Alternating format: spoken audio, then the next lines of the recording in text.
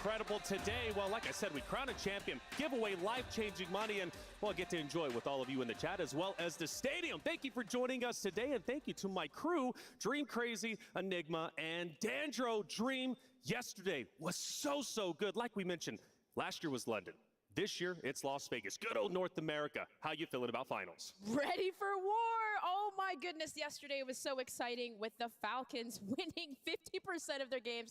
I'm excited to see if that legacy will continue, but the games have been exciting. Yeah. And you all, I'm so excited to get into it today with you. Without a doubt, Enigma EMEA actually did a really good job yesterday. There was a couple of heavy hitters at the top. I know you're pumped up for that. Yeah, we started off strong. I think it slowed a bit over the day. I was accused a little bit of yapping too much about certain teams. We'll get to that later on. And if you think I'm going to stop, not a chance in hell. We're coming for the trophy today, and I believe we can make things happen. But very excited and, of course, very honored to be alongside all of you up here. Without a doubt. Dandro, you're looking like Vegas, man. I'm loving this shirt. You always bring the shirts on Championship Sunday. How's everything going, brother? Hey, I'm feeling great. I'm feeling lucky. We're here in Vegas. The venue is abuzz with competition. Everybody is excited to see what is going on here today. I was taking a little bit of a walk around the concourse, the venue, some of the people up in the stands, and everybody was just so excited for what we are going to witness in finals today. We had 6 wonderful games yesterday, of course, earning those bonus points for today. But before we get into that, let's talk about that game number 7, Solo YOLO, where teams put it all on the line, or I should say individuals. We start off with Aiden and Dream. Aiden was in the gulag 4 times. It blew me away, and each and every time he fought back, but it wasn't enough in the end. Yeah, not enough in the end, of course, but it was exciting to see him pop off. But I got excited seeing Nick win, you guys. I don't know, that just, the victory with Nick being under so much pressure and seeing our first mouse and keyboard, but Zeppa leading up into that. Oh my gosh, Dandro, like we were saying, flanked, probably ruined the show. Yeah, I mean, Zeppa made this fantastic play of being able to sit on top of that roof, but it wasn't until he kind of flies down on in off of the roof that unfortunately he's just like a little bit too early, I feel like, right? We see him kind of be able to get a couple of kills while he's there, but it's unfortunately exactly what happens. But this was the sort of the tale of the Solo YOLO. It was the heavy hitters we watched just get taken out from a different angle, right? And here you see Zeppa, he comes on down. He's going to find Hollow right here on the gas. He then finds Flank right on the edge, but it's these 2 kills that really give away his position. Let Nick Cool know exactly where to look. You got a thermal on a weapon. Hide in the smoke all you want, baby. It's not going to stop Nick Cool from bringing you down. Nick Cool was absolutely nutty. You guys were losing your mind alongside him, and Dream, I know it was special for you to see Nick Cool win. He has worked so hard to get up to this point, and he joined some of the great Solo YOLO winners of the past. Coming into the global final last year, hitting dead last 50th with Picnic and Wag, and then winning the solo in the fashion that he did, because the whole entire time we thought Zeppa had it. Zeppa literally was destroying everyone in his path, but Nick Cool able to just be able, cool, calm, collected, and take that with a mouse and keyboard. But following the champs from 2021 to 2024, you see Child Scump, Blade FIFA Kill, and joining up with Skullface. Nick Cool is just amazing, and it was so happy to see his family and everybody join around him. Yeah, my job yesterday was to bring out the giant check. That's right. The guy did not stop screaming from the top of the stage all the way down, and then obviously out there at the front with his fans and own girlfriend alongside him. So yeah, absolutely wonderful stuff. Wonderful human being, and to see that redemption arc come on through is absolutely fantastic. Without a doubt, that was $50,000 earned. Let's talk about how we went bigger and badder than ever before. Global Finals this year is $1 million guaranteed, $300,000 for first place. Second place, mind you, $160,000. Still more than I'm going to make this year and maybe even the next year and 3 years combined.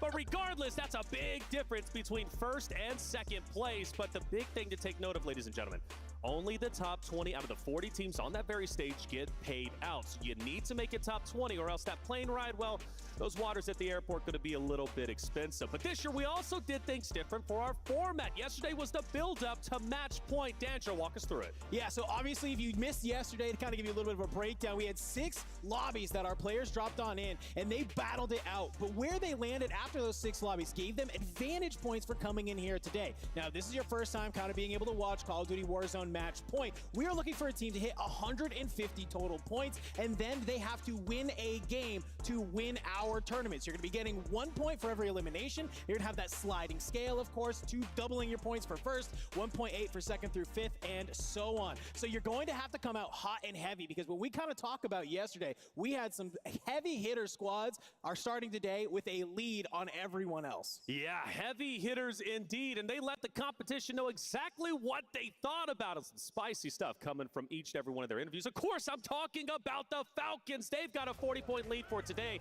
Dream, you mentioned their win rate, their win percentage, what, 50%? They win 3 out of the 6 games. More importantly, they start off absolutely incredible. With a second-place finish, they had a little bit of a mix-up in game number 2, but they've recovered quite well. Yeah, recovered indeed. But I mean, even game number 1, right? They almost took game 1. That almost was 4 drops that they won. But Hisoka, right? We're looking at the IGL player that can do it all, Mr. Closer. He really came to life in the later games, too. Just winning those maps was absolutely insane. Drop 3, drop 4, but even so, Biffle with the 9.5 KD, Danjo, as you mentioned earlier, insane from the young gun. No, absolutely wild. I mean, not to say that anybody was surprised here, but it's global finals, baby. These boys came to play. They are ready to slay out. 34.5 average points is just an insane stat line alongside that 50% win rate. Like you mentioned, they're the crowd favorite for a reason, and I think yesterday showcased why. Without a doubt, and you got the family up front and center, by the way, who's supporting them and getting loud, especially when they win. It gets a bit rowdy up there, but I'm all for it. It's Warzone after all. If you're not getting rowdy, you're not doing it correctly. And again, showing the love. I love it. Hey, and we sped it up. How brutal is that? But you know what? The Falcons are insane. Now, Shifty, he walked on stage this morning, and I had a chance to see him, and I said, hey, man, look, good luck today. He says, don't tell me good luck. Tell the other competitors good luck. We don't need it. We know we got it on lock. And you know what? I think I got to agree, because they've been insane. Danjo, right back at you. We've got a lot of great day 1 Elim leaders. Obviously, Falcons are on there. Who else stood out to you? Yeah, I mean, I'm looking at, obviously, in 3rd, we have Dongi, and then we have in 7th, Scum and Community. They came to play yesterday, and they were looking great, and it's off the backs of these 2 players. I also got to shout out, as much as I know Enigma's going to love this, Echo and Oki being on this board in the 6th, 8th, and 9th positions. I had a chance to catch up with Echo, and he goes, yo, our average placing was 14th, okay? So the fact that they are able to have that lower average placing, but they're still shooting, is absolutely incredible.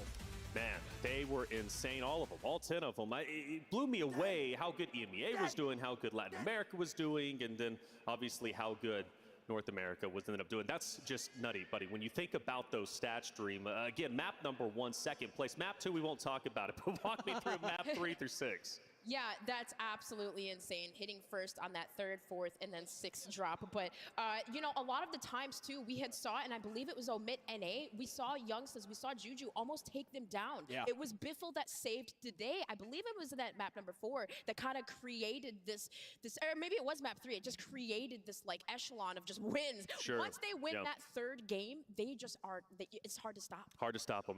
They're a momentum-based team, without a doubt, and it seems like they always have momentum.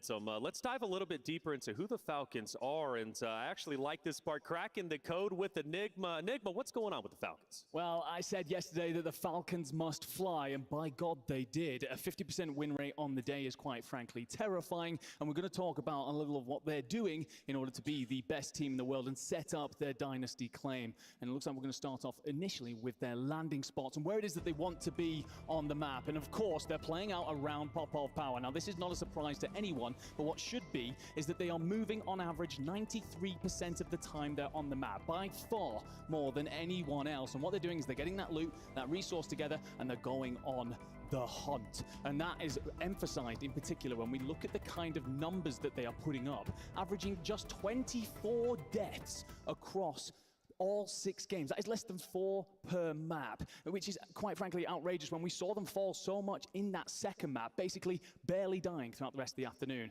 Let's talk about the slaying figures, the kind of numbers that they're putting up, the damage on the board. You're going to see exactly where they're getting those kills. No surprise to see quite a few up there by Popov, obviously towards the eastern side of the map, where we saw them won a couple yesterday, but the numbers are terrifying. KD's Shifty 2.75, Soka 4.8, Biffle 9.5 is quite frankly disgusting. Nutty. The thing is, though, the wide difference that they have in the KDs, the damage is almost identical. Every single player has 21 21,000 damage and a little bit of change. Basically, they're all on top of each other. They're set up in them crossfires, set up in triangles, making sure they're covering over each other and eliminating their competition. Who has the 9 KD?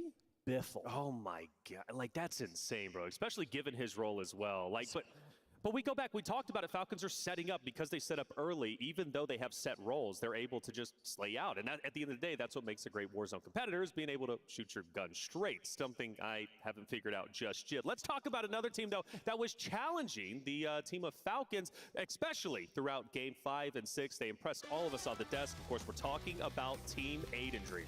Yeah, Team Aiden, which, you know, had somewhat of a slow start, right? And unfortunate, I don't know what it is with Aiden and his luck on land. Had a teammate disconnected, I think it was Z-Smith game number 3, but they were able to pick up the pace and end super strong, earning 30 placement points here today. And that's really credits to that drop number 5, where they were able to take a crazy dub and all these rotations where it's like, how the heck did they get through and pull through these situations? But that man on your screen, Z-Smith, really absolutely went off. He's got that mentality like, I'm gonna slay out everyone. And also they were able to kind of flip-flop the standings. First place drop 5, then second place number 6, kind of flipping with the Falcons there. So seeing the Team Aiden and the Falcons in the top 2, the last drops, and you see Aiden's family just cheering him on and everybody just supporting the crew. Getting electric. I love this team. I kind of swung by their booth right before we started, and they were feeling good. He's like, yeah, today's a new day, man. Yesterday was exactly what they wanted. I mentioned it yesterday. I'm going to say the same thing here today. This is where this team is peaking. They've been lackluster kind of leading up, but it's been the last 2 weeks. It seems like Aiden has really locked on in what this team can do together. We went to that listen-in. We heard DJ Moss getting loud in the comms, and that is exactly the type of thing I want to hear. So right before our media day, I actually got to interview this team. Let's go ahead. Let's listen to an interview with Team Aiden. Yo, what's up, everybody? Dandro here, and I am doing an interview with Team Aiden. We got Aiden, Z-Smith, and DJ Moss. I want to ask you a couple questions right before we get ready to head into the weekend. Just kind of get a sense of how you're feeling, how you're doing. First question I have, really simple. Just like to hear from all of you. How are you just feeling coming into this World Series of Warzone? I know you guys have kind of been on the upswing a little bit, but just kind of what's a little bit of the mentality and sort of just how you vibing so far? I'm loving it so far. Vegas is just super fun. Like, the vibes are always high. I got my family coming out to support me, so more motivation to be here. Okay. I'm feeling real confident. We've cleaned up a lot of our mistakes over these past few weeks, did a lot of VOD reviewing, and I'm really excited for this weekend. All right. How about you, Deej? Yeah, like Smith said, man, we've been cooking here recently, man, so hopefully we can keep the momentum going this weekend. I love the confidence. Yep. What's something you're really proud of with this team? Because I think when you kind of first formed, it wasn't doing the best, but you guys have come a long way. So what's something you're really proud of with your squad? Honestly, our discipline, we've worked on our rotations a lot more because in person, you know, LAN's gonna be a lot more rotation heavy, and we stopped chasing kills on edge of gas and everything, and we've honestly just been a lot more disciplined, played smarter, and just everything's just meshed together. Okay, what about you? What do you think about that, Aiden? I think on paper, when we first formed, people were like, yeah, I mean, they're a good squad. I don't know if they're like the best or anything. And I think at first we weren't playing too well, and I think people probably thought they were right, but at the end of the day, I feel like a big thing for us is just team chem, like learning each other's play styles, like trusting each other. I feel like since we formed, DJ's got more comfortable as well. I feel like I've seen improvement, a lot of improvement from DJ recently. So just team chemistry and playing together really, and just, you know, figuring each other out. All right, what about you, Deej? What are you most proud of? When we first started, like, we've made our team like the day roster lock was for the tournament. So like, we've came a long way since then, and just proud of it. We're gonna start with you, DJ, on this next one and move back down the line. Who's a team you respect a lot coming into this weekend? I mean, I think the obvious answer here is SSD, because they've just been dominant the past few months ever since they formed. But I mean, maybe another team, Destroy's team. I think Destroy's team's pretty solid. They're pretty solid. I like that answer. How about you? I'm gonna go with Braxton, Youngsters, and Juju. It was a little bit of a team that I first saw form, and I was like, like, I don't know if that's gonna work, but they play the game how it should be played at LAN, even through all the scrims, and even though they're not placing, you know, top 5 in every tournament, I think they're gonna do really well. The omit North American squad, not one to sleep on. Mm-hmm. Well, those were 2 great answers, honestly. I was gonna go with DJ's, and then I was gonna go with Smith's next. But I think a squad that's kind of underrated that we've been seeing a lot recently was FLS. Who's the other two? Is it GUI? GUI, FLS, and Clapson. Clemson, yeah. It's cool to see a team just like winning games. Like it's hard to do. I mean, you can, at the end of the day, you do need kills, but like just seeing them come in and like win games, I feel like it, you know, kind of sets it up to where like, oh, if they do hit match point, like you really got to watch out for them. So I think just seeing it like new fresh faces that can sit there and win games is cool. Well, thanks for the general questions here, guys. I definitely really appreciate it. It's been awesome being able to sit down with Team Aiden to get how they're feeling before this weekend. Loved being able to sit down with those lads. Huge. You can hear the crowd in the back. I know Aiden's family here. DJ's family is up top as well. They are ready to cheer these boys on. Fantastic day one. Looking to do the same here day two. Yeah, and that's absolutely crazy. You know, with this team, with Aiden fighting against this adversity, I saw a tweet that he had lost his IEMs and controllers. So potentially, I hope he found it, but if not, I'm sure he's all right. You know, he's still fry today. Hey, he's still going to fry. Look, the guy knows how to play on land. The whole team does, right? So new controller doesn't matter. Might be a little off, at least off the start, but you better believe he's been warming up. He's been in the firing range. So that controller's going to already be broken in by the time he drops into game number one. Let's take a look at our standings from yesterday. We had a lot of great teams compete. Obviously, the big story was Falcons, right? Up at the top, we just covered Aiden sitting there in second place. A wonderful performance from them. We go down that list, Community, a lot of eyes on them. Obviously, Omit EU as well.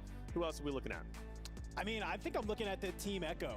Echo had a lot of confidence talking to him last night, right? He actually said before the event, he's like, oh yeah, I'm not even IGLing anymore. And then after yesterday, he's like, oh wait, no, I IGL'd yesterday. He picked it up. So being able to have both him and Oki be able to kind of call the shots together, I think is really helping this team come online. I mentioned it earlier. They had awful average placements. If they can fix that here today, match it up with those eliminations, they're going to be at the top, baby. That's it. Well, Enigma, at the top of the show, you said people have been going at your throat about talking about one team too much. Well, I say let's continue to talk about it because they perform well. We won't talk about them unless they are performing well. Who is that team? And that has to be Omit EU, of course. And that's the Frenchman of Heeds, Gromelok, and Enkyo. A lot of pressure on this team. This is a 19-year-old boy at the end of the day who's stepping up and delivering big. Their day one best, of course, is going to be that first place in game two, but we saw a really good average placing from them. Something I was worried about coming into this. Through the year, they kind of seemingly had less placing focus, but an average placing of 5th throughout this whole tournament. They've had 64 kills, which is the 5th highest of everyone, and Enkyo has 33 kills on the board. And this is a 19-year-old man who has no previous LAN experience, and there's a reason why a lot of the competitors on that stage respect him. Enkyo, first LAN, 19 years old. You called him a boy. I'm now calling him a man. He's owning that stage like a man. He's doing an incredible job. And, you know, there's certain players who come onto that stage and it's their first time and they just drop the ball. And you can't blame them, right? To be on the biggest stage in Warzone, right? So on the global finals, but Enkyo has done so much in stride, and he's gone above and beyond as far as I'm concerned. Incredibly proud of him. What a story that would be if he lifts that trophy up, Dream. Yeah, absolutely crazy too, because you had mentioned it, Enigma, like he's top 5 slaying power for his forced land. This is insane. And not to mention placements. You look at their average placements, right? Average finish of a 4.7, 10.7 average eliminations, but their points, 19.1. Their worst drop, their worst placement was 11th. Wow. Yeah, wild. Yeah, quite frankly, ridiculous. I mean, there's a stat that Goge likes to use, which is like the average placement multiplier, because obviously that's what we play a lot for here. And I think it's like a 1.78 or something. Not, you know, don't get me wrong, the Falcons are obviously slightly higher than that, but quite frankly, still a terrifying prospect. And I'm very excited to see what they do today. Yeah, whether it's Team Aiden or Team Omit EU, they showed that, well, they potentially could make the Falcons bleed today, clip those wings a little bit, and hoist that trophy. Who knows how today is going to end up unfolding. Let's take a look at page number 2 of our squad standings from yesterday. And, well, as you see down there at the on the right side, 11th through 20th, CT Red, Omit NA, right, trying to catch up to Omit EU. At least they win that global battle, at least for now. Who else are we looking at, right? Super Evan down there in 20th place, just edging it out. Yeah, a couple of names that I'm a little bit surprised to see on that right side there. FaZe Black, they started out the day hot and heavy, but really petered off as the day went on. Team Destroy, I know they're in 16th, but I think think, they've definitely been able to hit the regain. I saw Destroy this morning. He was all smiles, as he normally is. Yeah. He was hyped and ready to go. But it's this team that's in 13th, okay? Team Exiles that I really want to sort of focus on. I had a chance to catch up with Huskers. You and I did. We saw him after the event, and he's like, yeah, our day started awful, right? Yep. He's like, we've been able, at those last back 3 games, figured out what works for our team. How do we need to play in this lobby? We know that this is an incredibly cerebral team. Huskers, he's the vet. You got Brawlic, who's one of the greatest minds in Warzone. I think right. he was very underrepresented. And you have the young gun Jackal, who's not afraid to get vocal with these 2 vets by his side. I like to think that they can be able to make something happen here today. They had a terrible performance at EWC. I love that here at the World Series of Warzone, they are finding their footing yet again. We asked Huskers during an interview, how do you feel, what does this 2024 World Series of Warzone, at least at that time, qualification mean? What does it mean to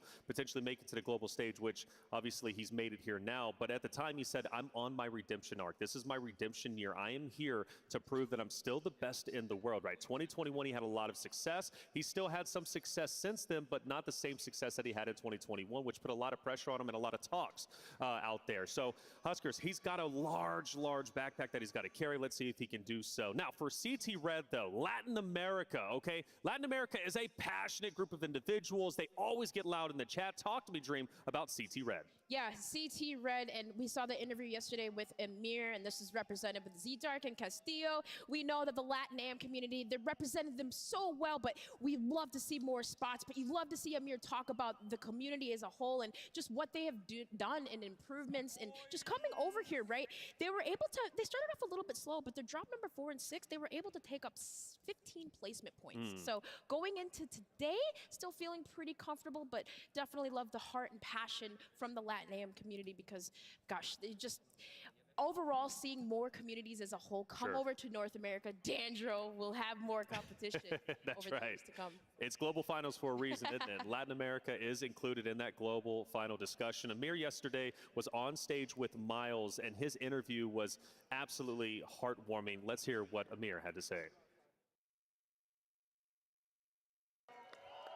Thank you very, very much, Reflections. I am joined by Amir. The crowd has loved you, man. I mean, it's been so exciting to have you here. How are you doing, man? How are you feeling? Yeah, I'm feeling great. I'm really excited. This is my 2nd year here with the same team, actually. So let's get it going. I'm excited. Now, you're one of the few teams that hasn't made a change. Why is that? I mean, we hear about roster moves all the time. I mean, at the end of the day, competition is not like my priority. I am more a content creator, so if I compete, it has to be with someone that I love, with a good friend, and they are my best friends. I love them. I love that so much. That's absolutely beautiful. Give it up for bromance, folks. Give it up for bromance. Obviously, there's a very loud and very, happy, system of fans here for you. What does it mean to represent the region, the LATAM region? You know, when I was very young, I grew up watching like my heroes, like scumping them, and for me to be like someone that represents my country and my region, and they see me like me being like their representative, I'm really fucking proud. Yes! Congratulations, beautiful. Have you got anything you want to say to those fans at home? Viva Mexico, cabrones! Yo.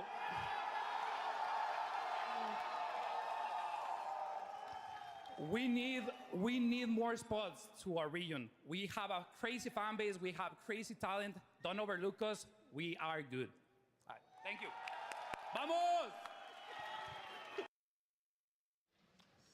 Vamos Latin America, Amir. He said, look, I'm a content creator, but at the end of the day, I'm also a competitor. I'm playing with my friends, but more importantly, I'm representing a region, and so much pride right in that statement. Representing a region, not an easy task to do, but Amir and his team, they absolutely uphold that standard. Well done from them, and they're going to obviously be playing the day, and I wish them the best of luck. Now, if you are just joining us for the World Series of Warzone, maybe you don't know too much about competitive Warzone and how it plays out. Well, let's take our deep dive with Dandro and give you the lowdown.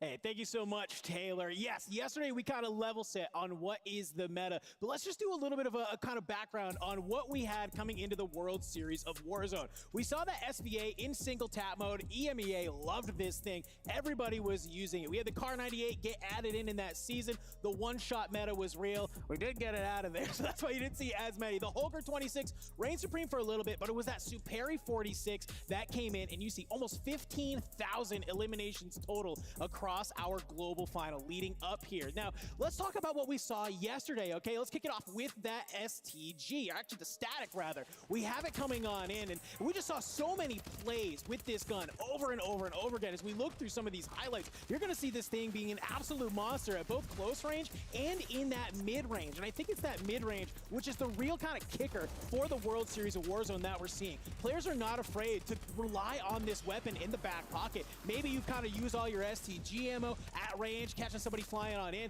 and then you just have this static in your back pocket. We saw people breaking ankles all day. We saw them absolutely just shooting beams with it. It's very low recoil. It's going to get the job done when you are trying to find those eliminations. So it was no surprise to see people over and over and over again use that gun. But hey, for those close range engagements, that's what you had. For long range though, it was STG all day, baby. And I love this little B-roll highlight package that our production team put together because it really showcases the low recoil that this weapon has, but then also the ability our competitors have to be able to control that recoil. I love this, bro. Think you can make over the hop? Think you have enough space to be able to move? No, you can't, because with this STG in the hands of some of the best players in the world, if you even throw a shoulder, if you think you have a slight opportunity to make a rotation, guess what, buddy? You don't. You are getting laser beamed from deep. You can see E700 there making that happen. A little bit of a breakdown on what we saw yesterday, though, and it's no surprise to see here, static on top, but that STG not too far behind. That is very uncharacteristic as compared, of course, to the lead up of global final. So it just kind of goes to show that everybody is using what they have at their disposal to find their kills. Well, D'Angelo, that's the deep dive. You should be all caught up with what competitive Warzone is all about, and let's get you caught up to speed with how the finals are going to work today. Matter of fact, it's time to get the finals started. Let's get into drop number one. Send it over to our casters, Spider Tiff, and Goes. Thank you so much, Taylor Reflections Noble. I am Goes. This is Tiff, and we're back to cast the game today, folks. The audience here in Vegas is excited because game one is about to be here. Tiff, the big question out there, the lurking behemoth, is how many games we will play today, because it's match point day. Yeah, that's the major question. I was walking through the audience just before this, and I was like, look, how many games we going? I heard 4, I heard 5, I've heard max of 6. So whoever's got the magic number out there, it's going to be crazy. But there's one thing that we didn't get to talk about, and I saw yesterday. The only team to reach 150 in 6 games, well, that was the Falcons. That's right, and if you even look at the average points they were putting up, it was unbelievable, pushing 35 points a game on average. It's crazy. There's only 2 teams where their best score was higher than that. It's a ridiculous stat line. Their average is better than everybody else's best, but it's a brand new day. It yes, is. we've got points. We looked at the leaderboard. We saw where everybody stacked up, but with a brand new day means brand new hot spots, brand new drop spots, and brand new teams on this battlefield. I am so excited for And maybe a brand new team to unseat the Falcons and staple themselves in the history. Because, you know, at the end of the day, right, I would love to see a new team unseat them, because I do like a bit of chaos, Gosh. I love a bit of chaos, folks. Game 1 is here of day 2 of World Series of Warzone 2024. Vegas is loud, and I'm excited to drop into map number 1.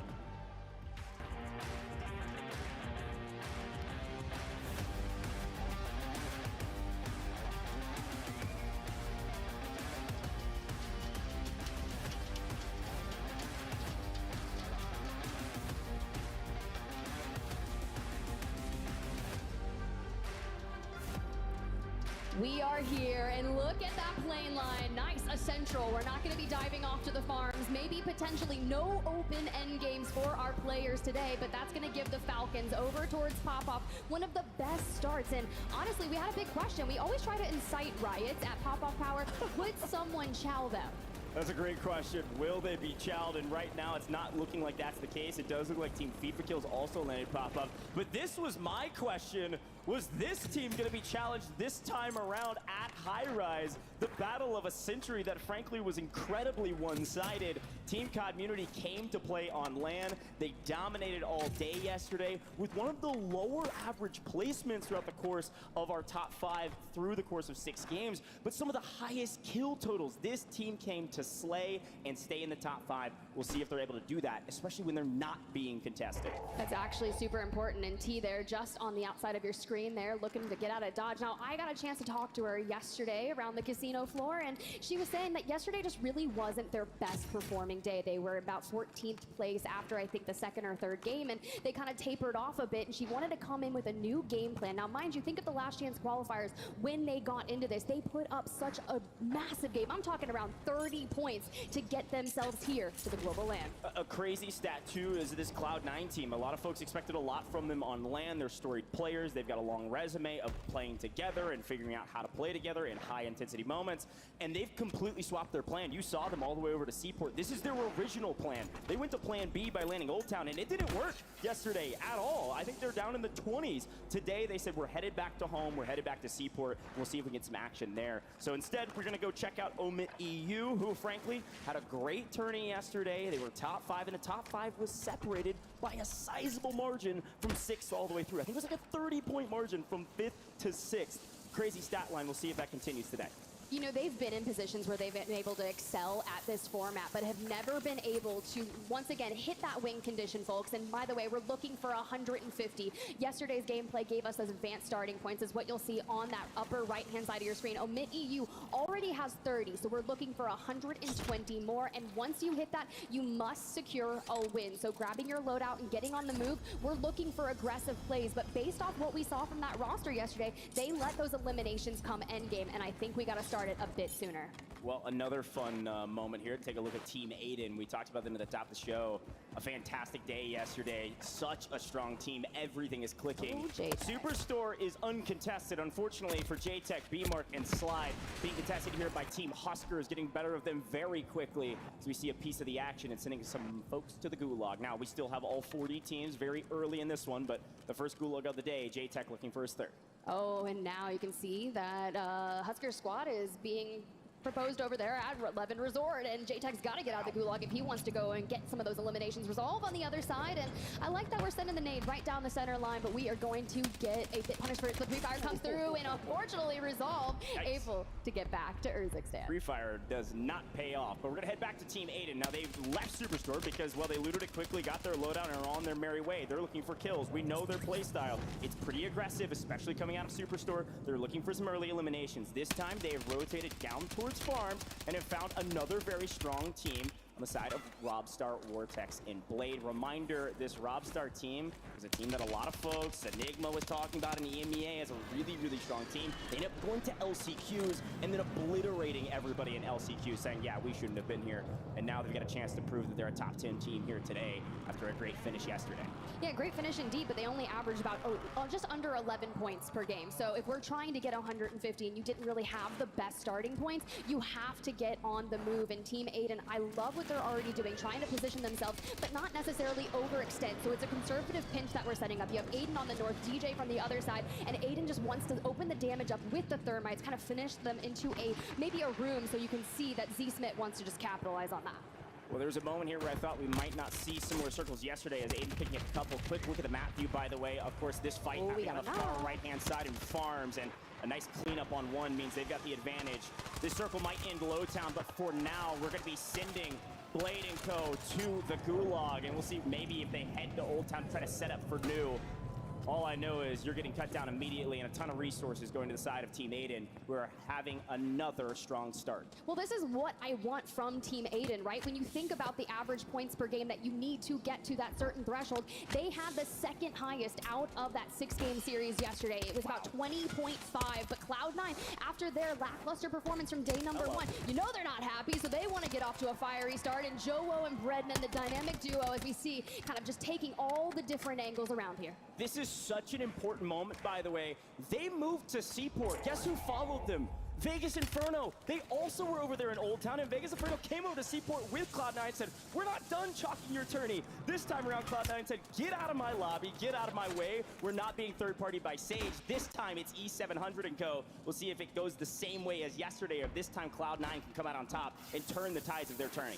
And I'm so excited to see what E700, Funzy, and T can bring to the table. T can be incredibly vocal when it comes to trying to lead the team as well. Funzy already on 2, and at one point she was challenging for the top tops of the elimination leaderboard, and I wouldn't be surprised if we see something similar if she can get off to a banger start. Currently on 0, but at least they have 2+ eliminations on their team, and we just got to keep an eye out for Foreign Jace because he can get in some crazy angles, but Funzy drops Joe, and we are actually deathballing together into the building. Yeah, talk about repeating history. This time, though, it's not Swag & Co. It's this squad on your screen. They have found 2, looking for the third, and Jace is on the rooftop. So this might take a while to hunt down Jace, but all I know is he is in trouble.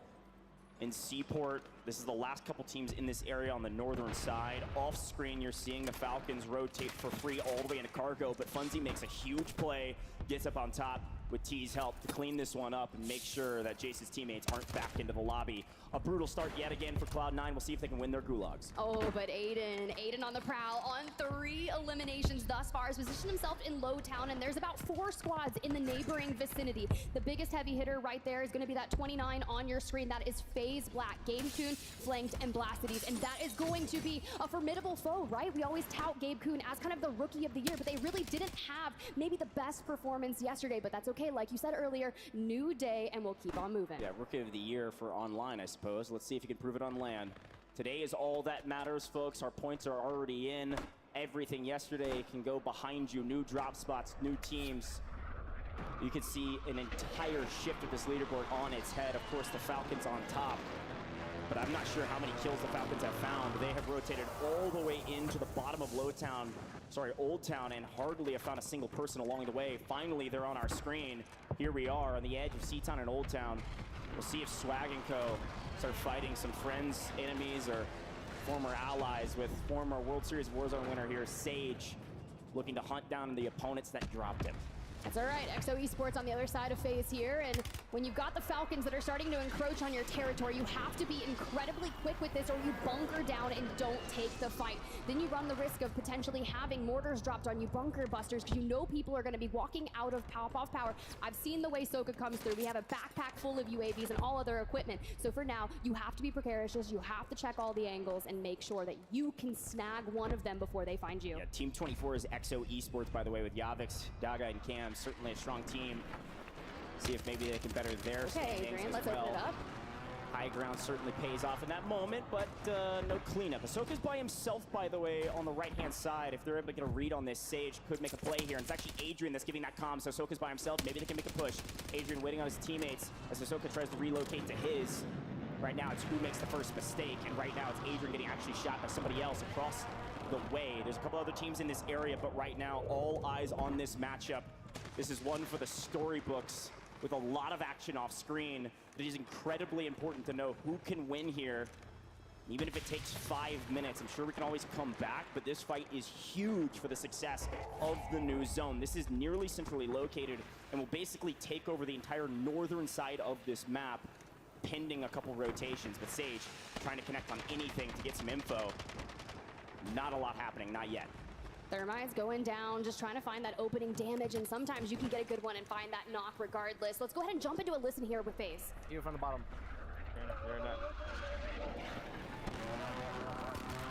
Zip. Come out another one on the zip. I'm holding this outer door. Bunker again. One is One's up up top. One's up top. Yeah.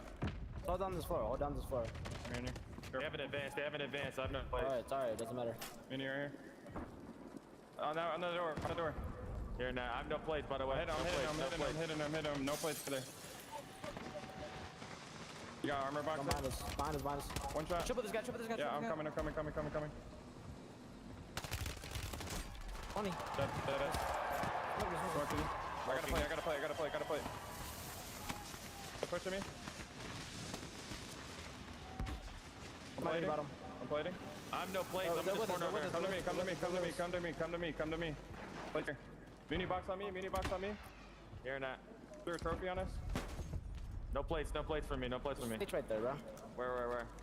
Called it out. Where'd the other two go? They left. Yeah, you wanna go back height? Yeah, the shot took a ride. I'm with you. Put him down here. fun listening with FaZe, and frankly, a great comms across the board. This team has kind of been criticized sometimes for their communication, their IGL calls, but today, seemingly things are working. They're able to pick up Shifty, and that's going to ward off the Falcons, send them flying around into another location, at least a little way off the map. So we'll always come back to the Falcons and see where they are. Of course, they're our top team today, but right now, not looking great for the Falcons in game one, and FaZe holding on to their position, ready for what's coming. All right, well, Juki's breaking free here, but still staying within distance, hunting down the fluffy aimer squad. You got Funzy just on the other side, but E700 looking to get a little shifty in terms of removing himself from the equation and maybe hitting a nice flank, but he's gonna actually crest the water over there, and Juki's catches him on out, and that's a not quite unfortunate, because we're so open here, and then you can immediately see, you got Vision, Showstopper just on that high ground outside of it, so trying to get out of this situation can be tough, because we are actually running stuns. We don't have smokes. Well, a couple quick updates for you at home or here in the arena. Cloud9 has been fully eliminated in the first 8 teams to be cut down,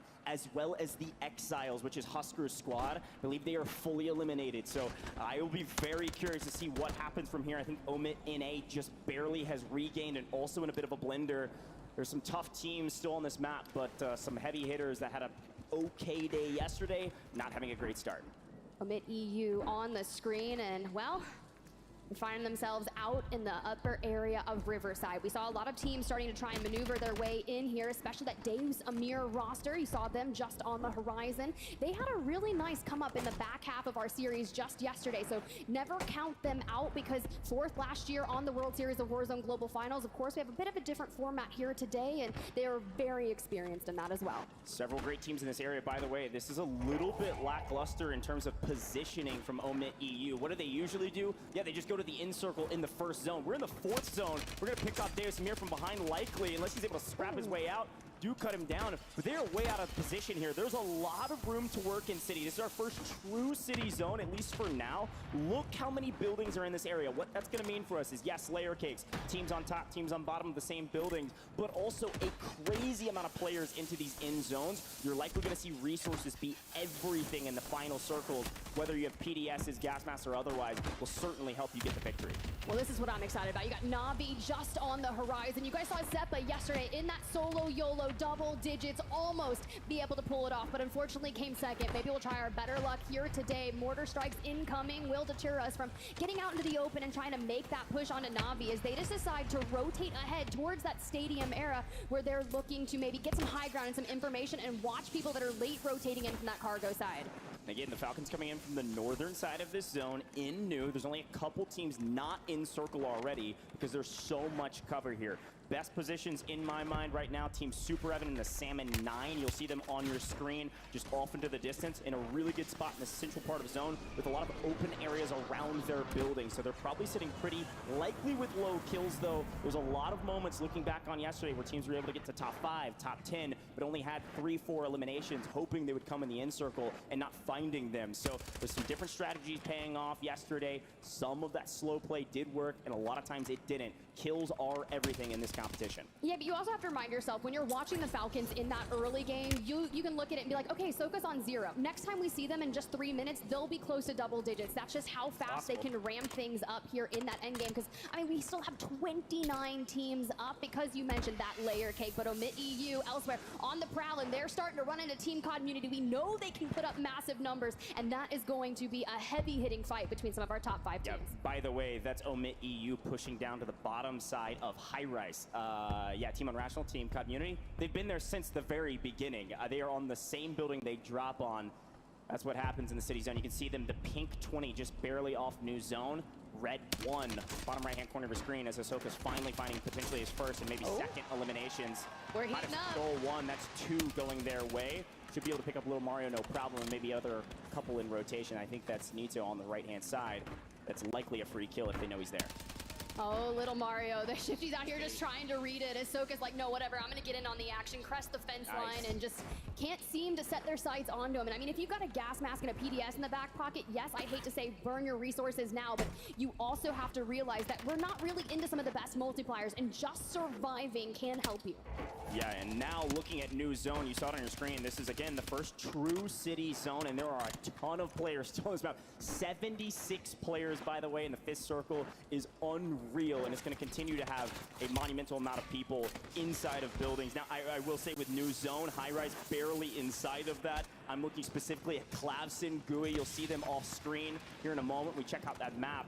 They're dead center of zone, number 27. We're gonna keep our eyes out for them. They're in a really good spot to do well in this competition, as well as Team Aiden, who's already rotated to new dead center of zone.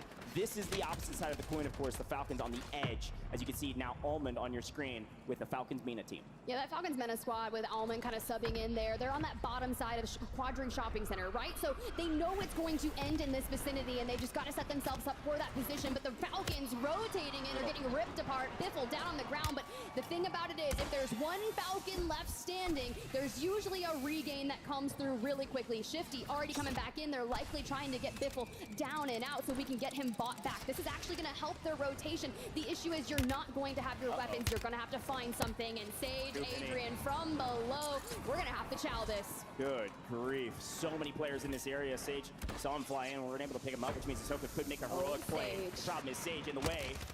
Zoned him off. Might make a play for the buy for some resources. They got plenty of cash to work with, and right now it might be a regain simulator for this squad. Again, I'm gonna harken something back to what I said yesterday, as the team Falcons mostly has gained, you know, side by side, shoulder to shoulder. They've regained and able to make it to the buy to get some resources. This is their worst in-circle, in my opinion.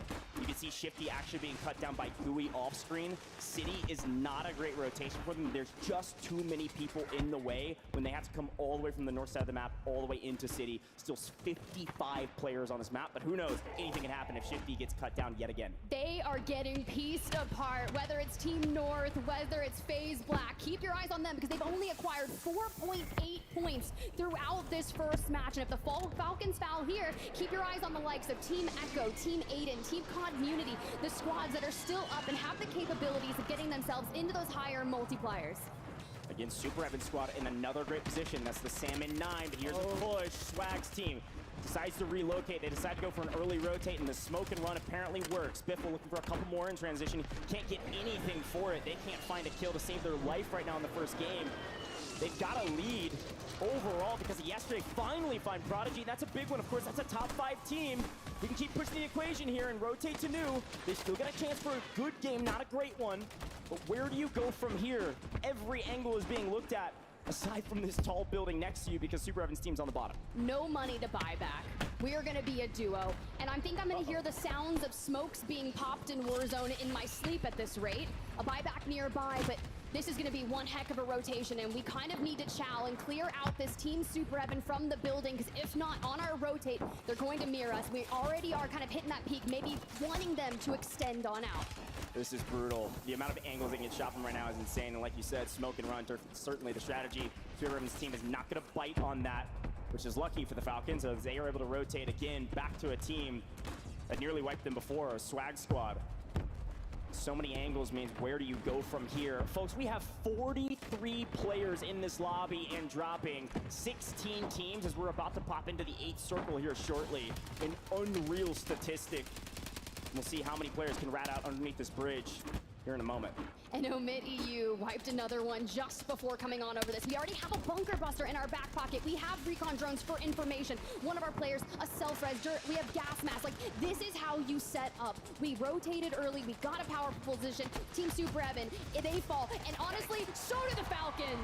It's just, this is a tough scene for the Falcons. It's not their circle. They're going to regain for new. We know it. But in this one, they fall in 12th. Not a great multiplier, not a lot of kills. This is going to open up this leaderboard. A 10-point lead is nice, but it's not good enough, not right now. And we head to the other Falcon squad, who does have a high ground position, but look at the zone pull. A god rotate there for guess who it is?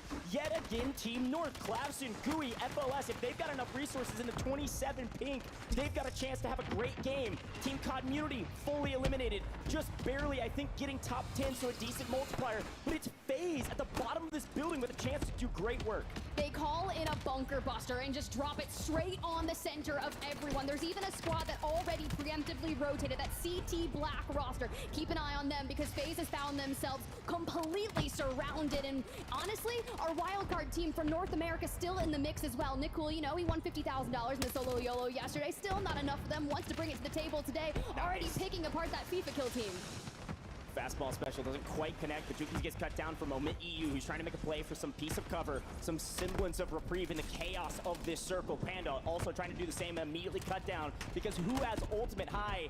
It's the other Falcons. Falcons Mina with a great chance here to take a banger map and leapfrog their way up this leaderboard. So much room to work right now with a lot of the top teams already being eliminated. You're not seeing nearly any of the top 5 still in the top 5 in this lobby. It's FaZe with a huge chance to jump into the top 4, top 3, or maybe beyond, depending on their kills. We've made it to the top multiplier besides first. The question is, can anybody take out the Falcons Mina squad on Ultimate High? Well, you got FaZe here, and well, they've got a bit of space to work with, but you have to keep your eyes on that Team Colony 2K. A lot of teams are going to want to play for that space, and I'm a little nervous for it, but we're going to make this a big prominence burn in the building. Sage on 5, getting Mixie. Okay, FaZe, we see you. Job not done, though. We need the 2x multiplier. The problem is the Falcons being up on high ground yet again, raining terror from above. Sage being contested below, above, and everywhere in between. Nick will being cut down. Colony 2K leaving this lobby. Where is FaZe Swag? Can you find him? Hamoon trying to make a big play, goes down. Deep in the gas, 6 last alive for the team. No, it's Almond up on high. We've seen this circle before, and Almond has a chance to close this out. Clavson being cut down. No, Almond down to the gas. It's Gooey. FLS, Clavson. They keep it. Colony 2K wins the 1v2. Colony 2K on top. Somehow, some way, we go from winning the solo YOLO as Nick Cool to instead Team Colony 2K keeping up the momentum and saying we're not done yet, we're just getting started. 6th place yesterday, winning map 1. Wow. Look, that's everything that you need, right? You got 20 advanced starting points coming into today. You get a 2x multiplier right off the rip. And to think that they were our North American wildcard team, right? They had to win it to be able to get to the World Series of Warzone Global LAN Finals. And man, they are coming out hot. What a chaotic end circle as expected. Ultimate High Ground is nearly everything. The problem with it is in the final zone, when it just shrinks on itself and there's nowhere to run, the gas is punishing in the end, and low ground reigns supreme. It was that Colony 2K squad that was able to clean up at the end, likely because of resource management. And frankly, good gunning. Very well done from that team. I'm not sure how many kills they had, but it was a sizable margin. 2x multiplier. I think they're going to jump up these standings quite dramatically. And that's what we needed. And honestly, I was curious if we would see that slower start from the Falcons, from North America. And honestly, it kind of opens the door for the rest of the teams to jump ahead, potentially in points, race to that 150. And then it's like we have a story on our hands. There's certainly a story here. Again, this is unprecedented when it comes to World Series of Warzone. With the inclusion of the wildcard slot, this team didn't make it here, and they had one last chance in the LCQ to get here. They're able to get the win. Unreal what they've been able to do thus far. Let's take a quick look back on that one and take a look at that last stand, because yes, it was chaotic. I'd love to catch some things that maybe we didn't see on broadcast. And you can see, again, I've got to tip my hat to this Falcons Mina squad on Bridge. They have consistently found the best position, the win condition in every zone. The problem with this one is that win condition only goes so far. When there's nothing but gas, you just have to adapt, and they weren't quite able to get the win. Yeah, it's quite interesting, because at this point when we started this, 17 teams were up, and then you just start seeing all the bunker busters. But when you've got the zip and you jump towards that ultimate high ground, of course there's a portable buy up here if you really needed it, but we're all up at this point in time. And this gives us the angles and the information to kind of get rid of all the threats that are on the neighboring buildings. But then you can like ultimately look down. Gooey, Clavson, and FLS have been one of the most scary fighting teams in our lobbies. We've seen them take down the Falcons, and Almond tries to chow them up on that high ground. They claim it, and they eventually shoot down. But this right here from FaZe in general, the way they said, we need to eliminate this building. But I saw Watch Waldo, Nicole, and Colony 2K kind of in that neighboring building. I was like, they have the potential to win this. Yeah, look at this. Colony 2K is alone in this moment. He actually rats back out to the other side, lets the Falcons Mina squad die out to gas, wraps around, picks up Clavson with Almond's help, and then Gooey comes in and says, here you go, I'll take Almond out for you, Colony. How about you just take the win, my friend? Clavson's already down. He gets the cleanup. Perfect execution in the final moments. Talk about ice in the veins. Very well done from Team Colony 2K. That was very, very impressive. I'm sure they are ecstatic. So let's head down to the stage and see what Nick Cool and Miles have to say. Thank you very much, team. Nick, we meet again. Fought right off the solo yellow into the first drop win. How you doing? Very good, man. Very good. Now, it's hard to describe what the hell just happened in those final moments, but can you do your best? What was going on? We kind of got blessed. We were hiding in a truck for zone pull, and we got the zone pull, and then Colony clutched up in the end. They were really good. I mean, what's the game plan from here on out? Obviously, you started the day great. Where do you go from here? Got to just keep on winning games so SSD can't win. Bear, wish you the best of luck, man. Any final things you want to say to the crowd before you get back in there and warm up? Are we ready, guys? That's just game one, baby. That's just game one. We got many more to go. Woo! Exciting stuff down here on the floor. But now, back to the desk. Thank you, Miles. A big win coming out for Team Echo. Nicole trying to even get the crowd pumped up, and they are pumped up after that win. $50,000 richer from yesterday's solo YOLO. This time around, looking to earn another $300,000 for first. Let's get right into it. Team Echo, a big, massive win. Dandro, how'd they get it done? Well, Team Echo unfortunately did get taken out a little bit early. That's A-okay. But hey, the thing I wanted to say here, though, when we look at this zone pull, it pulls exactly right towards City, okay? Now, we talked to Echo yesterday. He says, hey, where we land, it's impossible for us to have a bad game. We just need to focus on having good games. And where the zone pulls to them, it allows them to have this huge monster game. And with Team Falcons going out so early, Echo is able to basically eliminate and nullify that lead that they worked so hard for yesterday. We are on an even playing field now with these top 5 teams who are able to have a great game. That's the one thing I kind of noticed here after game number 1. Yeah, no, absolutely. I do love this Echo lineup. I think that, you know, we spoke to him last night, and he spoke, you know, he had a lot of confidence in their game plan, truly believes in his teammates, and I think that right now we're looking at a team that can contest, can make things happen. It's a little bit early on the drop, though. It's just a bit over-aggressive. Yep. So if you can just heat check yourself, temper yourself back in, I think we're looking at a side that could be a part of the conversation when we're talking the big prize money today. But it was a quick lobby. You would think Championship Sunday, D'Angelo, things would slow down. At least off at the beginning, it was very fast. Things did slow. We did have quite a few teams going into the final zones, but at least off the rip, nobody was playing around. Yeah, we even saw this yesterday in our game number 6, right? It was a very fast zone, and then it grinds to a halt. Similar today, which caught me by surprise, end of zone 5, we had 27 out of our 40 squads that were still alive. 13 squads already eliminated. I don't know if it was just because of the zone pull, people are getting caught in rotation. It just seems some of these teams are no problem playing aggressive. Other people playing a little bit scared here on Championship Sunday. So, hey, sometimes you're either the hunter or you are the prey. And there's a lot of prey on the field, it seems like today. I like what Dandro said. A lot of teams getting caught in rotation. And one of those battles that I really loved to see was like C9, right? Switching up their strategies and going from plan B back to plan A at Seaport. But guess who they ran into? They ran into T, of course. But hey, for Nick Cool hiding in that truck and all those crazy rotations into City, hiding in the truck, deemed beneficial. Colony, Waldo, Nick Cool, taking 6th place and taking drop number 1. You have to feel confident with that. That has to be momentum that you carry throughout the tournament. Yeah, you know, Nick saying, look, we were hiding in a truck. We got blessed by zone. I think there was a little bit more than that. They slayed out the very end. Now, seriously, congratulations to them. For them to start off Championship Sunday like that is massive. It goes back to the narrative we set up yesterday about a team who maybe, you know, a little bit lower than they wanted to be. Granted, Colony 2K finished in 6th place. That was phenomenal. Just outside of top 5 for the 30 bonus points, but now they're going to even that up quite a bit after that game number 1. But clearly, winning Solo YOLO had to give them a ton of confidence. It did exactly that. Another team, though, that I was ecstatic to see up at least, I believe, 3rd place, if I'm not mistaken, Falcons Mena this time around. You know, I love this team, Zix, Hamoud, and so on. Like, these guys made it happen. Talk to me about their run and how surprising it is that they were top 3.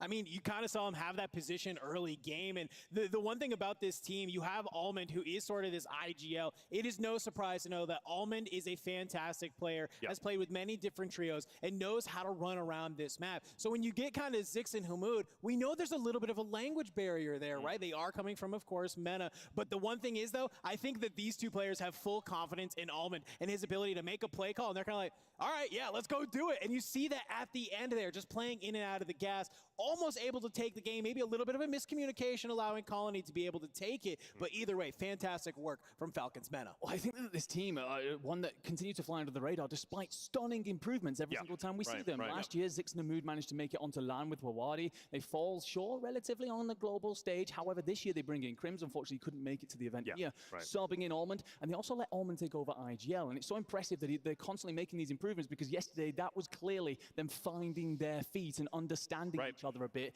To come into today and put up a big game like that, very impressive stuff. And again, a team that just continue to show us that they have growth in them. Exactly, and that's why I'm a big fan of this format, right? 2 days as opposed to London last year, which was just 1 day, and it was amazing just 1 day that we had. But now that you have 2 days, teams are getting their feet underneath them. They're figuring things out. They're getting those nerves out of the way. And for Falcons Minna, they are looking incredible. We'll see how far they can continue to go. The Falcons, though, themselves, representing at least North America here, they finished off a little bit earlier than they probably were expecting. Grant did the 40 bonus points, definitely helps them. Yeah, and I mean, what they had to do to get there, you guys, that was like the most intense battle between FaZe and Falcons. Yeah. Like, just watching that, and then Hisoka, right, taking the balloon, rotating over, and then running into them again. But for what they did was smart, though, in that engagement with FaZe, is they backed down, right? We saw a trade happen between Shifty and Sage, and man, just seeing Sage fight and battle his own teammates, you guys, that was just prolific. I believe Goj described it. Yeah, you couldn't basically have that go any better. A little bit of just desserts there. Them going down so early, I love what Goj said. Regain simulator, I think, is the best way to pull it. It just seemed like one person was always knocked out. Well, I'll tell you what, Omit EU played out of their mind as well. They were really, really good for game number 1, and you had a chance to actually interview them, if I'm not mistaken. Let's hear what Enigma had to say with Omit EU. Ladies and gentlemen, I am here with Omit EU. It's going to be Heeds, Gromolok, and Enkyo. And we're going to do some interviews today. But before we get into the questions, gents, how about you introduce yourselves? Ok les gars, qui veut commencer? Vas-y, à toi. Moi ouais, ok. Bon, on leur dit truc classique au début. Tu vois, on rigole un petit peu avec lui et après on va commencer à le troll un peu plus. Okay, vas-y, c'est bon. So yeah, nice to meet you, Andrew. Thank you for having us. I'm Gromolok. I just happened to be pushing button on my controllers, and now I ended up in the World Series of Warzone. Okay.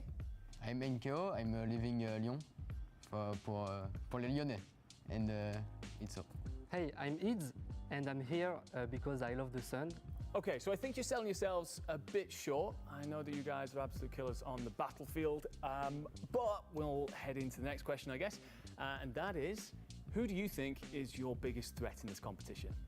Oh, interesting question. Ok, donc là, il va falloir que... Je pense qu'il attend une réponse. Ouais. Les Falcons, Soka, Piffle, Shifty. Comme tout le monde. C'est sûr. Comme tout le monde. Viens, on lui dit autre chose. Vous êtes perdu. On dit qui? Deux personnes. Zach 7. Zach 7. Zach 7. Okay. Yeah, interesting question. You raised Andrew. I think has to be Zach 7, the French player. The other French team, Demon on the map. Pretty sure about that. Sorry, Zach 7? Yeah, Zach 7, yeah. Okay. I swear I heard Soka Falcons, no? Oh, no, not Okay. that. Who's that? Sorry, Zach 7. Zach Zach 7. 7. You're the French team in the competition. That's your biggest threat here. Oh, I think everyone's sharing the same thought on that, yeah. Okay, so a lot of teams coming into the World Series have prepared a drop spot for this. Can I ask what yours is going to be of this weekend, boys? Yeah, interesting question. Give us a sec. Ok, bon, question sur le drop, pas très intéressant, tout le monde sait qu'on va manoir et personne ne conteste, de toute façon tout le monde a peur de nous. Bah oui, clairement. Bah ouais. Je pense qu'il faut pimenter un petit peu la chose, on va aller répondre à On autre va chose. Popov. Ouais, c'est bien ça. Ouais, c'est bien. Yes, Andrew, so we decided to change landing spot for this tourney. We're actually contesting Popov, Popov Power. Falcons, you must be contesting the Falcons then, right? Oh, the landing Popov? Yeah. No, contesting Zach 7. Yeah, because we want to get rid of him from the beginning, because I think this is a threat. So I didn't even know Falcon was landing Popov. Okay, so contesting Zach 7 at Popov. Probably should have paid more attention in French class. Let's do one last question then, and that is, what is it that you boys have to say to your opponents in this tournament? Yeah, very important question. Okay. Bon, qu'est-ce qu'on lui sert comme sauce? On lui sert un truc hypocrite ou... Ouais. Je pense que ça peut être bien ça. Ouais. On les bait, on fait croire qu'on est des gentils alors qu'en fait... on est là va les pour... exploser. ouais. Okay. C'est parfait. Yeah, good question, Andrew. We are pushing good values. We're here to make good memories, good friends, with the competitors. Okay. Whatever the result is, we're just happy to be here.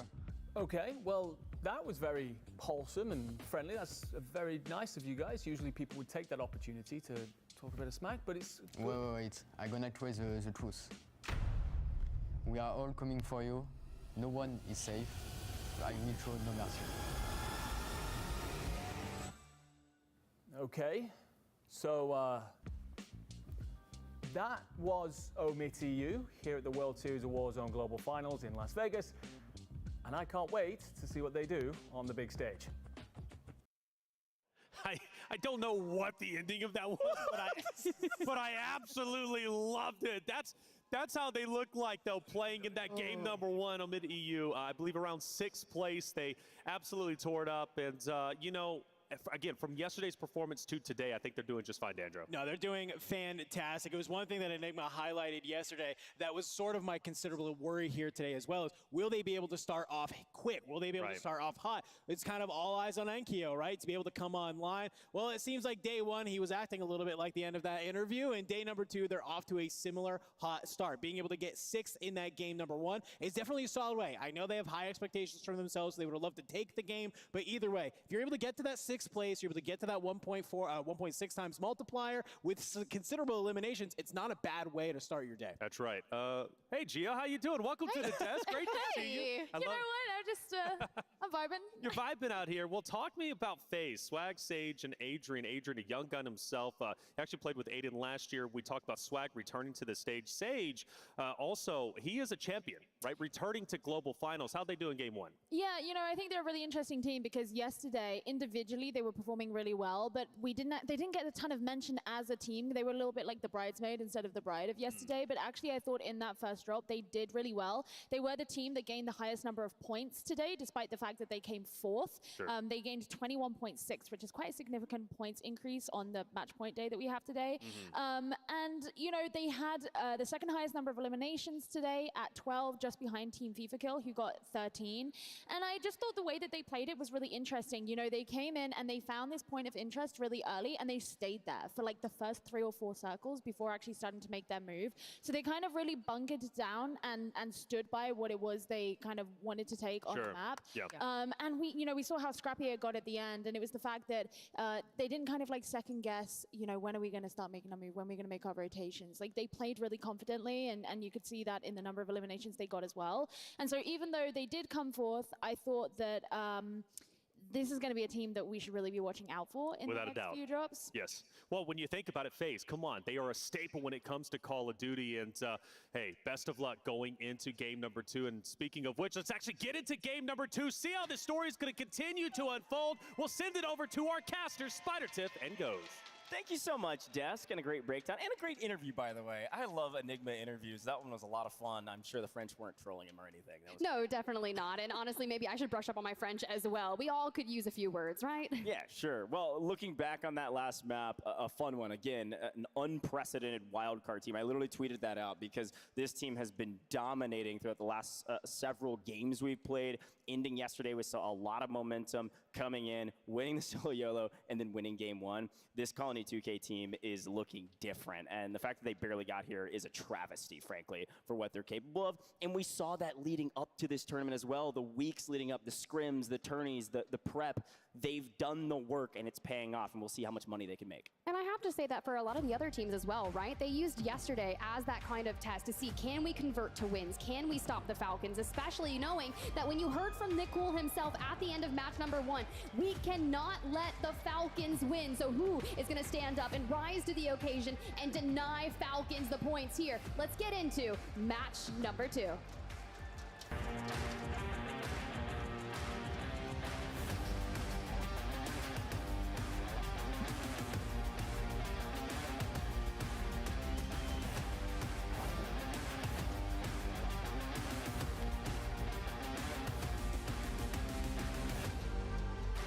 Well, 24 points was the score that Team Colony 2K was able to net home with 12 kills and a win. We'll see if they can better that, or maybe some of these other folks can have a better game this time around and close the gap on this leaderboard. Top 5 had a 30-point margin yesterday, but today things have evened out a little bit. Of course, 20, 30, 40 points, and maybe less being given to these teams depending on where they place. And based on the quick look at the zone, where these players are flying in from, we're going to be headed north this time around. No city for the second map of the day.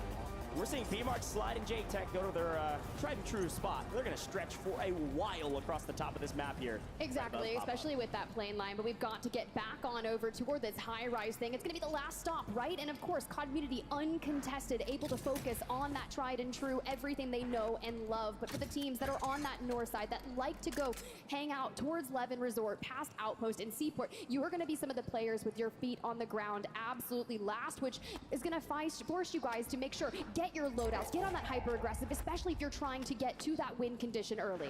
Well, back to Bazaar we go to check in on this fight. The fight for Bazaar has been one for the Asians. It's been Robstar's team that's won majority of the times. Instead, we're going to go check out another fight here in Condos as we see Nano on screen getting some crowd love. Savvy Ultras, the Italians, up above and already have a gun, so unfortunately Pistol not going to be enough as Savvy Ultras picks up a kill all by himself. Nano in the gulag we go here. Freddy on the side, get the nade out, a swing, and Nano deleted there. SV Begsy, you can see Savvy Ultras down below. Couple teams still lurking nearby. But for now, I'm keeping my eyes on Tapulator across the way also. Yeah, this is an interesting fight here in Condos. This is one of those fights that's been happening quite a bit over the last several games. People deciding not to change up their drop spots around this fire station. Off to the left-hand side of the map, and the Savvy Ultras this time finally can't get the better of two. The squad on your screen right now, frankly, has had a very brutal tournament thus far. I believe they were actually 37th, funny enough, matching their player number at the end of day one. We'll see if they have a better tournament after a nice little start there, but we're going to check in on Cloud9 again. I know they've got a lot of fans, a lot of folks cheering them on, and right now they've gone back to Seaport. They're actually not very far away from that Begsy team, a little bit off the way from that fire station as Funzy trying to get out of dodge. This time Cloud9 seemingly on the hunt. I need to see him pull some moves out of the Matrix, but Jace finds the angle. Funzy down and out, and you see E700 is already fully eliminated. Everything will fall towards T if Funzy does not win the Gulag. And if I'm T, I'm disengaging because other squads are already starting to lurk amongst the mix. Team Vitality. Hey, speaking of a team that needs a better day today, Team Vitality. Yeah, 100% do. Getting a free kill. And look, I don't know if it's the inclusion of noobs or the exclusion of Inxion, but yesterday did not go their way. They had a brutal day after getting bullied out of their drop spot by Community. And funny enough, they've actually elected to go back to where Noobs used to drop with his former team, over to the Seaport side, kind of near that fire station where you saw Begsy and everybody else. So, you know, could be a strategy, especially if Noobs is taking the lead here. BD Benza back in action. Vitality might run into them, but Destroy on your screen with Raul, Nate Dogg. This squad still trying to make some plays over by the gas station across the way. Mortar in the back pocket, which would be nice to see if we can find those angles. Bunker Buster, even better. Melvin, Pentagon, Fuzzin, you gotta watch out. Yeah, and again, we've jumped all the way over to Lowtown, which is kind of the southeastern side of the current zone. DRN, aka Team Destroy here. Okay tourney yesterday, right in the middle of the pack. I think technically on our sheet, they're looking at like 17th tied. They got 15 points, as so did a lot of other folks. So fairly even playing field here. Only 5 points behind those folks we were talking about before that got 20. So plenty of room to work on this leaderboard. Day one was important, but today is everything. And all quiet in Lowtown for now means gonna go check out what we can do from here. The only frustration about DRN, frankly, is how many kills they're putting up. Decent placements when they can get them. Kills not going their way except for a very small amount of crucial moments.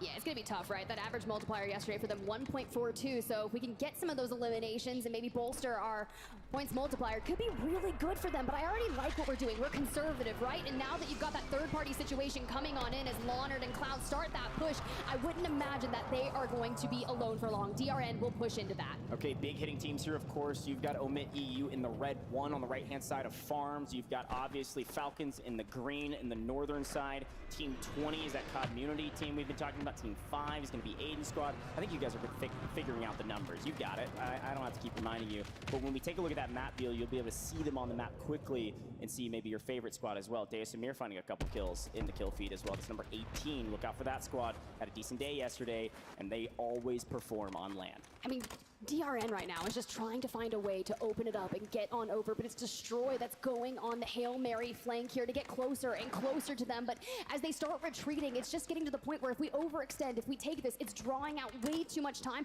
and not giving us the eliminations that we want. We've only lost out on 2 squads, and once we get to the top of the circle 3, a lot of teams will kick up that aggressive nature thanks to that fire sale and start pushing with advanced. But Echo, this is the squad that I have so much love for alongside Prodigy, Oki. Like, they have been playing incredibly well, and they said, look for us today. We want wins. We know we can convert this. They've done it before in some of the warm-up tournaments leading to the World Series of Warzone. Again, started today with 30 points. Didn't really shock the world because a lot of folks knew they were going to be good, but a lot of teams and a lot of people that were predicting top 5 didn't have them there. So picking up one in transition there, this is that Savvy Ultras team that's just been trying to regain all day. And a lot of times when you're trying to regain, they lost their Seaport fight. You either head to farms or you head to city. It's usually some wide open spaces, and frankly, apparently not open enough, as Zanks likely gets cut down here as well. Okay, we see that. Now we're just looking for Freddy. Can we get that? Now, I'm curious to see, do we center on up? Do we pull towards the north from here? Because we are still very far south in that Zaravan city, but they have committed towards this area, the POI, for their starting position for the past few months, and we're not changing up now. Well, a quick look, by the way. I was taking a look at our map feed, and Colony 2K's team is all the way down in Manor on the far southern side. That's that kind of purple, blue 35, bottom right-hand corner of the map. They're actually right next to Omit EU, so talk about some momentum. You can take out a top team and carry yourself into another top 5 position. You can see Team Colony 2K have a great day today. So a quick look at them. They're actually able to pick up one of those Omit EU players in transition. It's actually going to be Ankyo hitting the quick buy, and now on the ropes. Talk about a little bit of foretelling. These guys are not stopping.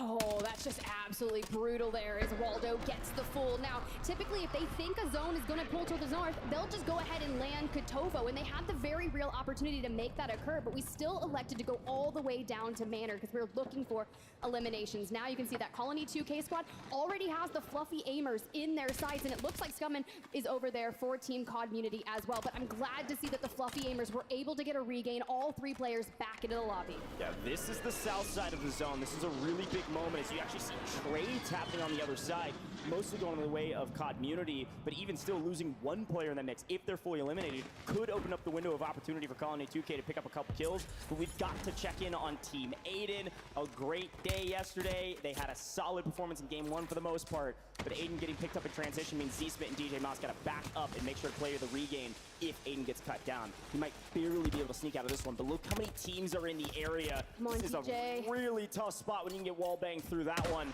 Look at the new zone as DJ Moss goes down. Maybe self-revive. They are dead center. That cyan blue 4 you're seeing on your screen right now, middle of new zone.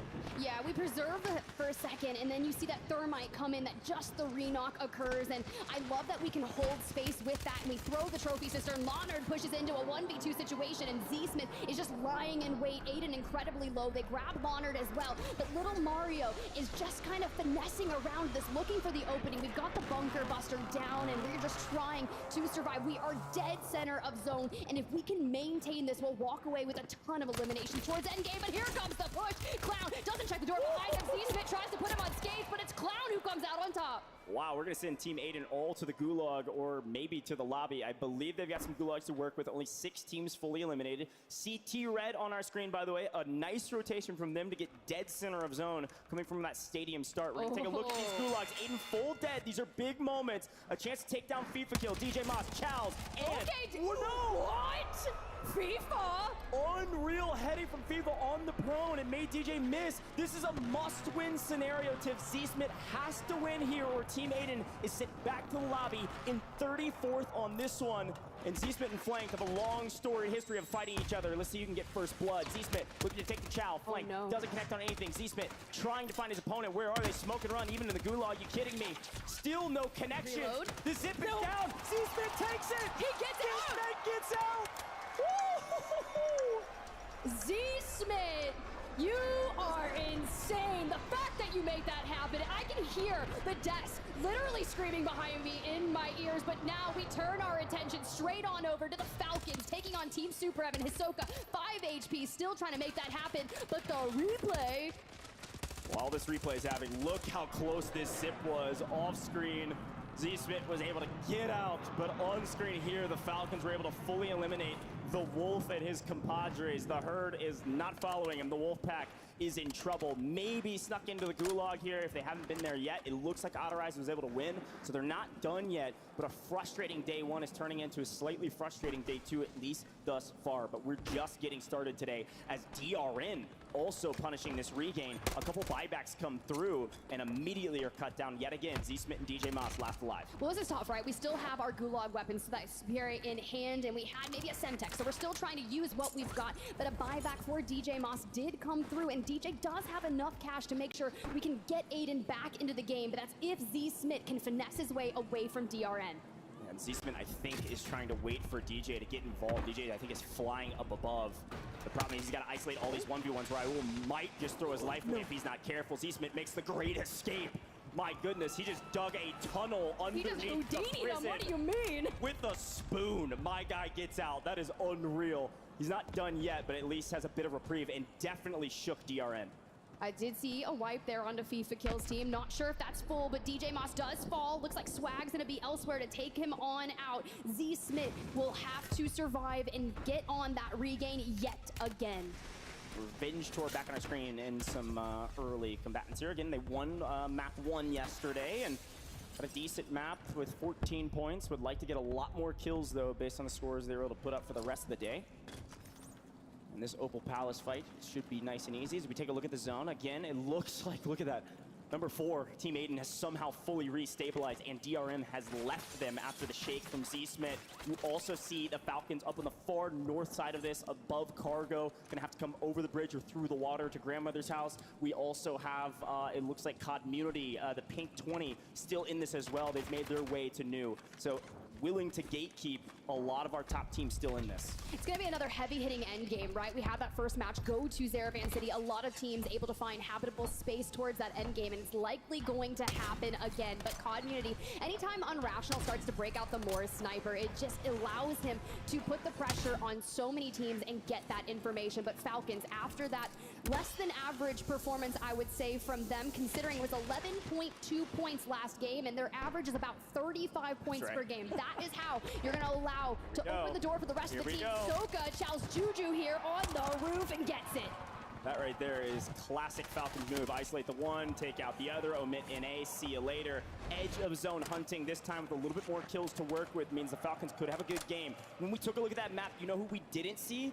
Omit EU. They are fully eliminated out of this lobby with just 2 kills. Talk about opening up this leaderboard. There is a lot of room to work. We've got a tournament on our hands, folks. This is a way different day than yesterday, at least the beginning, as Navi is being cut down by King AJ. Welcome back to the party, V8. We'll see what you can do if you take down Navi and then have to fight the Falcons. Yeah, but the Falcons, they're getting in the mix. Navi's getting sandwiched. Limax, I don't think you're going to survive here, buddy. You're either going to King AJ Vision or Showstopper, or you're going toward the hands of Biffle. Pick your poison. It's not going to be good either way.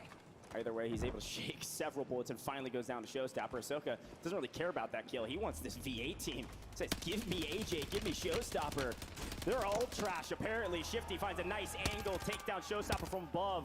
Where are the others as they get the cleanup? It's going to be a 3v2. The problem is you don't want to spend too long here. Yes, you have new zone. Yes, you can play for win condition, likely on high ground here. There's nobody else in the area if they take down King AJ. The only team even close is Periwinkle 35, which is going to be Team Colony 2K coming across the bridge. The Falcons get the wipe. They're set up on the northern side of that zone. I'm sure we'll see them in the end game. Okay, Team Echo, let's see what you got. C9 had that regain. Joe down and out from Prodigy and Bredman looking for the angles, but Oki is doing the best to cut him off of it. Foreign Jace gets into the mix early, but you cannot stop the ability of Echo staying together and getting those trades. Already finding a nice amount of eliminations. Cloud9 down and out, outside the top 20. Again, it just feels like Jace is trying to play pubs in that moment. You're not winning a 1v2 against hardly any team in this lobby, if anyone, especially not this squad, who's been dominant all day yesterday into today. It does look like Aiden, well, he's stayed alive. That's a boon, but 26th place right now. He needs a ton of multipliers, and he's got to wait a very long time. We're looking for top 10 likely to get paid at all from the kills that they maybe have scrapped together. Probably 6-7 as we set up for new. just camouflage, right? We don't have any more plates. We do have cash to get another player back. And towards that end game, a lot of people like to invest those portable buy stations. But you think to the north, where the Falcons had cleared out, they were already preparing for a zone pool of that nature. It actually doesn't go their way. So teams still from the north, like Colony 2K on your screen here, they're going to have to deal with that frenzy of just getting deeper into Old Town. Yeah, this is what could have been a very tough rotation for the Falcons. Ends up actually being a pretty easy one for now. They're able to make it to cover and have plenty of time to work with for this new zone close. Two teams, though, to your left, if you're the Falcons, they're actually picking up kills from distance in this position, and it looks like these two teams, or at least one of them, is going to actually push out early right into Benzi's squad. This is good news for the Falcons because they know no one is looking at them. The only player even close is actually Aiden, who's just going to be proned out looking for placement. So the Falcons make their way somehow for free again into zone, into new, and there's only one player in their way who immediately gets cut down. Slide is out of here, and the Falcons somehow have a pretty solid position if they can work their way into those brick buildings.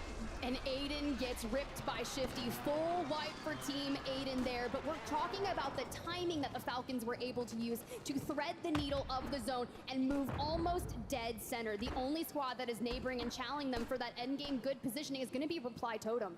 That's right, Reply Totem in the area. And again, these buildings aren't sturdy, but they're buildings, so it works for now. We're looking for top 10. We still have 23 teams remaining in the 5th and closing into 6 circles. We're gonna swing over and see Team Echo get cut down. Somehow, some way, the Wolf and his pack has made the better of what was a frustrating start to this map. Unfortunately, right as I say that, the transition, they get cut down. I don't know how many kills they have. A decent game on their hands if they can stay alive, but right now it looks like Empathy is the only one that's healthy and has a very difficult rotation. This team is a really good squad. They just can't get anything going in the last couple maps. And it's not like we have resources to try and help that. I can't throw a smoke on you, cross, and hit the res. I'm just trying to live at this point underneath the bridge, and keep your eyes there. I saw James Samir in the distance looking to clean up some eliminations. They're on a pretty powerful hitter here, and Empathy falls. Yeah, I'm sorry. I just screamed wow because look at the zone pull the Falcons just got. Yes, not in a perfect position, but they're dead center and they have a ton of cover to play around with should they want it. This is wild. It could have very easily pulled to the southern side down where actually Community is. And the Pink Salmon, who's now being looked at by the Falcons. Now Community has a very difficult rotation wide out in the open to get to some pieces of cover as Shifty is going to ward off any address. If it pulls to the Falcons again on new zone, this will be theirs for the win. Moment of reprieve, but Sage once again on 5 here. They've got a lot of power here. One smoke in the back pocket, but we've got to clear out the southwestern side of things as Team Community is starting to get onto the move here. There's going to be a big collapse there on that, and look who's got angles. It is Shifty. He is trying to cut people down on rotates, but what he doesn't do, he doesn't get the full-on Unrational, and they get him back up on his feet. And Sage FaZe trying to play aggressive and trying not to get cut down from behind. The Italians are here to play spoilers, somehow regain, taking down 1, maybe 2. If Swag is able to get out of this, could be a boon for Adrian. There's actually a portable buy way down here deep in the gutters. Should be able to get the buy off, and that means all 3 of FaZe are alive, at least floating, looking for that multiplier, looking for top 10. We're on 12 right now. These are key moments as Wars' squad is cut down. CT Red still in this, looking for top 10. Looks like our squad from Mexico has a chance to go big. Look who else is still in this. That's Watch Waldo. Nickel, our former map winner, a chance to go back to back. Well, why we've got the trolls under the bridge, keep your eyes on that mini-map. DRN have already moved into the next circle and are ready for everyone to make that Hail Mary rotation towards it. 11 squads, and we're looking for a 1.6x multiplier. But we've got the portable buy. We're looking for the resources for endgame and a PDS to play if we need it. I'm looking for a man in end zone as Omit NA is somehow still in this, by the way. Look at that, number 15, that's Omit NA. I don't know which player it is, but they have lurked all the way into top 10, looking for some multipliers. They needed it. It is Braxton, by the way, is the last remaining player. A heroic solo play could be a huge boon for a squad that had a frustrating day yesterday as we see our Italians continue to play spoiler to this FaZe squad. Decent multiplier, solid kills. FaZe is having a good day. Can we make it a great one? Sage with a pistol and a dream right now, trying to lurk and wait until the top 5. Just kidding, he's got an STG, we're fine. I mean, look, they had 12 eliminations in match number 1. Sage is on 5. We're looking for that 1.8x multiplier if we can get it. and maybe pick up a couple more while our teams are looking to rotate out of the gas. Even the Falcons on the other side, still outplaying the PDS if they can, going straight up against Colony 2K. Omit NA down, and well, Savvy Ultras, you gotta be wary or you're gonna be ending it right there with them. All right, Sage, what can you do, my man? I was touting your ability, and off screen, we're actually seeing a lot of the Falcons being cut down. It's actually Ahsoka last alive in the gas by himself, doing Ahsoka things, trying to stay alive. Dongi gets cut down. Sage picking up some kills in transition. It's actually a cleanup for some opponents, but even still, it's a boon for him. COD Immunity in trouble. COD Immunity out from Ahsoka off screen. Sage with a heroic play, a splatter. The problem is DRN has all three alive, but they're not in zone. Sage has an opportunity. Can I have a couple more, Sage? How about more? Top 5 for Sage. Ahsoka is still in this. An unbelievable moment. FaZe says, why not drive the car around? Let's try to make a heroic play, and so far, so good. The problem is Sage is in trouble with low resources. It's DRN zipping up. Watch out for him as Sage continues to make heroic plays and somehow has the last piece of cover in zone. Aside from the new building in the last circle, could Sage do it? Likely no, but I'm here and I'm waiting to see what he can do as DRM made the perfect rotation for the zip to top of the building. I only expect this Team Destroy to win it all. They do. They take out the Falcons, and now still DRN from the high ground, but Sage still putting on the works, does get taken out. Regardless, a valiant effort, 1.8x multi, and it's Quality 2K in the end game as well with DRN as the great hunt begins. They just have to find the last one. Unbelievable consistency from Top Colony 2K. He technically got a 1v2 last time. Could he get a 1v3? I think we just have to wait and find out, but I've got to tout the IGL call from Team Destroy to zip to the top of this building, secure top 2. It's a 3v1, nearly insurmountable at this point, but let's just watch and wait what 2K can do. See you later. Team Destroy on top. He wants the money. He's gonna ask you to give it to him. And after finally a great game in game 2 of day 2, he told me, he said, Coach, it's going to be a brand new day tomorrow. And apparently that's right. Well done, Team Destroy. DRN on top in map number 2. Stand up, celebrate. That 2x multi plus whatever eliminations you had is going to be a massive game for you. Mind you, they averaged 9.47 points per game yesterday, and we are already off to a better start. That new day you mentioned, man, that's gotta feel good. One thing I love about Destroy is that every time I see him, he goes, Gotch? That's what he calls me. He goes, Gotch?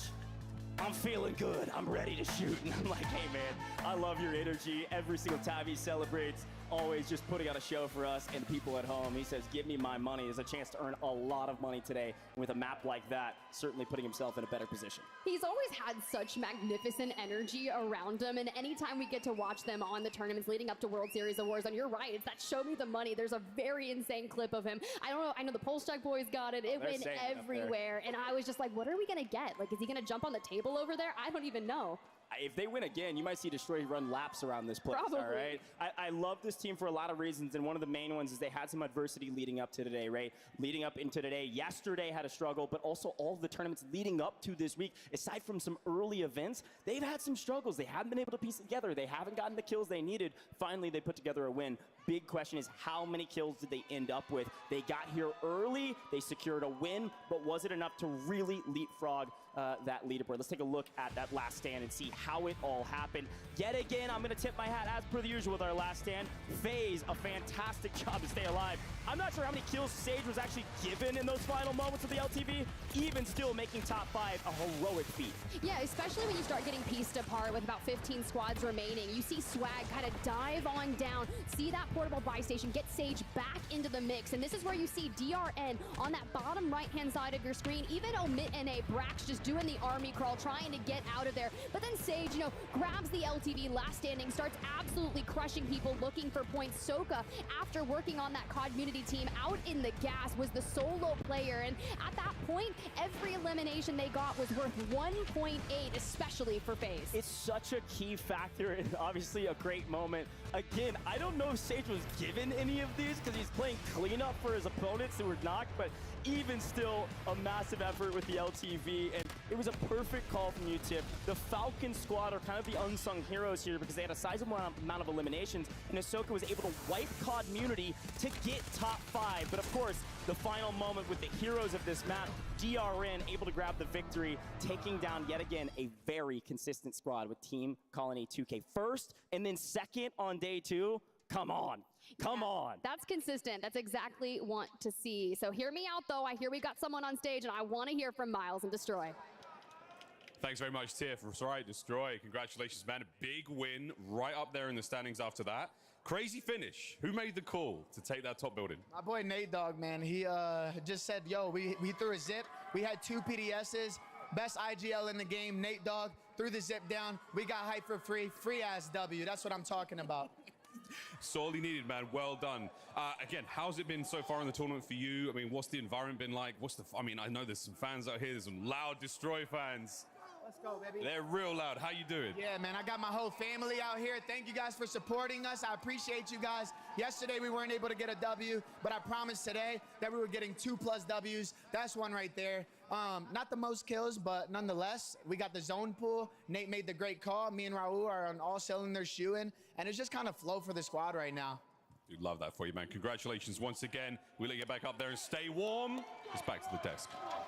All right, Miles, thank you, man. Destroy, always a ball of energy, bringing the hype, and a massive win coming out for them. I love our stage, by the way. Shout out to everybody in the production crew for that. And shout out to Jay, Destroy's brother. Make sure I get that right this time around. His whole family out there supporting. Thank you so much, man. Look, that's a big win, Dream. The fact that they get this, right? Maybe not the most eliminations, though. That's another talking point, but let's at least celebrate one more time, right? That massive W. Yeah, absolutely. And of course, calls from Nate Dogg. And, you know, kind of a fun fact, I had Tia tell me that Nate Dogg actually helped her out, too. So he's overall a really smart player. Destroy meant that.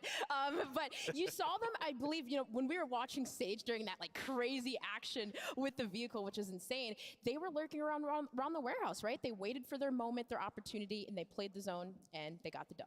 Man, as we look at our highlights, I just want to preface, this was one of the most wild games we have seen to date. Dandro, I want to start with the Gulags. FIFA absolutely destroys DJ. I could not believe FIFA won that fight. He shouldn't have. And then what was our second big Gulag fight? The second one is Z Smith hitting the Goomba Stomp on top of Flank, hitting the zip, go up to the top.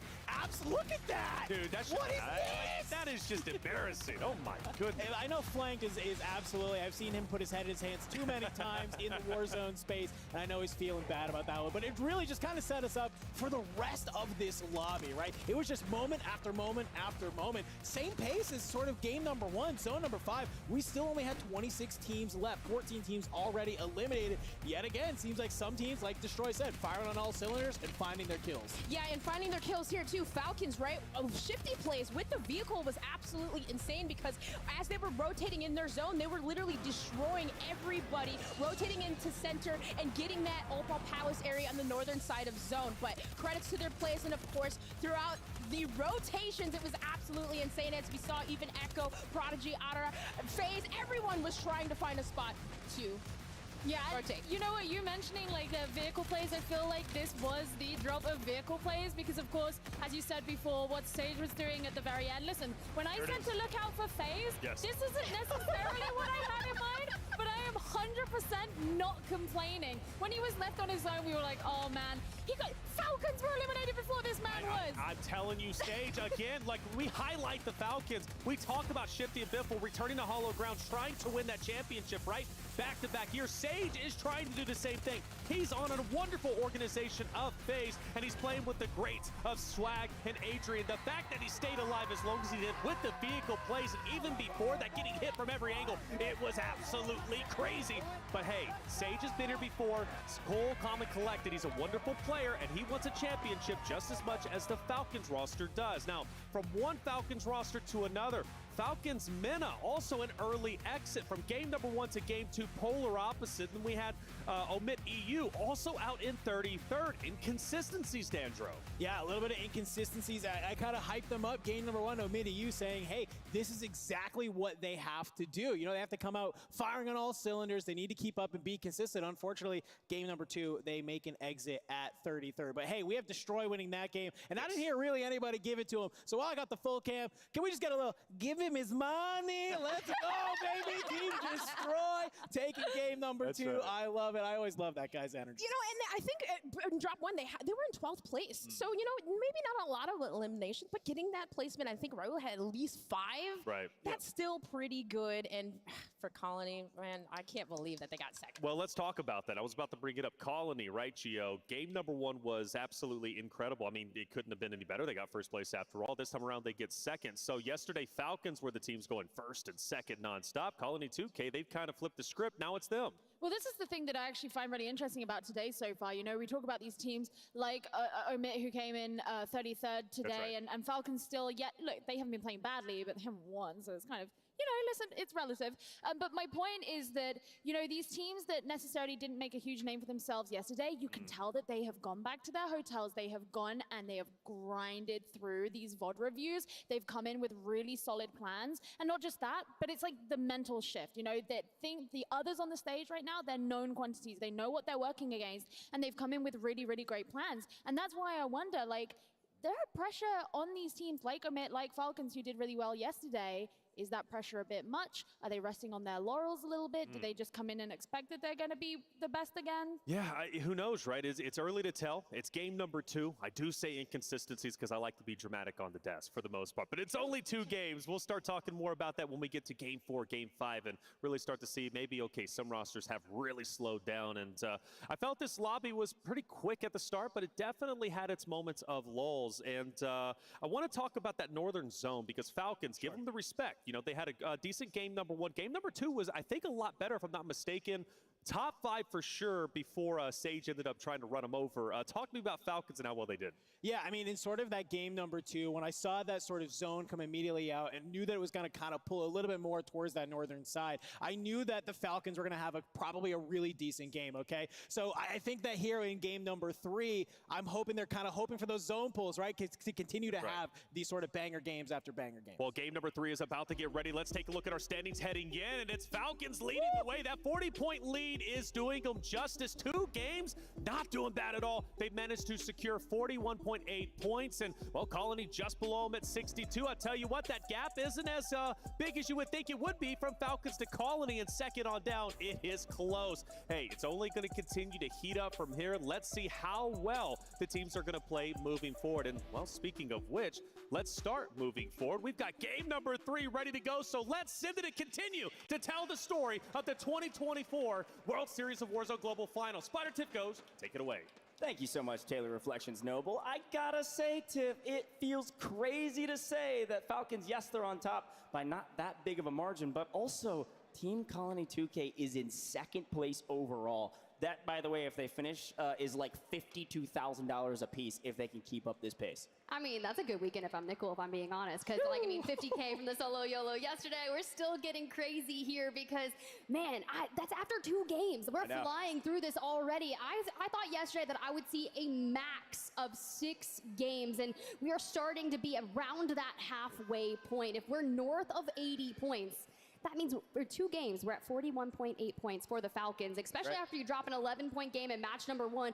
All we have up is here. Yeah, and no, what's interesting, too, is if you look at their averages from yesterday, if they drop 2 average games from yesterday, that would be 35 points apiece. That's insane. That's their average. But if they drop both of those, that's 70 points. Guess what? That's a total of 151. They would be past our threshold, so we could get to our first match point in 2. That's kind of our metric right now. They also dropped a 60-point game yesterday, so you never know what could happen, but I'm very impressed with the rest of our squads as well. Very tight margins, 2nd, 3rd, 4th, 5th, all within, what, 4 points total? A lot of room to leapfrog up this leaderboard, and I'm excited to see what happens in map number 3, folks.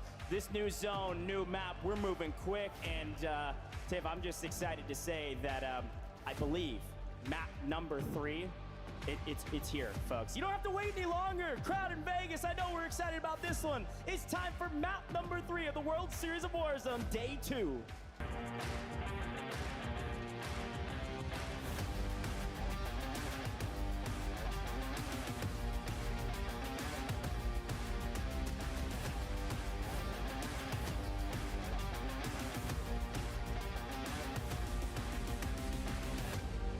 Well, we are potentially heading on to the north. As you see that plane line just above Kotovo blocks, we already see Omit EU electing to drop Kotovo instead of dragging it all the way out towards Manor. For some of our squads that are looking to get into that early action, you can see squad number 34 also. If you haven't gotten into a territory where you feel comfortable at chasing that 150 threshold, the time is now. You cannot let the Falcons start to points gap the lobby in Cloud9. I do love a contest. Namit T, the fluffy aimers on the other side yet again. And again, this is what they've been doing every single map today. This is different from yesterday, and so a different team to contest, and it's kind of gone both ways for Cloud9. But Tiff, you made a fantastic point. When this circle is tending towards the northwest, you see Omit EU say, I'm not going Manor, instead I'm going Kotovo, which is quite literally as far northwest as you can go. So we're going to continue to watch and see if maybe Jace can clean up his kills. And right now it's looking like that's going to be the case. So a 2v3, Cloud9 in a bit of an advantageous position. Something else worth noting, by the way, from that quick map view, the plane line was actually bisecting the map west to east, but was west to east on the northern side of the map, which means anybody trying to stretch south had a long way to go. Something worth noting for a lot of those teams that prefer city. Okay, look, but this isn't a bad weapon to have, especially when we were seeing the initial pistol fight off the rip, but T does have a better weapon. They look to be disengaging, waiting to see, can they get out? Can we get Funzy back out of the gulag? For Cloud9, though, they're going to need as many eliminations as possible, but now that we've parted both ways, we can focus on the task at hand. And taking a look at our map and overhead views, you're seeing it looks like Community again getting into the mix. I will say Team Community did not go all the way to high rise. They could not stretch that far and instead elected to land near Stadium, which is right where CT Red is. So we'll keep our eyes out for that as we also head over here to condos and see the other teams in the area kind of near where Cloud9 is. This is that same contested fire station from before from some of the teams lower on the leaderboard. All right, reload, smokes are out. We're hip firing through it. Can we connect? Honestly, sometimes you just got to clear it on out if you can. You got the heartbeat sensor in the back pocket. When the high ground is being chowed, through the window we go, and SV is going to be able to drop him. Get the full, and look, I'm loving the early action that we're still seeing from our squad. They understand the frenzy that is the Falcons at the top of the leaderboard that pushes the pace of the entire lobby. And it looks like a couple trades here. So unfortunately, I think this squad is in trouble as they have been for most of the tournament. And it looks like that Super Evan squad is lurking in the area as per the usual to clean up the rest of these pieces, sweep them into a trash can, and then move on their way. And they need it as well, frankly. Not a great tournament thus far, but Super Evan makes quick work of SV and is going to be looking for the Italians. Now, I want to look over the top of Community. What we missed, what you did not see, is actually CT Red get mostly fully eliminated, and then Community gets split up by another push, and I believe that's actually from our Falcons MENA squad that was in the area as well as Team Valor, which is Strixie, Tabulator, and Johnny Bro. So a lot of teams on that kind of northern side of City got into the mix, shuffled things around, and Community is a little bit in a blender. Well, we go over to that FIFA kill squad, and well, they had a ton of eliminations after match number 1. They were the frag leaders, 13 in game number 1, but have seemed to tapered off in match 2. Hopefully can then find that form here today, but Lennon in the gulag, and it seems to have won it out against Bubble CT to join back with FIFA and Jukies. Yeah, and this squad, again, has been on their back foot pretty much since they came together as a team. But even still, had an okay day yesterday. Ended up making it, I believe, into the top 20, just barely, and decent amount of points going their way. So if they can turn things around right now, it's kind of now or never at this point. Still plenty of game to be played as Clapper gets cleaned up yet again by FaZe Black. Military base looking like it's going to be FaZe Black's all to themselves. They've got edge of zone. They can hold a couple of these teams on the outskirts. But right now, I'm looking down towards Superstore, where they will be rotating to, and Team Aiden, yet again, has already rotated down to Lowtown as well, trying to get a piece of this action. So we take a look at the new zone that's about to pop. This is going to get really interesting. Do we go all the way to Kotovo? Do we go to the northwestern side of this map, or do we favor kind of the central zones that we've seen from day one? Well, if we go north, it's Revenge Tour and Omit EU that are battling for that complete decimation of that northwestern side. I saw mortars being invested, and they're kind of on top of each other up there. But so far, Revenge Tour making it their own up there. A couple squads still on the move, and you got to keep an eye on, because honestly, I feel like there's one of these do not enter zones, like a quarantine area around Pop-Off Power. People will rotate around it, whether that's right. going through Industrial, they're carve on over through Cargo and go up to the north through Outpost, because they do not want to chow the Falcons right now. Yeah, no, it's a great shot. And with this zone, we are not going to go to the northwestern side of the map. This is kind of the most telling zone that we'll see. It's actually likely going to be Cargo, maybe that Outpost area up on the Lonely Hill, which is just north of where that Super Evan team currently is, with FIFA Kill trying to regain in the area. I likely think we will go that way. There's a chance we head further west towards Seaport, but I'm excited to see what happens and which teams are in the best spot. Right now, the Falcons have nowhere to run to. There's nowhere that they need to go, because Popov is almost entirely in this zone, and likely they're going to be walking out with Popov as per the usual with like 40 to 50K. Well, as per the usual, you got the Exiles on top. Ultimate high ground here at Levin Resort. When you've got the Reaper team down on the bottom, you can see that they're all separated out. Sent one to the Gulag early, and they're just trying to look for a way to disengage from that building away from Team Huskers. But Colony 2K, a consistent start here just on the inside of Zaravan City, deciding how they want to approach, where do we want to see that next circle pop, and how do we acquire the information. The portable radars, though, such a boon to checked areas on the rotate. Yeah, it's a good shot. We've jumped all the way to the bottom of this zone. This is the bottom of the circle down in City. You're going to see several teams on the left-hand side of this mini-map. You're going to see Community trying to regain against that Falcons Mina squad on the left-hand side. So you're going to see two of our top teams right now, second place, looking at that Community team in about fourth, maybe running into each other, pending which team wins the early fight. That's the south side. Here is the eastern side. This is the Superstore side. Like we expected, FaZe Black has rotated through Superstore, moving into Old Town, Low Town, trying to find where that Aiden team decided to rotate to, who are apparently already in a fight as well in the Low Town, Old Town area. And FaZe Black's going to come in and possibly third party it as we see FaZe into the Gulag. Yeah, this is tough, but Melvin does not be able to get the jump onto Adrian. A clean read for them. Looks to be a full reset as Sage already has boots on the ground here on the outskirts of Opal Palace. Dead center of that area, and all of the teams that are surrounding them on that rotation. And when you've got a large majority of that water still in the dead center of the map, you have to choose. Do we go from the Seatown side? Do we get on over to Cargo? And when do we time that rotation or that call? And here's that look at Team Aiden that we were talking about, by the way. Already down near Opal in Old Town, Low Town. Kind of the transition between the two, trying to make a big rotation over to Old Town. I think Aiden squad knows that it's likely going to be favoring slightly to the west, not necessarily in this POI. They're going to elect to early rotate as Smith actually wins his Gulag off screen against Tapulator, which means they're going to have all three alive. It's good news for this squad, especially because you're going to have Z-Smith in the sky and Eyes in the sky to give you some info, especially about this Vortex Robstar team. They could have played spoiler here without some Z-Smith info, and because of that, they can play a bit slower. Off screen, by the way, Omit NA just took down Omit EU on the very north side of the map up in Kotovo. That's going to be Omit EU in the Gulag trying to regain. Omit NA have won that fight and needed it bad.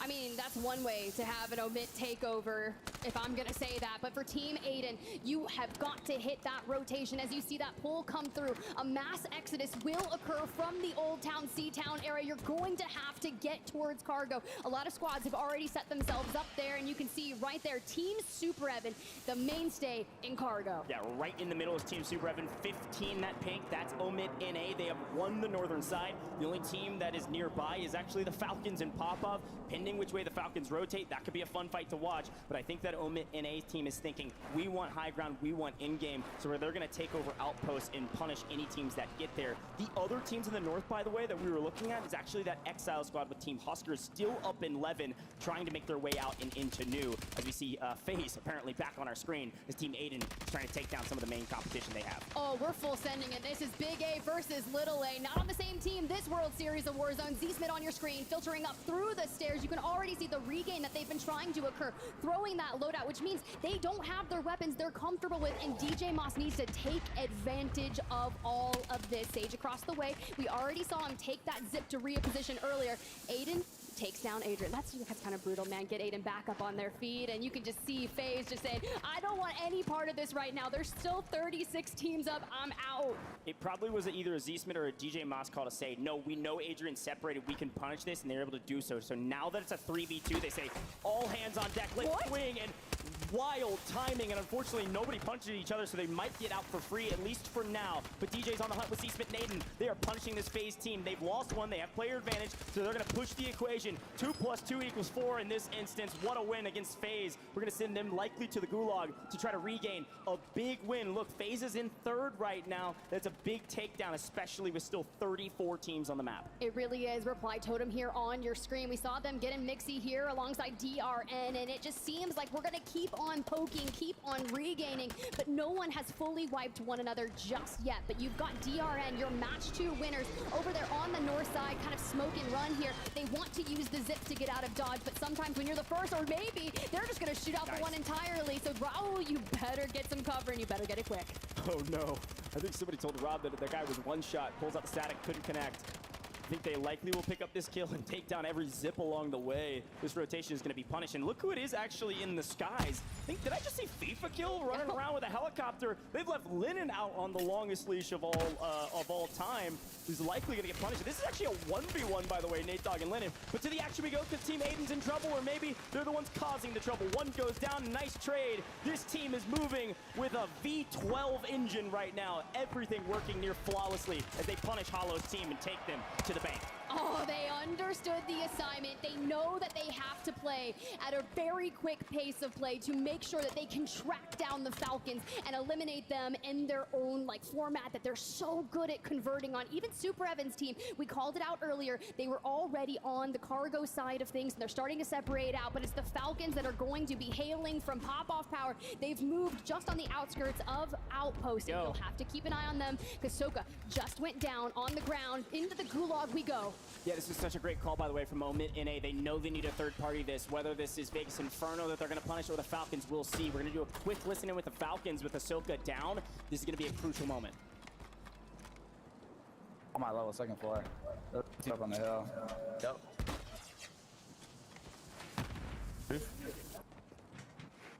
I'll pop an advance. Bad van. Here. I'm gonna throw portable by behind us. I'm gonna wait for the scan, bro. I don't know if these have an advance though. Oh, portable down? I did.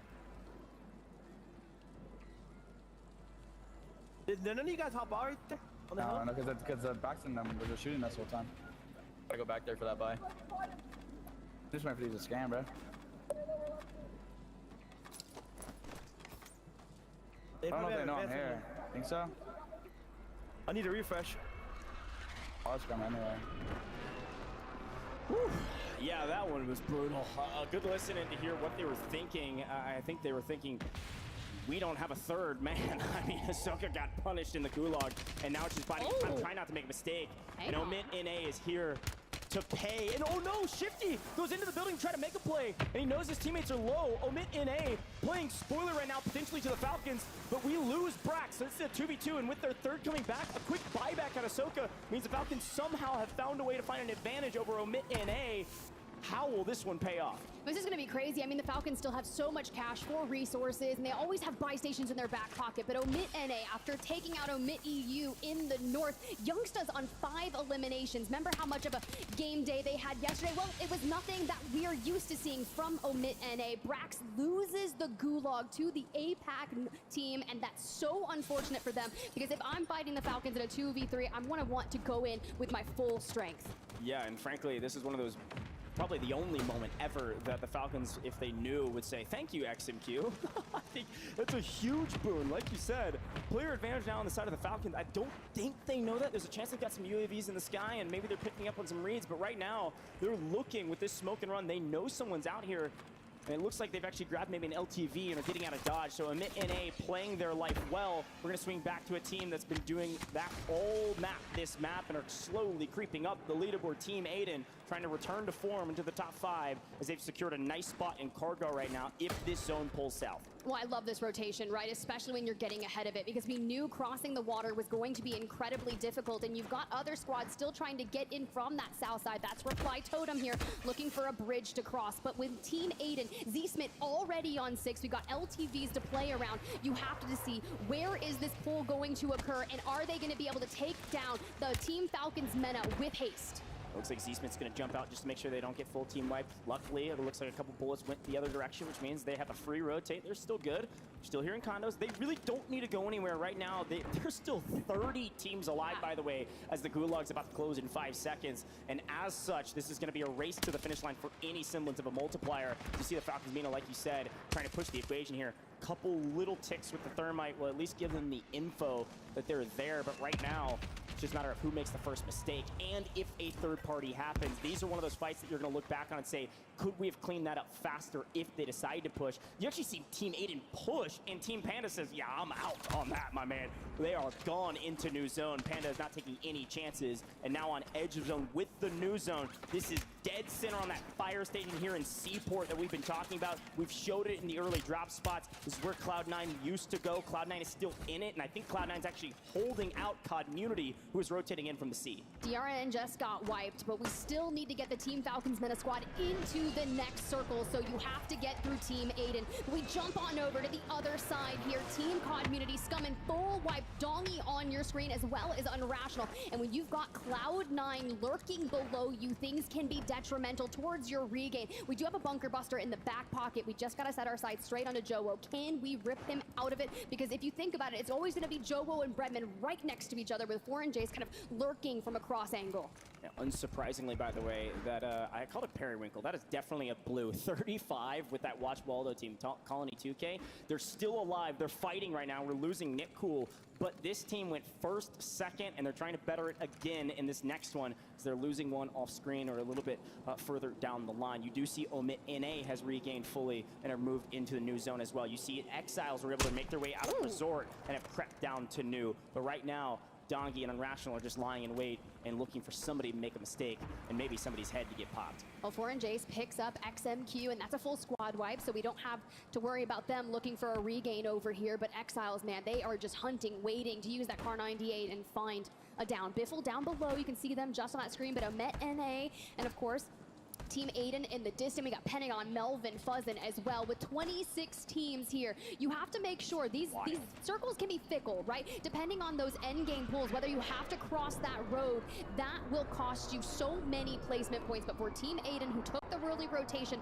with Team Falcons Meta kind of mirroring them, right? They're constantly staying just a step ahead, and it's only a matter of time before they start to pick them apart. Crazy, and it's a great call. The early rotation is going to pay in kind, but again, the zone pool is further north, and now we're of course still in Seaport, but right where it looks like that Watch Waldo team was, and then Team 30, which is the Team Clapper team that I think had 7 kills throughout the entirety of yesterday combined in all 6 games, have a chance to have a good one if they can hold that position in the middle of zone as they're getting pushed. Everybody wants their spot. It's going to be difficult to do so. That darker blue 30, that's the best spot right now, especially on this south side, and there's a lot of teams that are going to be gunning for it.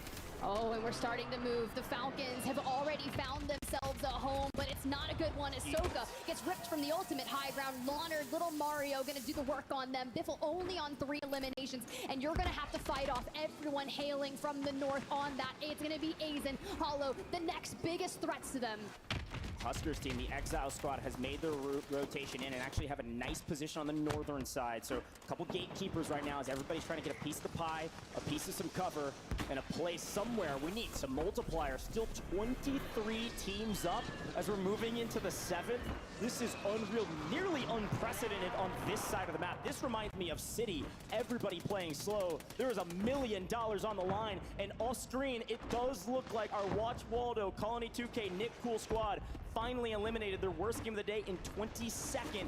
Likely still going to be top 5 with a decent game, but that is a frustrating one after a fantastic momentum. Look at this layer cake action all across these condos. No, this is going to be brutal. We are pulling to the open ground outside of the condos, and sometimes you just got to find yourself a balcony, go prone. You don't have any plates there for Scummin to kind of reconvene with. Dongy on 3 eliminations. If you want to get ahead of that, bro, we have no resources. We are in shambles. Did you see how many buybacks? But turn to the north. We got Exiles on your screen here. All 3 up. Moore's in the back pocket, and a precision airstrike to just absolutely wreak havoc on the lobby. Okay. Yeah, that's right, Huskers. M&K sniping for the win. My bad, Husk. I knew I was familiar with the game. Apparently not. Good grief through the body, but we go to Aiden squad.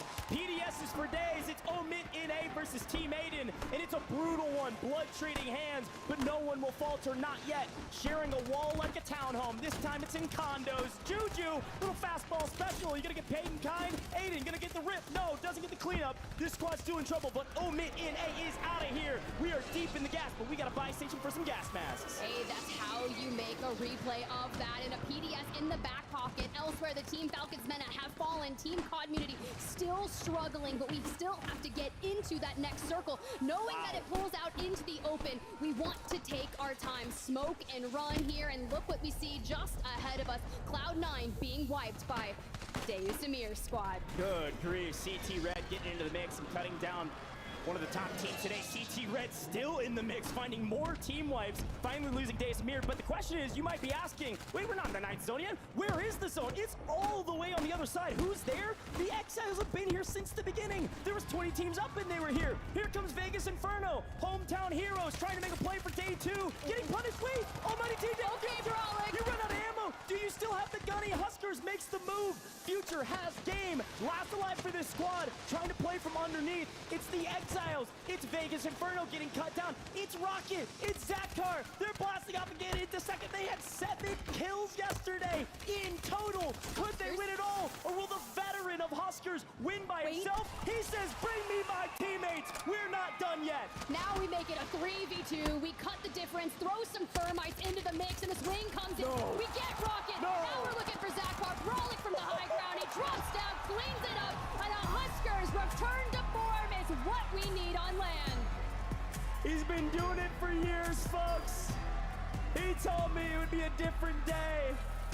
A solid performance yesterday, but a fantastic performance in map 3 of day 2. The Exiles on top, and not only because of the gunny, but because of the high IQ, big brain plays from Huskers. He says, I don't need to be the hero. I want my team to win. The double buyback, the chow, the win, the blood. His teammates get the victory with him. And I'm trying to look at Huskers' screen right now. I'm like, show me the eliminations. Huskers had about 5, potentially 6. And it only goes to show, what did the other squad mates have, right? Did we get double digits? Let that 2x multiplier do the most for you. And look, I do see 6, so at minimum of 12. That's right. I think it was a very solid game. Across the board, they shared kills when we saw them. I think it was at least double digits. It's a 20-plus point game. They needed that to get back into the mix. Of course, every position you're leapfrogging, I don't need to remind you at home, there is $1 million on the line. So if you jump from 20th up into the top 5, this is quite literally thousands upon thousands of dollars that could go your way. But we're just into map 3, and it is match point day, which means we still got to get to 150 points from somebody. And guess who got cut down a bit early? The Falcons. I know, I'm like, they're starting to encroach on that triple-digit territory, and I get nervous because once they get there, I'm like, they can put up a north of 40-point game and completely change it. But a lot of our squads, they understand what they needed to do here, especially on day number 2. Prevent them from getting a 2x multiplier. Deny them 1.8 if you can. Let's go ahead and take a look at that last stand and kind of see the culmination of happened outside the gas, because before we blinked, we were down to the final 2. But this is insane.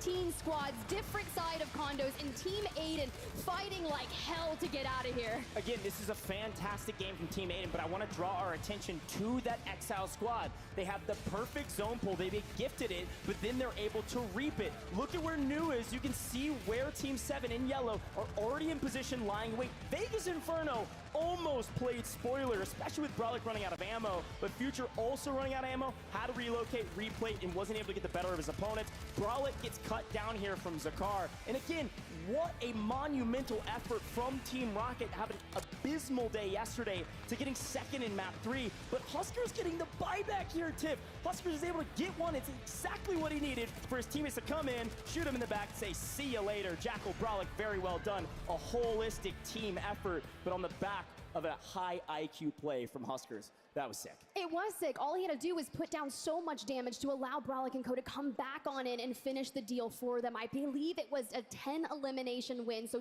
20 points for the Exiles.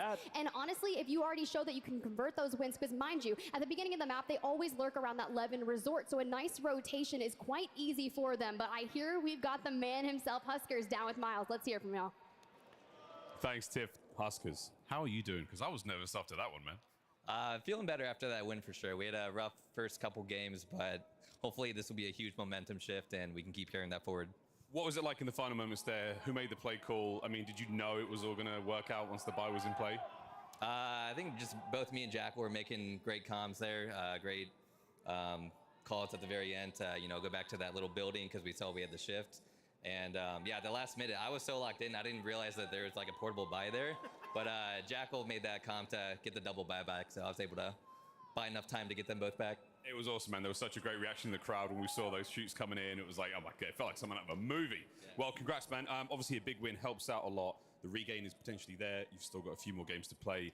What changes from here? Just keeping that aggression up and just getting aggro on teams, not being afraid to, fight a team and playing confident is really the key. Love it, man. Well, good luck. Keep up the confidence. We'll see you on the other side. Desk, back to you. Huge wins coming out for Huskers and his crew of Exile. Hey, we talked about him at the start of the show, right? When we highlighted them yesterday, that redemption arc. He said it himself throughout the qualifiers during an interview. It feels nice to see him up on that podium with the first place finish. 10 eliminations, he walks away with 20. It's not the most, but it's a great start. And he said, hey, we need to keep up that aggression. Yesterday when we talked to him afterwards, Dandro covered it. It was more like, hey, we know day one wasn't the best, but we're coming into day two with some adjustments. And, well, clearly it's paying off. Shout out to them. That is a massive win, to say the least. But an early exit, though, for one of the rosters who's been performing very well from game one to game two. That's Colony 2K. They were finished off in 22nd place. It's the worst of 3 games. I'm not sounding the alarms just yet, but Colony, they needed a good game 3, and they didn't get it.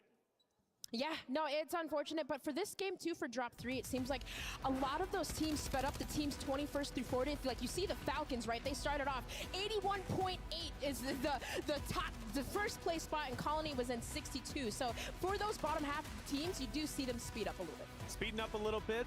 This game definitely felt slower than the other two, but I feel there's intense moments. Aiden is a great example of that. Gio, Aiden was flying and frying, and the big thing is all their fights they took were super clean. Yeah, I was thinking the same thing. I mean, we've seen that in all of the games that they've played so far today, where it's just felt like, even yesterday, to be quite honest with you, like everything that they've done has just looked very intentional, very calculated, and yeah, I wouldn't be surprised to continue to see them performing really well in the coming games. Without a doubt, I would love to see them continue to rise up the ranks. Yesterday, they were absolutely lights out. This today, kind of slow starts, but they're starting to pick it up. Hisoka dropping off a little bit earlier, Aiden coming back into the mix. And this is where I started to really feel what Aiden was about. This is the Aiden that I know. Pushing fights, getting aggressive, getting the buybacks, and while just getting mixy. These are the final moments. I think we'll walk you through it. Well, the thing is about this play that happens here at the end, I have to tip my hat to that man, Huskers, because the buy that he pulls off here, he's genius about it. What he decides to do is tuck himself in behind the fence line, which gives him enough time to get the teammates back in, because you see Team Rocket, they explode out when they hear that buy go off, and they're thinking, oh, we can capitalize on this, not just drag Huskers down, but his 2 teammates out the sky. Because he spends so long tucked into that fence line, they don't get that opportunity and they get overwhelmed. Huge win coming out for them, and shout out to Team Exile taking the win. Huskers looking confident on stage, cool, calm, and collected again, trying to rise back up to the top of the ranks. He's already won World Series of Warzone in 2021. He's looking to do the same here. Huskers, Brolic, and Jackal. I can't wait to see where they stand on the standings, where they end up landing. Great game number 3. I think, honestly, we're going to get around 8 games or so today, maybe even 10 at the rate that we're going at. And wasn't it? Didn't you have a $50 bet on that? Hey, I might have, depending. I have to talk to Goj and see what's going on with that one. Gio, when we talk about certain players being targeted, there might be a real reason why that's happening. Do you think over the 3 games, you notice any players maybe having a target on their back?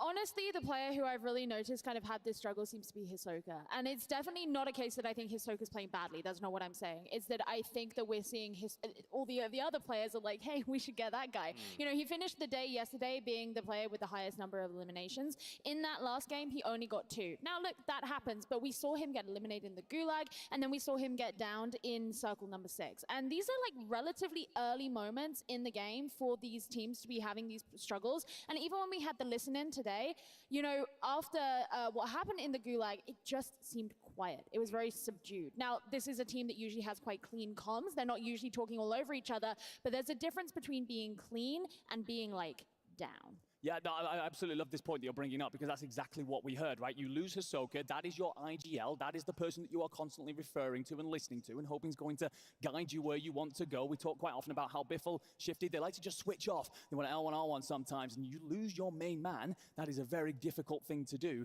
The thing is as well that with Hisoka, obviously we're not going to ring too many alarm bells. Not yet. The Falcon. They're still in the league. However, what I think a couple of teams are recognizing is Soka being that IGL, that anchor who's off and off to one side. If you can pick him off, if you can find him and isolate him, typically he's a little bit by himself, and that means you've got an opportunity there to split that team that's otherwise going to have an opportunity to counterplay you, and you never want that to happen when it's the Falcons. Well, Falcons are the top dogs at the moment, so a target on the back, it makes sense. After all, no one wants them to win. They want to win themselves, and who is close to getting to that point where they can win? Let's take a look at our standings and see who's on top. Now, for Falcons, again, over 3 games, they've managed to more than double their score at the start of the day, but the lead probably isn't as great as they wanted over the likes of Team Aiden or even Team COD Munity, who currently sit there 74-73 respectively.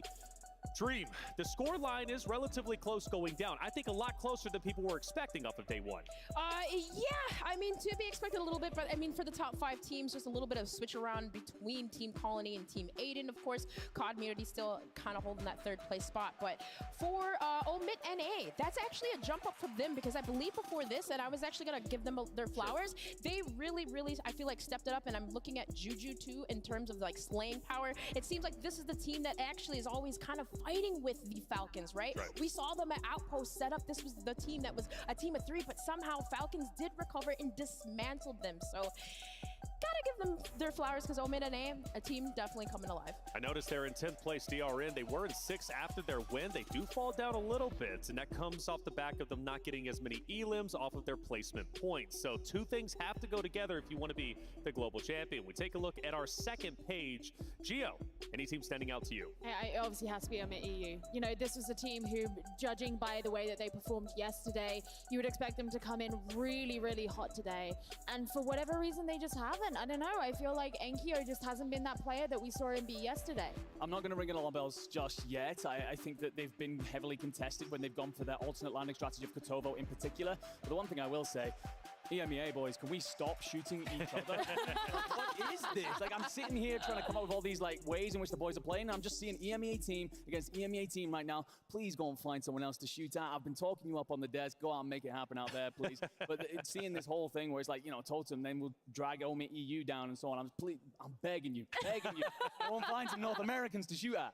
Hey, maybe eventually they'll start to figure it out. At the end of the day, it sometimes gets chaotic. You don't know who you're fighting, and you're just fighting the fights, okay? And trying to get as many elims as possible. I go back to game 2 watching Sage, and Sage was just going absolutely crazy in those final end zone, running over everybody he possibly could, shooting at anybody he possibly saw. And again, that's just Warzone. Sometimes things get lost in the gunfights. I'm wondering, are you at home, is there any surprises that you notice? I know FIFA and them were on page number 2 as well. Again, still trying to clean up some things. I think around 50 or so points. Teams are getting closer and closer to that 150 mark, okay? That's where things get serious. Once a team reaches that 150-point threshold, that means they are eligible to now win. Now, the way that they win is by reaching a 150-point threshold, surpassing that, and then they have to win their very next game after that point. If they do so, they're champions. But what gets risky about that, normally, there's one team that will pass that threshold, and then all of a sudden they don't win. Now there's 2 or 3 more teams who end up winning or passing the threshold. Before you know it, you got 20 teams who are eligible to win, and it just gets crazier and crazier. Hey, on stage, though, Miles has a special guest, Aiden's father. Let's hear what he has to say. Thank you, guys. Yeah, I'm joined here with Aiden's dad, sir. You got more fans than most in this place. Oh yeah, let's go. What's it been like so far? Of course, you know, watching your son up there do his thing. I mean, is it nerve-wracking? It's always nerve-wracking, but the thing is, the more of these LAN tournaments, just seeing his confidence come from, you know, so far, like, I'm just proud of him. I mean, he goes up and he does work every time, does what he knows he can do. I love that, mate. I've just become a dad myself. How is it being a parent, encouraging your kids to play games? You want them, you know, a well-rounded person, but when they're doing so well, I mean, what does it feel like being a parent in this place? Well, I knew way back in the day when he was 11 and he won a Call of Duty. We used to go to those watch parties and they had a Call of Duty tournaments there. And he's always been good on the controller, you know. He's been, I knew this would happen. I had no doubt. Well, no doubt about it. He's right there, watching now. That is what it's all about, man. That's my boy. So best of luck in the rest of the competition. Thank you. They won't need too much of it. No, Thank you don't. again. Yep, thanks. Have a good day. Let's go, Aiden. What a great interview. Thank you, Miles. Aiden's dad, obviously proud of the success his son has had, his biggest supporter. I know. It's so incredible. And there's so many families here, by the way, I want to say. And shout out to all the families that are in the venue watching their son or their daughter compete on that very stage. It's a special moment for you. And I know, you know, your kids out there, they just love it. Esports is a special thing. There's a lot of pride, and the support system that a family brings is just invaluable. And shout out to Regiment, by the way, all the veterans out there. I see that he's rocking that jersey. So like that community over there. Dandro actually had a chance during the media day to talk to Aiden, and apparently they had some fun. Let's see what they got up to. What's up, everybody? I'm Dandro, and I am here with Team Aiden for the free-for-all. I'm going to be asking them a series of questions to appease me. Whoever has the most points at the end of our fun little game will win this briefcase. What's in the briefcase? I don't know. Neither do they. Nobody really knows. We're going to find out at the end. Kicking us off, you have to use one gun for the rest of your career, but it can be from any point in the history of Warzone. What gun are you choosing to use? Aiden, I'll start with you. I gotta go FFAR to do it all. I'm going with the Modern Warfare Car 98. I gotta go with the Prime AMAX from Verdansk with the T-Pose sight. For sure. T-Pose sight. Need it. Need it. I'm gonna have to go with DJ on this first one because you included the sight. That's a little bit of extra thought, and I love the AMAX because I'm not great, and that gun made me feel awesome. Next question. I want you guys to boast. This is a little bit of a confidence builder here. What makes you the best player on your team? Honestly, just patience. Patience. I mean, if we're going off the past couple of weeks, the scoreboard, I mean, the top fragger leaderboard and everything. I think the best thing about me on my team is just keeping us together, you know, keeping our composure together, and just being an overall well-rounded player. I told you to boast, and only one of you actually was a little bit confident in your answer. So, Z Smith, I'm giving that one to you. Next question. What is your favorite Warzone map and why? I'm saying Caldera. I just felt untouchable. Such a default answer, right? Like, I'm gonna go Verdansk. Too many memories made on that map. I gotta go Prime Verdansk. All right, and how about you, DJ? I don't think a lot of people are gonna like my answer, but I gotta go out Mazra, bro. None of us would be here today if it wasn't for the success of the original Verdansk. So Aiden, I'm giving that one to you. Good job. Is that 1-1-1? All tied up going into the last and final question. Now this one I'm gonna have you get a little physical for. You have just won the World Series of Warzone. Show me your victory pose. Aiden, I'm gonna start with you. I'll just hit the gritty, you know? Hit the gritty right up to the trophy. I'm out of breath now. That's all y'all get out. Damn, how do I top that? Why'd you let him go first? Riley, Mr. Z Smith, we're going to you. First, I'd probably, you know, dap up my teammates real quick, you know, be like, let's go, and then I'd stand up and be like, you know, I just have to get up and just, you know, hit everybody with a slight little flex, you know?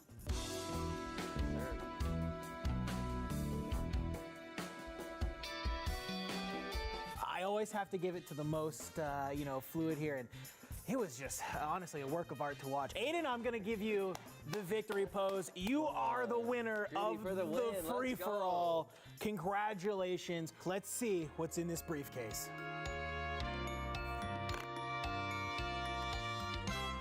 Oh my gosh. I got racks in here. Is this solo YOLO money? What's going on? What the heck? It doesn't stop. We got chips. We're going to the table tonight. Come on, I'm going crazy. Boys want some? Come here. Let me get some. We got some money. Oh, yeah, let me get a, hold on. Yeah, Dig in.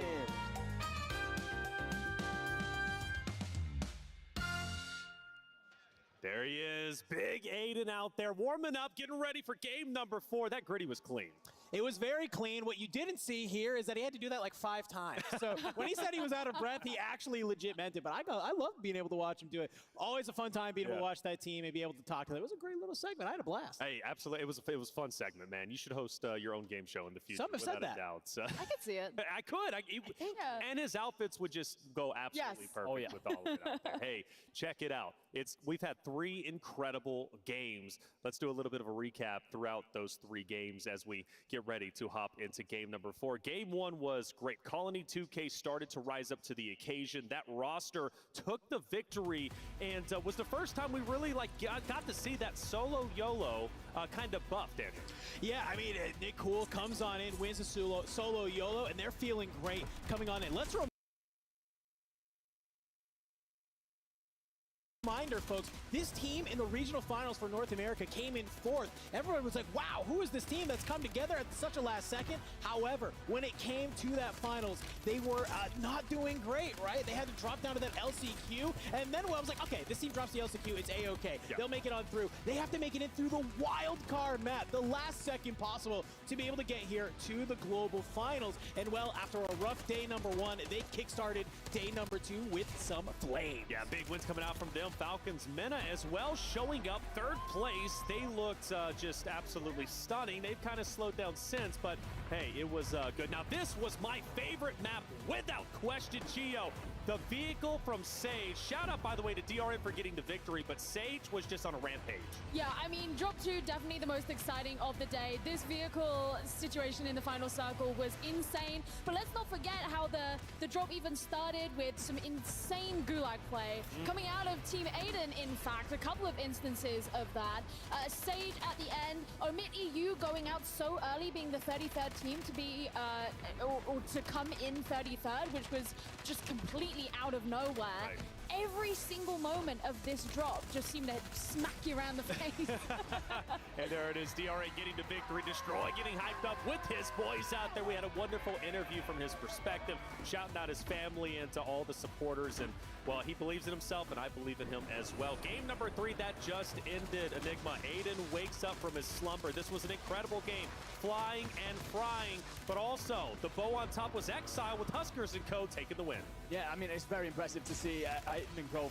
in free flow, it feels. Sometimes it is confidence and seeing exactly how these boys are playing out there. It's impressive to watch, and long may it continue.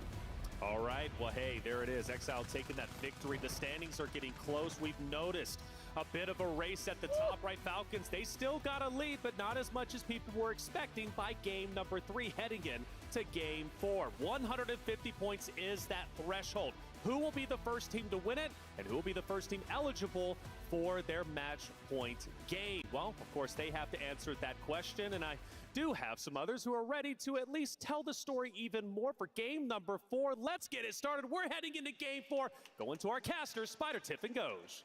Thank you, Taylor Reflections Noble. As per the usual, Desk, great breakdown, but it's time to get into the nitty-gritty because we've had 3 games thus far, and the Falcons are still roughly 60 points away from our 150-point threshold. They have to win a game after that.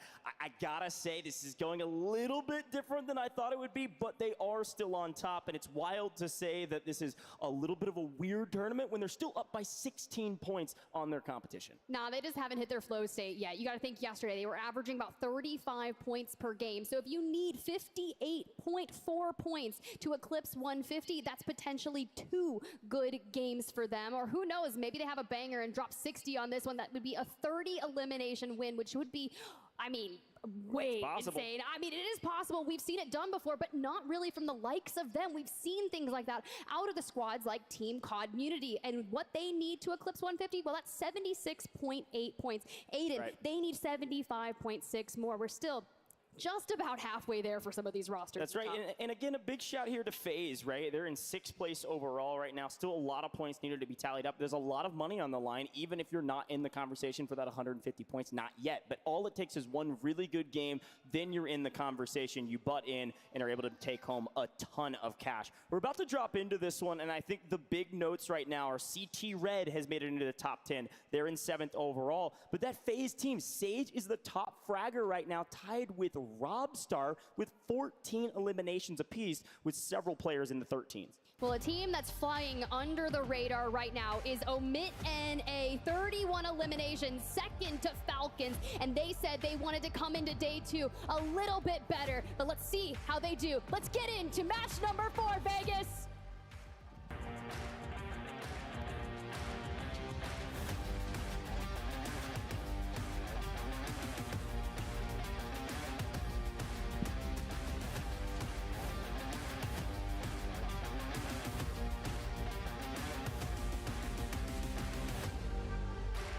Well, the potential second half is upon us, or maybe we're just entering into the second third. We don't know how long we're going today, but it's going to be a good time. And well, we've got a brand new plane line from southeast to northwest. Means you have your pick of the litter with where you want to drop and how you want to get there. But right now, all eyes Omit EU have fallen down the leaderboard. I know Enigma was saying we don't need to sound the alarm bells, not yet.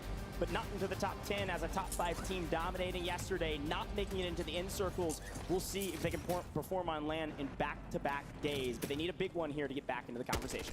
Looks like the Fluffy Aimers had a bit of a different contest go wrong, but Freddy on the other side here at the fire station, getting knocks, getting fools, and multiple squads over here. But this is that, we talked about it, the frenzy that occurs, that we are not backing down from this. We will fight until the dawn of the time over fire. And I'm like, hey, let's just go away from this. Nano gets cracked there. Freddy, though, if you want to go ahead and get that moving quicker, close the gap. Get in there. Yeah, a couple quick eliminations here in this contested fire station, as per the usual. Of course, you're going to see Cloud9 off into the outer edge of this same fight. They're going to be over in Seaport as well, the south side, but Omit NA to the north side of this fight. And it does look like, by the way, with a quick look at our map view, it does look like that Exiles team is actually to the south side of Levin Resort this time around. So Omit NA and Exiles are close to each other. Yes, they have a free spot right now to get their loadout and show us that, hey, everything's going well over here in Rostava, but the Exiles are probably going to be the closest team to them right now, and we'll see where they rotate to, because this Omit NA squad is notorious for rotating out and around Seaport to get closer to center of zone, pending the news. So I'm really curious to see where second zone will be, because this will dictate everybody else's rotations, likely up towards Omit NA, who probably won't have to move in this one. Well, what about the Battle of Bazaar? We saw a ton of action here yesterday, specifically from Reply Totem and CT Black. Vortex drops on down, Robstar looking for angles, and Volcom just kind of prone there, dead center, just waiting with the angle. Vortex, though, knows exactly where they are. Robstar maybe can hit a flank. The wallbang comes through. He gets the angle, grabs one, makes it a 3v2, and goodbye. Panda, enjoy the gulag. Well, and this is part of the reason that Robstar is tied for top fragger today. They've won this fight almost every single time. Actually, I think every single time. Yeah, we're shooting bodies, probably because they've been fighting for that position for the last, like, 3 months, and Robstar's team definitely getting the better of that side of the fight. But as we swing back, Omit NA, as expected, swung over to Levin to go find an Exiles team, pick up one, and then move on their merry way. And look who's coming up the third party. Howdy, Omit EU, welcome to the party. Ooh. I know Enigma is not happy about EMEA, fighting EMEA, but I'm having a great time watching Omit EU get back into form and find some early elimination. Oh, Blade tries to chow, gets it for Gromalok, but he's there to pick up the trade. Hopefully, we can pick him back up and prevent any gulag utilization here now. But Team Aiden has found FaZe Black. Flanked goes down, and DJ Moss just making sure we're calling information. They've got loadout on the roof, so keep an eye out for Blast there. Good thing here, Zeppa from afar actually is going to help out Team Aiden here. This is a very interesting play, actually, from this Aiden squad. This is probably the first time we've actually seen them rotate up towards military from Super. Usually they're heading into Low Town, Old Town, to fight teams like DRN, some of those other squads that dropped there. That FaZe team that's in there, also Old Town, Low Town. But instead, they head up to military, wipe FaZe Black, and then decide where they want to go from here. So back to Omit EU, because again in a bit of trouble. They've rotated up from Shaheen up to Bazaar, like we said, and the third party this time against them, nobody else here, so a true 3v3 means FLS, Gooey, and Clavson they looked at this fight and then said, never mind, I don't like it at all. We're going to go somewhere else. Yeah, Team North is currently going north away from the Omit EU roster, especially once this squad starts warming up and trying to keep on the move. From the distance we go, and well, Bazaar all alone. In comes all the free loadouts to help anyone who may be on the regrind. Team Community here scumming on that ultimate high ground and dives on down here to Zaravan City. Panda, that regain we saw from earlier on the ground, it's not doing too well for him because Unrational's looking for more. Yeah, again, where do people go when they want to regain? It's either farms or city. Apparently city is not working out for him. Technically shopping center here on the south side of city. It looks like our community squad looking very good in the early part of this game. However, the zone does pull back to the zones that we're used to from day one. We are headed back to the eastern side of the map, back towards likely somewhere between Superstore, Lowtown, and Farms, looking like mostly that Superstore area potentially for the end game. And Omit NA knows it, so they're going to clean out everyone from behind them, including this FIFA kill squad, as Juki's either is out on a leash or maybe he's the last one alive. It looks like he's maybe got a teammate in Popov. But Omit NA says, well, we don't want to get third parties as the Exiles come flying in on LTV to try to get a piece of that action. I mean, look, Omit NA already took down the Exiles once, and they're going to want to do so again. But back on over towards that Superstore side of things, I think staying here for the time being, considering that circle keeps creeping towards that northeastern side, a lot of open distance as we go ahead and pull it on up. You can still see FLS over there in Farms after retreating away from Omit EU, that red one on the bottom right of your screen. Very isolated down there, but for teams like Omit NA, the direct opposite of them in that north, you still have FIFA Kill, you have the Falcons, and the push is here. Yeah, the Falcons are swinging on their opponents on the northern side because the Falcons also don't want to get flanked. We have to check back into a team that's been shocking the world with their performances in the last couple days. This Colony 2K squad didn't have a great last map, but still a strong team in the top 5 right now. And FaZe Black has regained back into military on the northern side. And it looks like this Colony 2K team is going to punish them for it. Especially if Colony got in the gunny like that. He's able to get both weak. Where his teammates help. It looks like Nickpool's got an angle, but not a good enough one. Gets caught out by Gabe. Uh-oh, the tides have turned. Now we've got Colony 2K in trouble, and now they're on the run. At least Nickpool has the gulag, and we'll see if he'll be able to fare. But for Colony 2K, and you find yourself in a 3v2 on Urzikstan, we are still isolated in the northeast over in military base as teams are flocking towards this side of the map. Can we find an angle? And if I'm FaZe Black right now, I don't want to give up any legroom. I don't care if I'm investing these precision airstrikes. I'm throwing down the smokes. We're cutting off the lines of sight, but we have to wait to see the results of that gulag from Nickpool. Yeah, and again, it's a 2v3 right now, but this is going to be a tough building to just swing in and get a full wipe. So we're going to be here a little while. So we're going to check out some other squads. We're going to head down to FaZe in particular because, again, a squad that has had their ups and downs. We talked about them a ton yesterday. They made it into the top 10. They earned a decent amount of points. They've had a good day today. Sage is our top fragger. Reminder, as an individual, tied with Robstar. So a fantastic individual performance, but this team also doing well inside the top 10. Unfortunately, Sage getting caught out. He does have help over the top and maybe could bait out this Yavix team, but I don't think they're going to get that aggressive, not yet. Sage might be the one getting aggressive. Yeah, it's going to be FaZe v EXO Esports, and that Falcons meta team is on the rotate just ahead of them. We ripped off some of those plates there for Yavix, but maybe Cam's lost still, not allowing Sage to grab any angles. That cross being held by Swag and Adrian, you love to see it. They're making sure they're looking for information. Can we find any bit of that opening knock to allow Sage to just jump on him like a wild dog? Okay, well, I'm really excited to see where this new zone goes, because yes, we've lost 3 teams, but we technically don't know. Will it actually be the eastern side, as I suspect it will be? Will it be South Military Base, Superstore? No, it goes to Old Town, Low Town. Wow. Likely going to end in low. This is very familiar from yesterday. A lot of these teams are very comfortable with this end zone, specifically that Team Aiden that is dead center. Look, I love this, right? We saw them lurking back into Superstore where FIFA Kill and them now are, and we've already moved into Low Town. You've got your eyes set on the Reply Totem, but we're pretty separated throughout the buildings in Low Town. Smoke to cover the retreat, and we want to get back to the teammates and reunite, find the plan for the end game. We've got mortars, we've got plate boxes. We are set up for success. The only one without a self-res is DJ Moss, but they have a good bit of cash for the end game. Yeah, and quick notes from that map, by the way, as well. Omit NA is obviously going to be coming in from the western side. On the cargo side, they're going to be running into Cloud 9 likely over there here shortly. Old Town, you're going to see that Sage and Swag team phase holding down the Old Town area, while Aiden's team's holding down Low Town. So those are the heavy hitting squads here. But DRN is here to continue to show that they're one of the best teams here. They've still got a lot to prove with that 20-point victory or whatever it was close to it. They need more kills, Tiff, and this is a moment where they could do that. We've got to be careful here. You got Nate Dogg on the roof. You heard it. Destroy said best IGL in the game, but DJ Moss does not have the self-res, out by his lonesome here, and looks like a couple teams still trying to make their way. Z-Smith, Aiden just ahead of them, but be cautious. Smokes to cover. Can we get an angle on Nate Dogg? And if we can't, make sure we join up with the forces to isolate. Looks like Raul for Z-Smith and Aiden. They are on the prowl. Yeah, and again, another fantastic showcase of a great team that recognizes they have an advantage because the team is split. They're trying to push the equation. Unfortunately, it does look like Raul was able to make the great escape.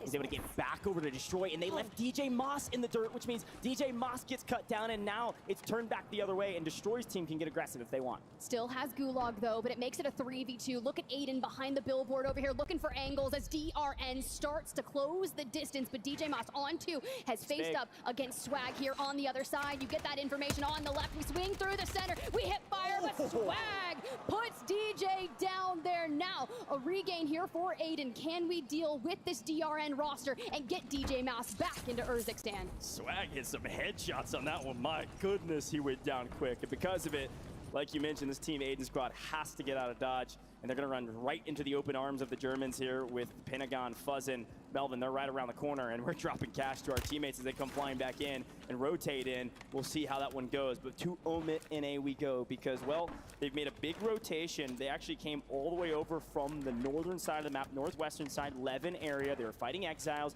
and they've rotated in across Cargo, across the river, and have made it to Old Town. The Exiles team went actually on the other side, have crossed the river over by Military. So these two teams likely won't be fighting for a little while, and right now it's about holding position for in-game. Where do we go from here as Aiden's team's in trouble yet again? Well, Z-Smith in the Gulag. Aiden still on it, still looking for cash, looking for resources, needing a buy station, but we are getting poked, we are getting prodded, and DRN taking down some phase. Can Aiden finesse himself out of this one? Back to gas station we go, looking for the closest buy station. Does have the cash, but we've got to withstand the pressure. Oh no.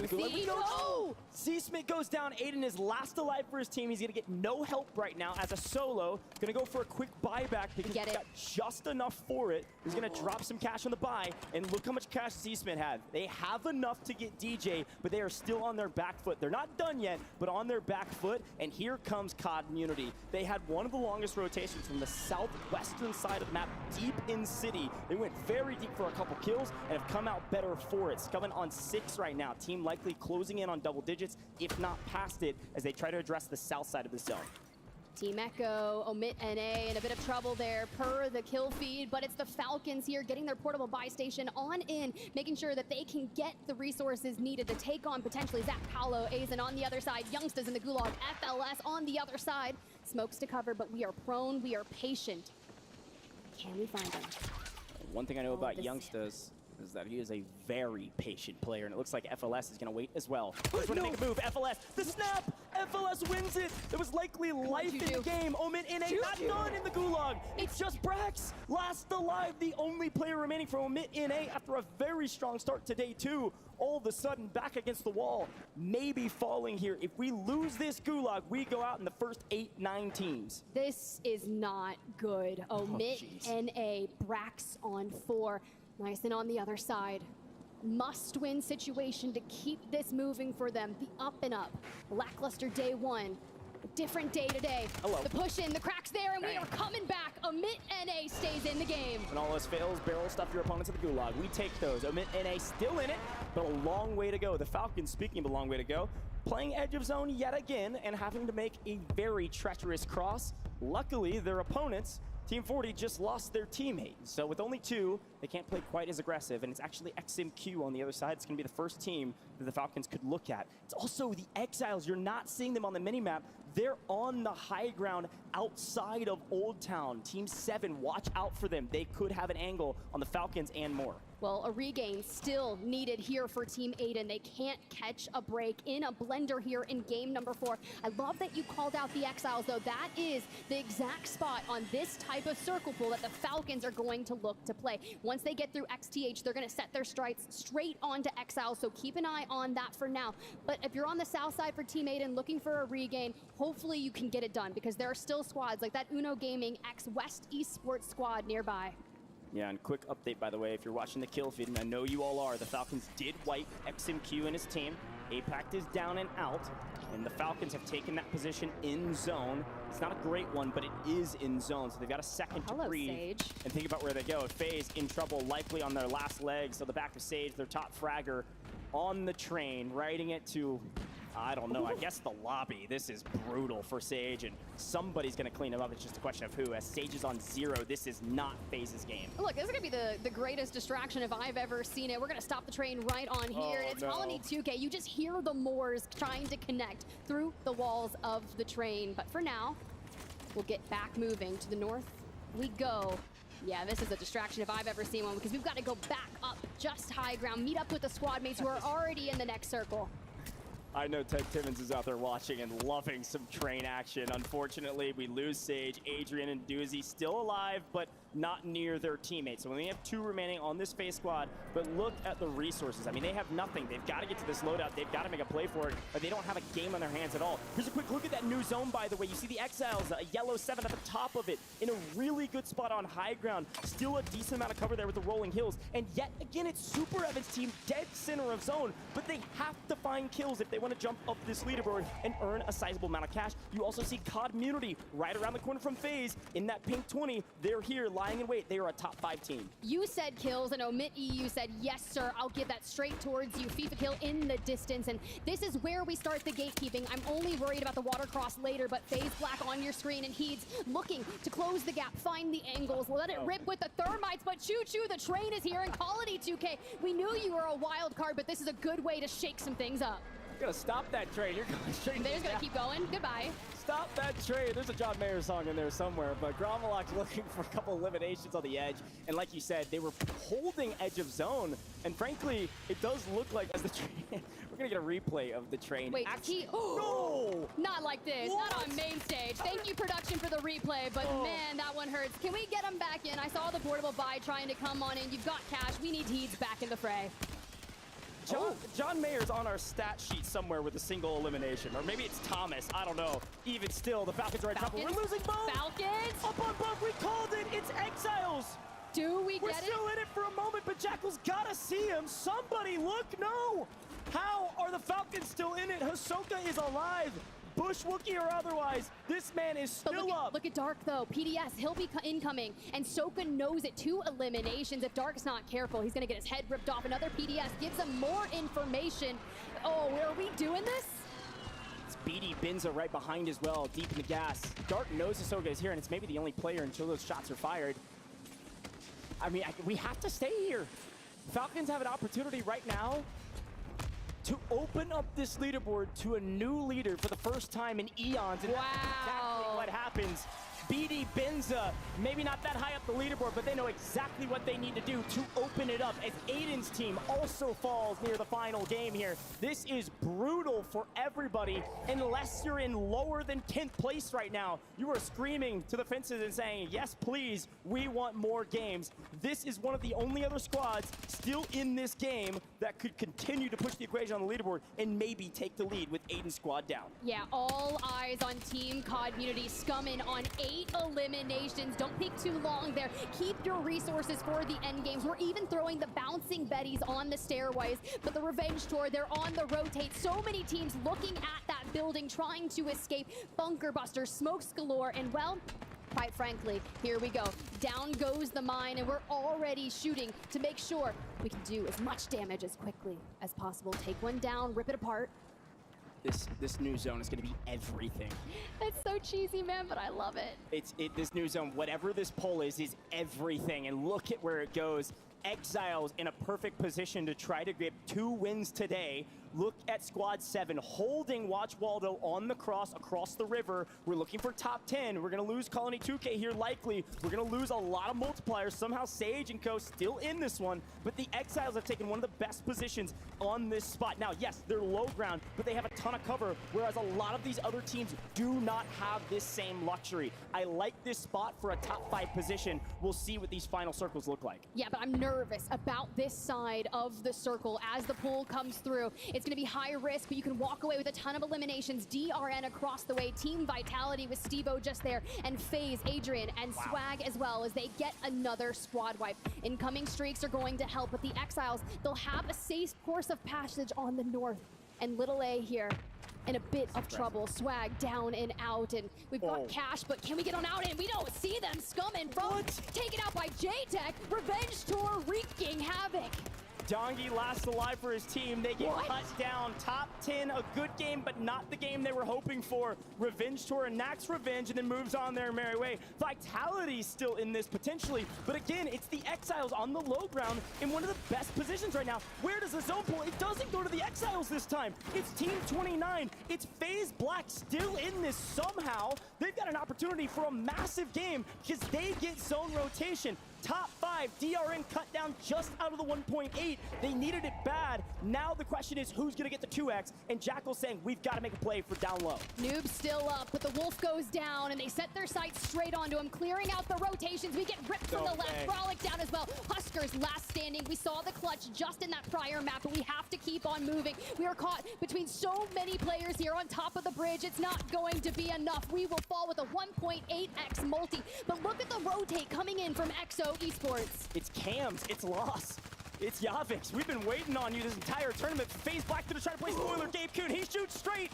and when you have all of your teammates alive, an opportunity knocks. Will FaZe Black take it, or will Cams play spoiler? 2 down. It is all up to Gabe. Win the 1v1 game. FaZe Black are your winners. Unbelievable. Well done. Amazing rotation from Military, the regain, and the win. Finally, we can scream FaZe Black's name. Welcome to the party, gentlemen. The question is, how many eliminations did they have? And was it worth it? Was it enough to earn an extra set of cash? Do you remember just a few games ago when you were asking for Gabe Kuhn in general to prove that he could be Rookie of the Year status on LAN? I've been asking. You watched the same game I did? I've been asking for, I think everybody's been asking, all right? There's been a lot of chatter, and look, online tourneys are different, LAN is different. This is stressful. True. Teams play different. You got to figure it out along the way, but when you have player advantage, you have all of your teammates, and you just tell Gabe, go fry and shoot straight. I know he can do that, and he can do that very, very well. Very well done from this team to come out on top in this one. And again, there's just this lurking question. How many kills did they actually have? I don't know how many teams they ran into that they were able to eliminate to have a decent game out of that one. The 2x, when you get it, it comes so rarely, you've got to make it count. And I don't know how many they have. Well, knowing what the point sponge at the top of the leaderboard has already looked like, this allows for that good game to completely shake up the middle and allow FaZe Black to leapfrog over a ton of people and keep on that trajectory of trying to hit 150. We saw Falcons fall early in that game, and hear me out though, Team Community had a ton of eliminations, maybe a higher multiplier. I'm really curious though what FaZe Black was able to use with that 2x multi. Yeah, and again, this is the same community we've seen time and time again. They can't close out victories, but they always have a crazy amount of eliminations. So I think you're right. We likely see Community actually the highest scoring team from that game. But it depends on that 2x multi. There's a chance that the 2x, they jump to the top, and maybe we see them leapfrog up this leaderboard and earn a crazy amount more cash, potentially. Let's take a look at the last stand and see how it all broke down. Because again, it all came down to zone pulls. And again, Exiles were in a great spot, but it was FaZe Black on the rotation. Look at where they were. They were bridge trolls through and through. They were underneath that banner. And this Swag team, FaZe, the other FaZe, they were against all odds into the top 10, so they salvaged what could have been an absolute bozo of a game, made it into an okay one, and when you're in a top 10 position already, that's exactly what you need to do. See, that rotation right here from Community was so tough. There were so many teams over on this side, EXO Esports being one of them, but you jump on over Exiles, I told you, a free rotation. You just have to worry about Team Super Evan on that other side. Even Vitality that's just on that kind of coastline, just trying to use whatever rock cover we can find. But I like that we take that preemptive rotation, because while all eyes were on Exiles, you get a heck of a flank right there. And I'm not talking about flanked in general. It's Blast on 5 eliminations, which means they've probably broken double digits, which is going to be such a boon for them. Yeah, decent game. And again, we knew it when we saw, I think it was the 5th, 6th zone, I was like, this is all going to come down to zone pull to see who has the advantage. And then finally, a true 3v3. No actual player advantage, but it is FaZe Black that shoots first. They trade out, and Cam's has to go low. Gabe makes the play. Gabe gets the kill. That's at least 9 showing between 2, so a decent game for sure. Flanked. Representing FaZe Black. I know they're excited about that one. I'm sure we're going to be hearing from them shortly. Get excited, gentlemen, but you can tell from their faces, job is not done. We are just getting started. We've got to do it again. We really do. And honestly, hear me out. Gabe Kuhn, right? A lot of tweets on the timeline touting that he will one day be the best that Warzone has to offer. That is his goal. And I've got to hear from him, right? We got Miles down there with Gabe himself. Gabe Kuhn himself. Mate, firstly, congratulations. A big win. You needed it. How you feeling? Honestly, it's a blessing to be here, man, and I have the best IGL in the game, freaking Blasted. He's freaking CDL Pro, man. He's the best IGL that I can ask for. They make sure that I'm disciplined and I'm always listening, and if I just shoot my gun, we can easily get top 3. I love that, man. That sounds like a good plan. Man, what is it like being a player here? Because there's a lot of people watching at home. Like, how would you describe what is it like to be in a lobby with this many players of this caliber? If you would have asked me 10 months ago, I would be here. I would look at you crazy. I just graduated high school freaking 3 months ago. Yeah, I mean, it's a blessing for sure. And like, if I can say to like all the fans and like my family at home and like my hometown, is anything is possible as long as you believe in yourself and don't listen to nobody, man. Yeah, that's what I'm talking about. Champion, brother. Anything you want to say to the fans before you get back up there? Anything that I want to say to fans, God is good, faith works, and just believe in yourself, man. FaZe up, baby. Dude, thank you so much for that. Appreciate you. Good luck on the next one. Back to the desk. These are getting better and better. Yes, they definitely are, Miles. Appreciate you, brother. Gabe graduated high school 3 months ago, and now he's playing for $300,000. Andrew, that is just mind-boggling. I know when I graduated high school, that wasn't an option, but for him it is. 3 months, that's crazy. I wish that would have been an option when I was his age, because my life could be vastly different. I could be down there and not have to be up here with you. Yeah, Stop it. I love it. Stop it. Love it.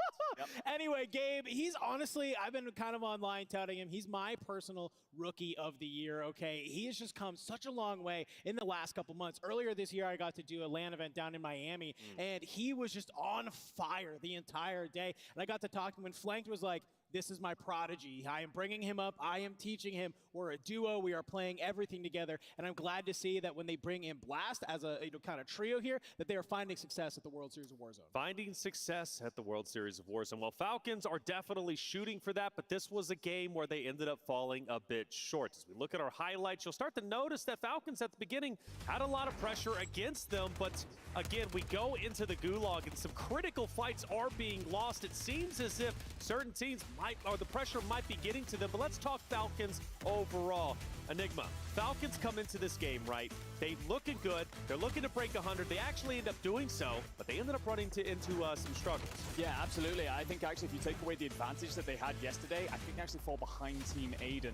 Daniel, very, very close. I haven't done the math, to be honest, but it's a case of this is not the group that we're used to seeing, and we are seeing Biffle and Shifty currently on 14 kills apiece, Soka on 11. Those kind of numbers are just not what we're used to seeing them put up. Usually they go absolutely massive. I mean, the KDs in particular, we've seen that 9.5 or whatever it was that Biffle was rocking, that is more than halved at this point, so they are seeing struggles.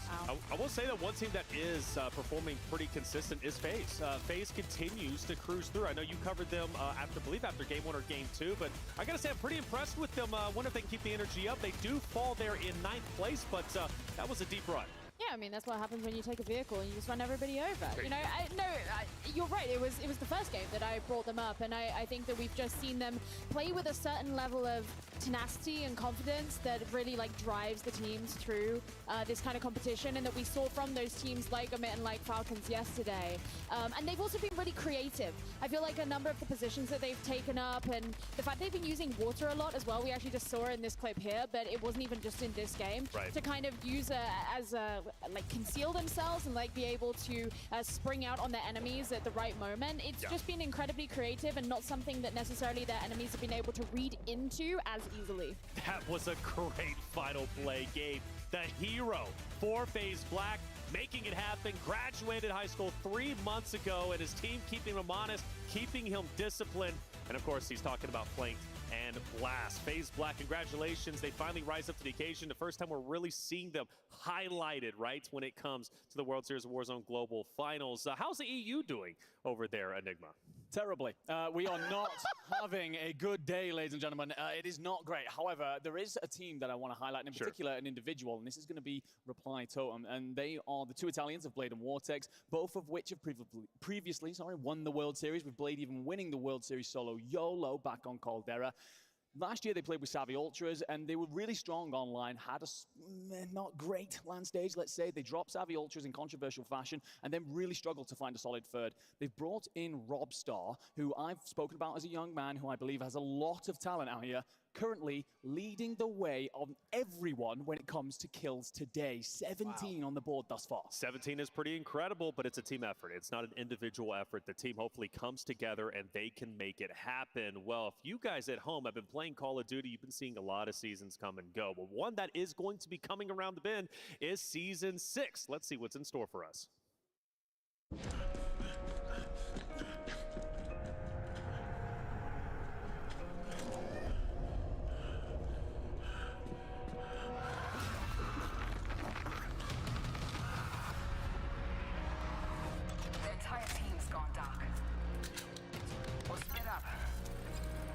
Still be survivors.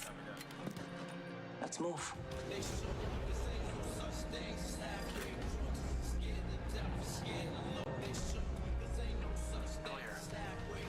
Camera up. Stay frosty. Movement.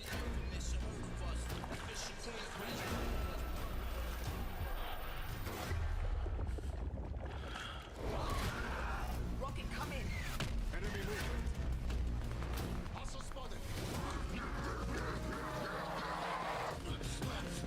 Does anyone have eyes on him? Report!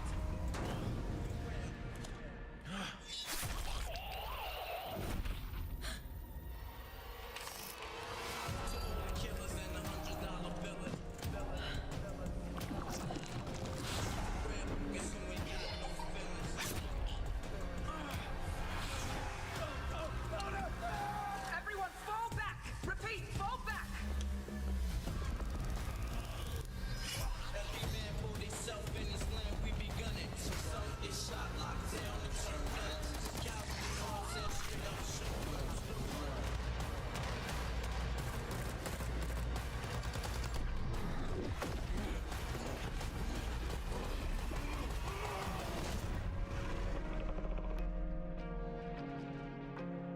Does anyone read me?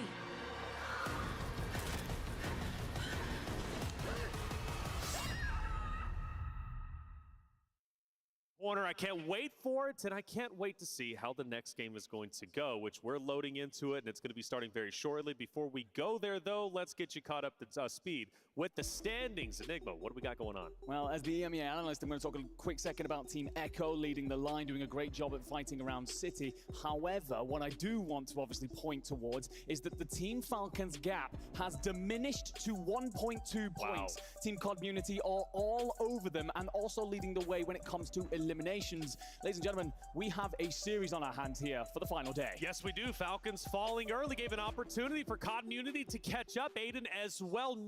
Nobody was expecting the points to be this close, leading into at least game number 5. And speaking of which, game number 5 is ready to go. Let's continue the World Series of Warzone Global Finals, game number 5. Hey, casters, are you ready? Spider Tiff Coach, let's kick it off. Thank you, Taylor Reflections Noble. I'm going to be honest, I'm surprised you didn't tout yourself thinking that this would be the case. He said it was going to be 8 games no matter what, at least, and somehow, some way, Taylor might be right for once in his life. It's crazy, Tiff, that this tournament is so incredibly close. Like you said, COD Community had a great game. it could have been better. They needed higher placements, but even still, Scummin is actually our individual kill leader now. That community team came to slay, and because of that, they are right there, right behind Falcons. Look, I was like, I don't want to get between you and Reflections. I know I'm up here standing between them, and now I've got, you know, Enigma here to my right. I think yesterday in your content piece, didn't you say that Scummin was actually the worst player out there? That's right. Man, the desk is just all Wow, wrong or just EU biased? I don't know, but Probably regardless, I did say that I would see a max of 6 games here today, and quite frankly, I'm wrong. Yeah, oh, production, can I go back over there and just like give it a poke? Be like, yo, here, I'm doing it. So you just throw the L up. And I'm sorry. We're having a great time. Folks, I think a big note also, we've got to tip our hat to FaZe Black. I was so unsure about their total kill tally that I was kind of like, oh, was it enough? They jumped up to 4th place. FaZe Black dropped a 38-point game in that one. Flank dropped 10 kills. That is a monster effort. We knew they had it in them. We've just been waiting to see. And this is exactly what we wanted to see. If you're a fan of competition, yesterday we walked out of the venue. You and I were talking and we said, what do the other teams have to do? The teams that struggled, because it was an absolute domination. And well, frankly, our big thought was change up your strategy. But for FaZe Black, they've been landing in the same place over and over again. This time, things are just going their way. Maybe it's skill, maybe it's luck, probably a little bit of the combination. It's Warzone, and it is time for map number 5. Folks, we might be going the distance. We might be going to double digits, but for now, let's see what this map has to offer.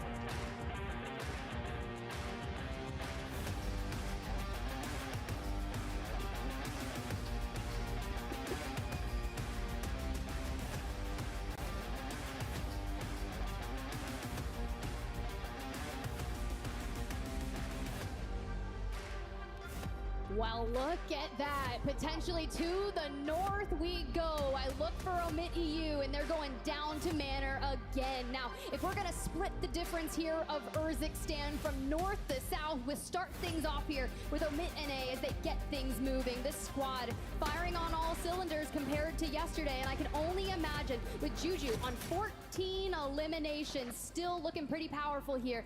I can only imagine even Youngstas, man, breaching that 13 elims also. This squad, keep an eye on them, I'm telling you. Very consistent, very strong team. I literally sat next to Brax on the plane ride over here. He was giving me all the tips and tricks. He said, we never get contested. Speaking of being contested, it looks like a total abandonment of form here from Omit T and Co. They've gone to the bottom of high rise in this area in City instead of contesting Cloud9. Is this good news for Cloud9 in the technical second half of day 2? Possibly, but still a lot of ground to make up if you're a Cloud9 fan and or an Omit T fan and co. So we'll see, but right now, COD Community, all eyes on you because you are the closest team that could theoretically take down the Falcons or at least take the lead from them here shortly. Now, we've got to remind people, Tip, 150 points is what we're going for. We are 50 away still. We did watch the Falcons drop a 60-point game, and theoretically, this end zone might go to Pop-Off. It really might, but for Brawlic, he's just out here trying to take the battle of the fence. Reaper on the other side, game plays, and we're trying to finesse it, but it's not going to go your way. Jackal and Husker still a bit too far away. Hopefully, Brawlic can get out of the gulag, because Jackal is down on the ground as well. The full comes through. Not how you want to kick things off, especially with that earlier match win. We're still working on that leapfrog up the leaderboard, but Brawlic goes. It's Na'Vi, it's Levi on the other side. Yeah, this is an interesting one. We haven't seen that much from Na'Vi today. They had a pretty solid performance yesterday with top 10 team, and now Levi gets better at Brawlic, unfortunately getting cut down. The Exiles, a very frustrating start, I'm sure, with a couple being sent to the gulag and a couple losses. Now, Omit NA now being challenged because, well, they've pushed the equation on Cloud9. Look at where they've rotated to. They took their drop spot for free, they got their loadout, and they are flying on Cloud9. So not being contested this time by T, but instead, Omit NA says, we need more kills, so we're going to push the equation into Seaport. We know we can win those fights. Must win already for the Exiles, who do not want to be exiled here. Team Vitality on the other side with Stevo prone, patient. We already have one elimination, but that stun, oh boy, here we go. The angles, Huskers reads it, puts a lot of damage down, but unfortunately doesn't get the full crack. Long sight line. Definitely goes to the side of Huskers. Here's the push through the smoke. Huskers connects. That's a broken plate, but job's not done. Zip is up. He's going to go for it. No, wait. It's a bait and switch. Going to go for the kill, and he gets it. With 1 HP in a dream, Huskers keeps his dream alive in map number 5. That was undeniably ballsy, and he was able to pull it out and get right back into this map. He could have been the first team fully eliminated. I don't know how you stay sane in a moment like that, because you have to be locked in. I'm over here like, I can't breathe. I can't. And Team Echo, well, hello to COD Community we go. Prodigy last standing. Oki in the gulag. Echo fully eliminated, and who knows if Prodigy has burned theirs. But here comes Dongi, a shooter in the own right, but Prodigy puts him down. Jeez. That's one of those moments you're gonna look back on and say, dang, do we really have to spend money on that? I mean, that's brutal, right? It's a 3v1. Just hold your horse for just a moment. Maybe a little bit of some weakness from this team, but Donkey said, don't worry, I'm just gonna go get my kill in the gulag. My bad, let me get some revenge. Oki on the other side. These two teams are fighting on the map now into the gulag together. Oki and Dongi, both fantastic, young, good customs player. Barrel stop. Wow. Dongi gets the win this time around. And Prodigy's gonna try to keep their dreams alive. This could be a strong team being eliminated first if Prodigy loses this. I mean, we are sitting in the top 10, in 7th place. You cannot lose any bit here. And, well, it was shaky, but it doesn't have to be perfect. We get back to go. The regain is here. Sorry, Nida. All right, collective deep breath. That was wild. Oh, no, this is a quick look back at Huskers. I just had a panic there for a moment, but this crazy play from Huskers. Ballsy gets the kill, pushes the equation. Look at his health. I love you, production. That right there is the definition of an IOTA. Learn it and own it, Mr. Huskers. Let's see if they're able to regain. As you see, Jackals die again, which means Exiles not out of the blender yet. As we actually take a look over at Aiden's team, who's flying in and getting punished by FaZe Black. This time, FaZe Black says, you're not pushing us out of military, not this time, as they take down the rest of Navi. Yeah, this is gonna get real mixy pretty quick, honestly. At least we have all three back up again. Navi looking on the regain in the dead center, but FaZe Black on the other side. Blast looking for angles. I'm so glad we got to hear from Gabe, but you have to realize we're on some low ground. People can take angles from the right, so you have to be very aware of all sides, especially with all the open windows in these buildings. Here's a look at that zone, by the way. We don't know that we're going to pop off, not yet. It could be more to the military side. We're gonna have to wait and see, but currently this is the exact same rotation that this team Aiden did earlier. Last map, they came up here, grabbed some kills on FaZe Black and other squads up here, and then rotated all the way down to Lowtown when they saw what the new zone was, because we didn't go all the way up to the northern side last map. This time around, they might end up staying up here pending new zone, so watch out for that third circle. We'll try to show it. It's gonna be very important for some of these teams that prefer the south, but FaZe continues their reign of terror here in Lowtown as they find kill after kill after kill. Not out of the blender yet with two teams in the area, but right now FaZe, again, they're moving on all cylinders and they're looking very clean for a team that had a lot of ups and downs. You gotta stay healthy though, especially with multiple teams in the area. Team Clown over there and Team Pentagon just ahead over here in Lowtown. Elsewhere, we have to see which side do we commit to, the military base or pop-off power. The Falcons of the North have been deciding, so they're hanging around that bridge coastal line of things. So where is FaZe going to do when they need to get out of Lowtown all the way on that southern side? But if you're playing for eliminations, especially with all of this cash, knowing that that fire sale is about to occur at the top of Circle 3, we get advanced UAVs and we eliminate everyone around us. Yeah, it's a great shout, and we're actually going to head to the Gulag because COD Immunity hunting the edge of zone loses Unrational. So Rational's going to take a fight against Autorize. This is not an easy one, albeit Super Evan's team haven't had a great day today or yesterday. Autorize, a fantastic player making his debut on land, been playing the game since the beginning. No shots connecting, finally a barrel stuff, and Autorize lives up to the hype, wins the one, forces COD Immunity to play with two for now. Well, it's okay though. Remember I said that fire sale, but you've got to survive another minute or so, especially it'll be cost friendly to get Unrational back on in, but Dongi burning alive, 1 HP. Running tempered though, so 2 plates to get him back up to full. Still hunting that. Now you gotta think, 4 eliminations already for this game. If they would have went the distance in that last one, but you don't check the corner. My man is prone over there. He's got the trade though. Scumman's able to play the trade. We've lost one on the other side too, so this is a 2v1 right now. A great position. We're gonna burn the self just to make sure.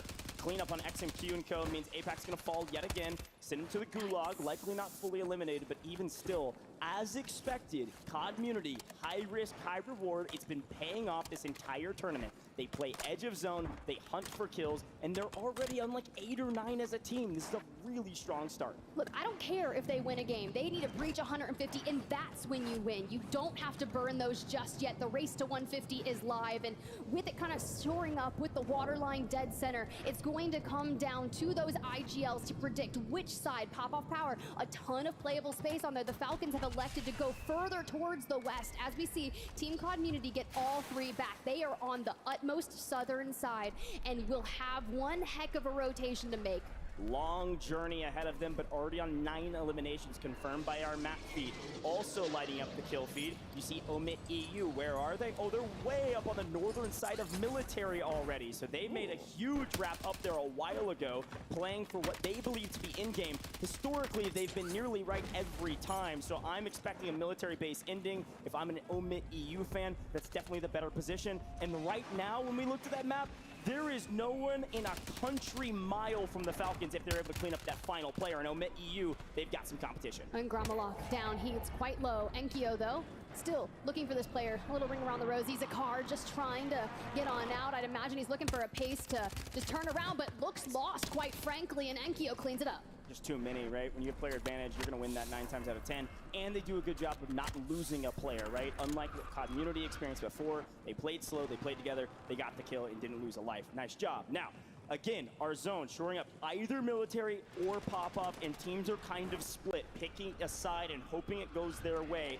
You're going to be seeing, of course, the Falcons on pop-off side, but you also see Omit NA, of course, rotating up into them. You see them falling in the kill feed. Actually, Super Evan's team also on that side, and Falcons are third partying off on the other side. On screen, you're seeing our Falcons, MENA, also losing a player, as Ullman is trying to get out of dodge and rotate around.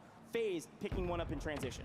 It's been quite difficult here as you see the Super Evan squad being wiped, and well, Deus Samir going crazy there for the fluffy aimers. DRN in trouble as well, as now you see that the Falcons have isolated this side of the circle towards themselves. Omit NA looks to be down to at least one. It's Brax, it's Youngsters and Juju in the gulag, and 2 eliminations with Destroy on the other side. We know he gets loud and he's gonna be locked in for this. Juju, you're gonna have to hold on. It's a tough fight, certainly. Juju's got the gunning. This is a really important fight for Omit NA. It's not life or death, but it is a great fight. Put him in a blender. Put him in a body bag. Send him potentially to the lobby. We'll see. Omit NA needed that one for free. There's no buy stations out here. Not close. Not that aren't contested that we can tell. So Omit NA, they got third-partied, by the way, from Falcons, like I mentioned. Were able to get out. Now are regaining, heading back into Pop-Pop right where they left off. Well, here comes Team COD Scummin once again on 5 eliminations, still crawling up, trying to maintain the top of the kill leaderboard. Nice end there, just above them. Slow, steady, looking for the angles. Don't want to give up any sound cues, probably looking for a jump up. Unrational Dongi smoking and getting in, making sure that we can hold it. Dongi and Irrational themselves, they'll full send. Honestly, I think Scummin's looking for the jump off. Yeah, this kill is technically free. The problem is you've got another team lurking and waiting. It's a matter of time when you get this kill, and you're just hoping you don't get shot in the back while you're trying to do it, or lose Dongi, who gets over-aggressive sometimes. And luckily, that's a freebie. There it is, and Team 32, they don't shoot right now. So, yeah, we're chilling. COD somehow able to make their way through the lower part of the zone, and guess what? Our new zone has just popped, and it's still dead center, the river, bisecting new zone, showing both military and Popov, slightly favoring military. Omit EU, free and clear on the northeastern side of the map. I really love their positioning, right? If I would choose to regain, I would want to clear out the northern side. We've seen a lot of circles try to end on the coast, just on that military base side, and they are brutal. And Omit NA still trying to fight from the west. When you've got this squad, Team Begsy, trying to hold you on out, we need all the eliminations we can get. We still carved to the underground, trophy systems down here, destroy them. We don't want them to intercept anything, but honestly, the choice of running whatever you can find at this point, the smokes, the thermites, the throwing knives, you just gotta be quick with it. Yeah, and frankly, if you're Omit NA, you actually want this fight as long as you have an opening. you want to fight this team. You feel and you know. I mean, Brax said it straight up. He said, if this team, because this team does land near them, if they contest us, they fight us, we win 10 times out of 10. They want this fight, especially because it'll free up this side of the map for them to take a nice rotation in from the western side into the western side of the new zone. They're going to be just south of the Falcons in a really good position, but they've got to run through this squad and get to new as fast as possible. Looks like Community wiped DRN, and well, still finding Na'Vi here. Zeppa looks to be pushing here. Youngsters, Juju, okay, reuniting inside the room. Smoking, get on out. Dongy on 7, more cleanups this time. Davis Mir Castillo, Z-Dark, the fragger trying to hold on, but can't do it. Right now, this squad is just inevitable. They're going to find eliminations. This is an unreal amount of kills already. They need this multiplier, and unfortunately in a 3v1, they will fall yet again. They cannot get the placement, but they still find the kills. They had 16 kills, by the way, falling in 27th place. Still a good game somehow, even though they fell in not even, you know, I guess the first half of this lobby. Yeah, that's a little tough. What is that, a 1.2x multiplier? We were looking for potentially 1.4 exiles on your screen. How many times do they run into the Falcons on the west side? But you've got Begsy, Reload, Omit NA just above them. We are going to collapse on one another, and this is going to be an opportunity for Omit NA, still looking to get their full trio back in to potentially seek to third party this. But honestly, Soka is going to make quick work of Begsy. There's not going to be any time to third party. And it does look like CT Black is actually Team 10 that is lurking and waiting, trying to hold. This Panda squad has been incredibly quiet because of their losses at Bazaar.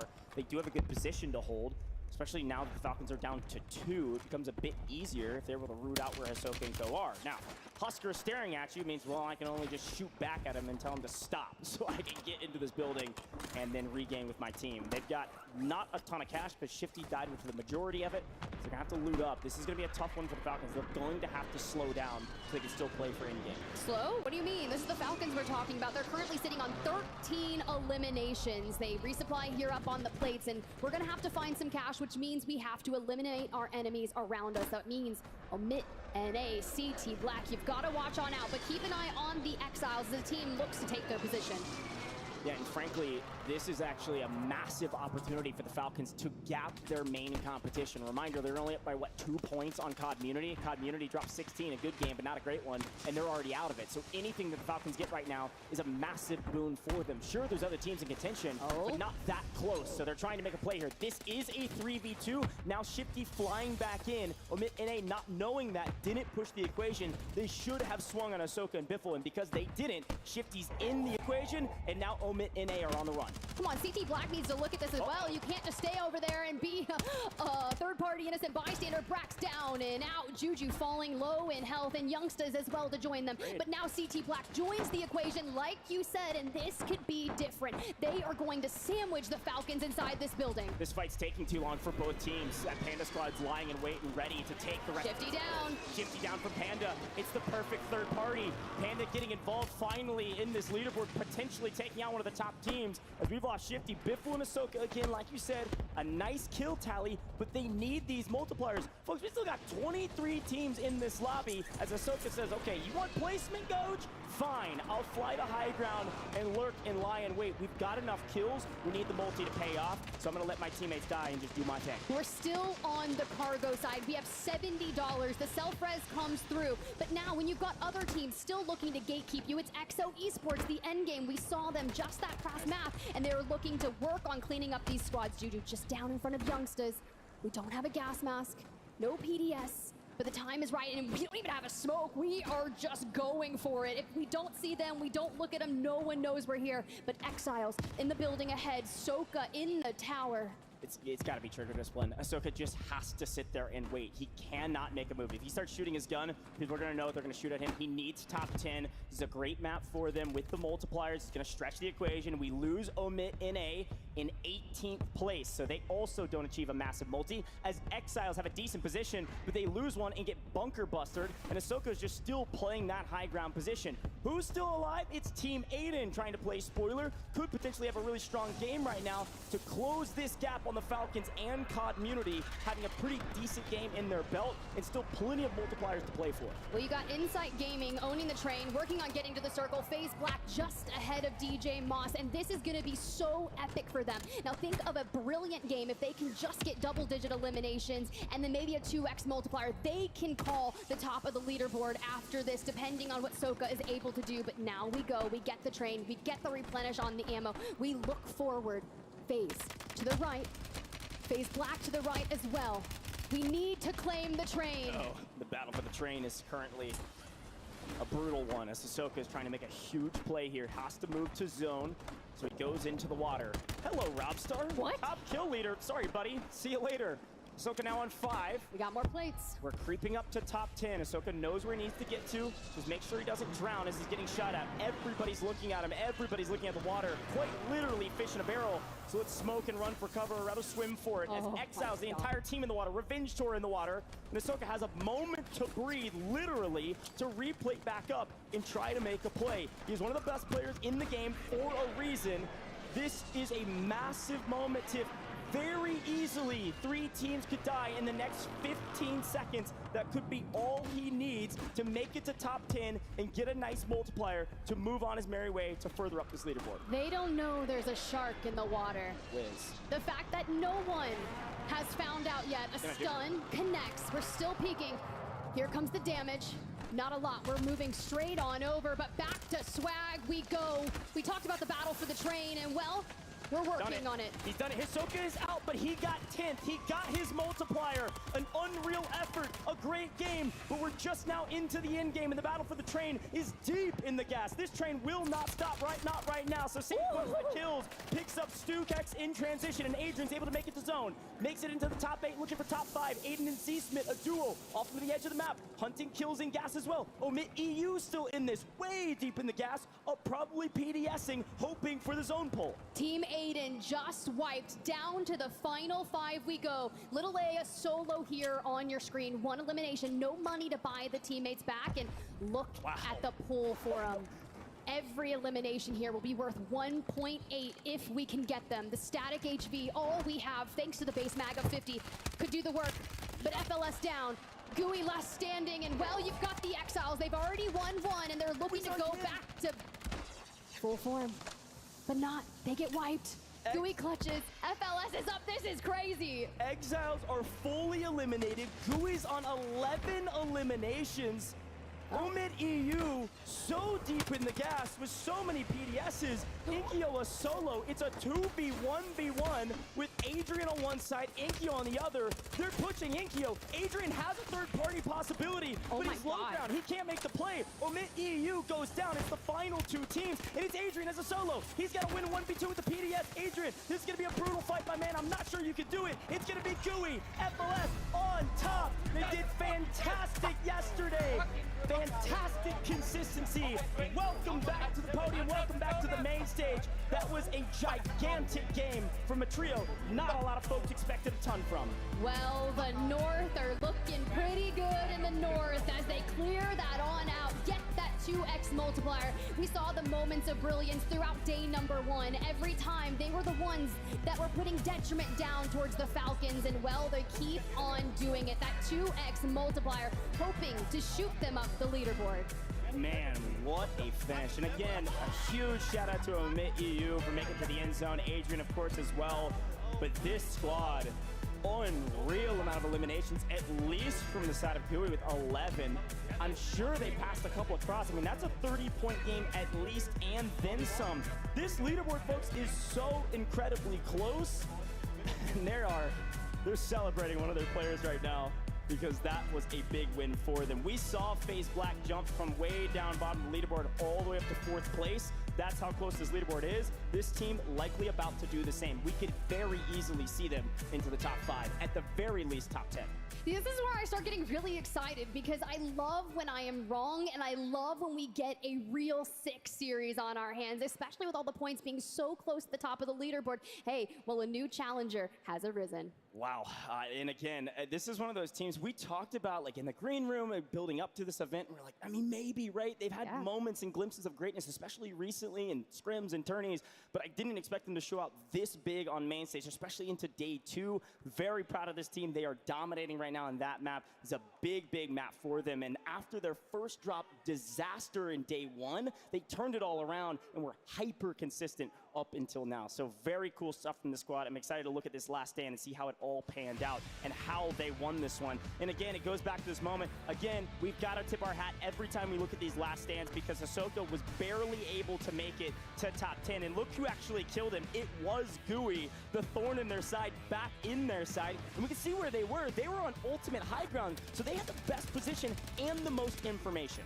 Exactly, and even though the Exiles look to try and clear it all out, this fight right here essentially wins them the game. The 3v2, FLS down and out first claps, and this is where the clutch comes in. It's Gooey, right? Tries to finesse around, FLS gets back on up, hits the trades, and then we just focus on the north, the LTV to kind of get closer over towards Enkyo. Sure, yeah, we'll run into a couple of loadouts, that's no big deal. But what's even kind of crazy here is we're shooting the trophy system before we actually shoot Enkyo, and he elects to just kind of dive away before turning around to fight them, and you essentially get sandwiched by the north. And unfortunately, it just looked like Adrian wasn't able to be the mountain goat that we needed him to be to get up here to actually third party. He was about 2 seconds late, which frankly in Warzone is way too long. There was a chance Adrian could have won that fight. He needed to be there when they addressed each other. It's the classic moment in the end game where you've got to be the third party. You can't be late to the party. So we're gonna head down to the stage with Miles with an interview on the stage. Thank you guys, a very special guest. The second time we've got to speak today, man. Firstly, congratulations on a very, very exciting win. What were the final moments like for you and the team? I mean, we were like flowing. Everything was going like we wanted it to be. No one died, so yeah, perfect. Perfect. We love the sound of that. Perfect. It can't always be perfect. And that's why you're wearing this. Now, for the folks at home who don't know, you got given this when you were the first team eliminated from the competition. And we saw each other in the hotel yesterday. Do you remember what you said to me? I said I want to wear the medal when we win a map tomorrow. And you're a man of your word. You said you'd win it, you'd wear it, and here we are. Incredible turnaround, man. You've got some points now. You're flying up the board. How's the team feeling? What's the mood like in the camp? I think this is what we needed to get really back into it. Yeah. Well, man, I wish you the best of luck, sir. Good luck with the next one. We'll see you later. Back to the desk. Oh, yeah, back to the desk. Game number 5 has concluded. How many games will we get today? Well, we at least have a couple of more before the 150-point threshold has been reached, right? Which, again, people were already saying we would be at 150 points by this point, and, well, we haven't reached it. Gooey, by the way, making good on his promise, saying, hey, I said we were going to win a game today, and they did exactly that. Talk to me about Team North. I mean, coming out of nowhere, they were relatively quiet yesterday. They did have big moments, specifically with FLS challenging, I believe, Falcons, if I'm not mistaken, taking them down early. But today, they've been non-existent. Now they're here. Yeah, what I love about this team is that they've decided to change a couple of things in terms of their strategy. 2 Danish lads, 1 Swedish. They have practiced varying drop spots. The one thing I can accuse them of sometimes is being a little bit passive on the slaying front. And they actually came into this game with just 23 kills on the board, sat very much so in mid-table here today. They go absolutely huge there. Pick up much more kills in terms of your aggression. You see Gooey there finishing on double digits, and that's what I want to see from this team. A wonderful set of guys, and I'd love to see them continue to put on through this tournament. Go just brought it up a few times. They tend to start slow and then pick up through the rest of the tournament. They did that in finals. They've done that here yesterday, and then it looks like they may well do that again today. Well, the good news is we could have 10, 20 games, so if they continue to pick it up by game 15, who knows, they might be on top. As we look at our highlights from game number 5, you start to notice some big hitters are falling a little bit early. Dream, Team Falcons, 10th place. Hisoka seems to be the one hanging on by a thread consistently, not necessarily because he's playing bad, but because he's put in that position.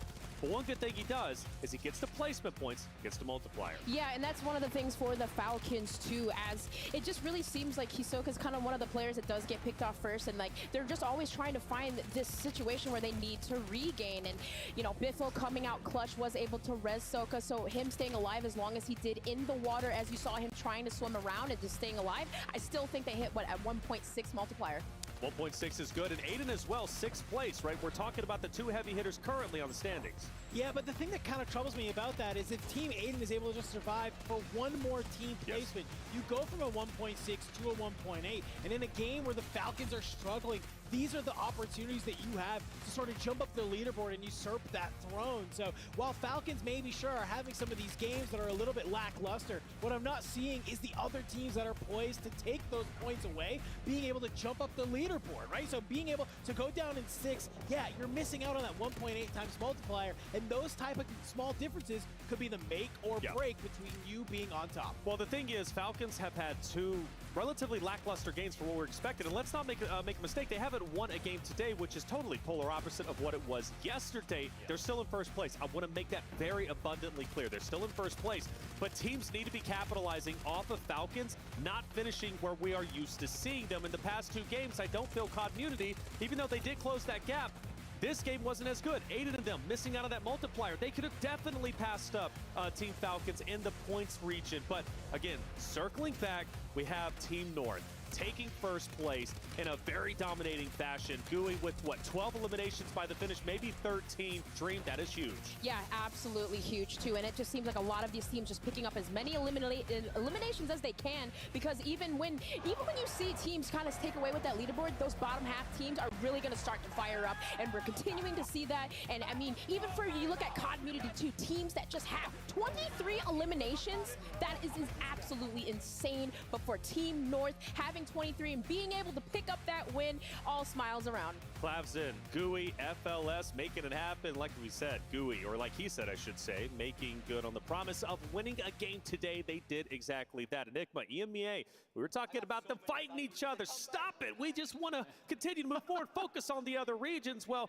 GUI winning in the way they did, that's good news. Oh, absolutely. I mean, it's, again, another belief moment. It's one of those big times where we've not had a good day, quite frankly, in this region. And suddenly you see them pick up that kind of victory, a lot of kills involved as well. It's not a passive one. It's not one where you've hidden away and played in towards the end zone and maybe picked up a few kills. We're not talking about like a 5-point victory. This is going to be absolutely massive for them, lift them way into the conversation when we're talking about prize money. And all of a sudden, you know, we've seen it with squads like the Falcons. We've seen it with several of our other squads. As soon as you get that one under your belt, you suddenly feel a lot better about your decision-making through your afternoon. You know, another team that's been playing very well, we've highlighted them, I think, literally every single game, and that's Team FaZe, right? Swag, Sage, and Adrian, the young gun, playing so very well, finishing towards the top end of that last game. They continue to elevate themselves up in the standings, and speaking of which, let's get caught up with how the standings are currently looking. So, no surprise, Falcons are still in first. Community is hot on their heels, and Team Aiden, kind of that gap starts to grow a bit, right? 24 total points between the two. Yeah, the thing is, though, you kind of mentioned it. Falcons haven't won a game today, but honestly, that doesn't worry me. We've seen multiple tournaments where Team Falcons have not won a singular game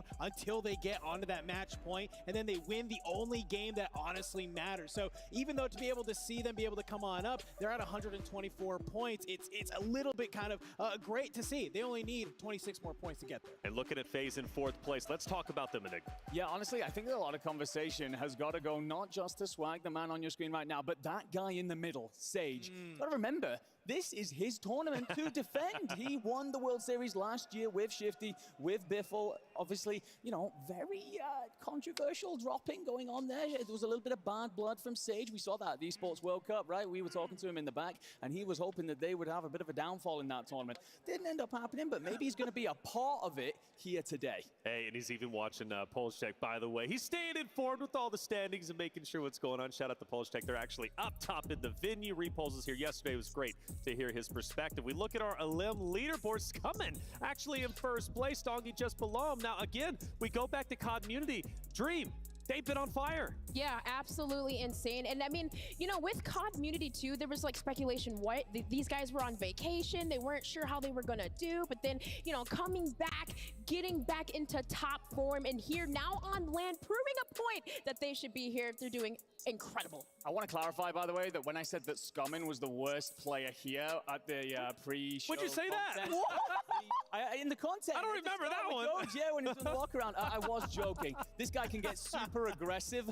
The one thing that sometimes worries me is consistency, but that is not an issue today. We're seeing him involved in all the big engagements with his team, being a part of it, not off by himself. That's something you can worry about with the leash. I was going to say that, not off by himself, because you remember that one engagement where he was literally pre-aiming holding, right? He's just doing things where he's slowing down, and that's key. Yeah, and I mean, we even saw that, though, I think a little bit in a rough spot where in that last game, they have 16 eliminations but land in 27. So while they're doing great, I need to see them lock it in a little bit more for these future games. Well, if they lock it in, they should surpass 150. And let's take note, right now, Team Falcons are sitting at 124. That threshold to be eligible for match point is 150. Do they reach it in this game number 6? Well, let's find out as game number 6 is ready to go. Let's send it over to our casters, Spider, Tiff, and Goj. Thank you so much, Taylor Reflections Noble. As per the usual, a fantastic breakdown and no crazy predictions from him. I appreciate that. Now, Tiff, we looked at that leaderboard as well, and we were very surprised by the margins right now. They are so incredibly thin, and I really wanted to talk about that FaZe team. The fact that not only are they top 5, they're consistently up there. They're consistently finding ways to make their bad games into good ones. Pretty impressive stuff to be top 5 and a chance to win a crazy amount of cash. Yeah, it's going to get really wild here soon, especially we were crunching some numbers, removing starting points and looking at the averages that some of these teams were kind of operating on. Like the Falcons yesterday, 34 points per game on average. Today, well, they're performing at about half of that, 16.8, which is allowing teams like COD Unity to jump up the leaderboard and chase them down. They're averaging 17.6. Turn to Team Aiden, 14. That's why we are so close. The only thing that's really kind of saving them is those advanced starting points, the 10 that they acquired by getting first. Well, yeah, and it's exactly what we said yesterday. Yesterday was very important. Yeah. They still have a lead, but we've got to draw our attention back to that 150-point threshold. We are 26 points away if you're Team Falcons. That is so well within their reach that it's almost inevitable at this point. They haven't had a fantastic map, so because of that, this is now their time to breach the threshold and be the first team that would get on to Call of Duty Warzone match point. Yeah, but I mean, look, just those 10 points, right? The 40 comparison to the 30. If I'm Team COD Unity right now, I need to put down the banger. I need to breach 150 in this game. You know they got the eliminations. It's just being on that better side of the zone. We're talking about the risk. You go where the people are, you find the eliminations, but it's the timing to get ahead of them that you need to make sure you're getting those multipliers. We saw Soka solo making sure he could do the most that he can. Will the Falcons fall here on land? We know they're in first, but can they get to 150? Get that win condition here. Let's get into it. Another map in Vegas.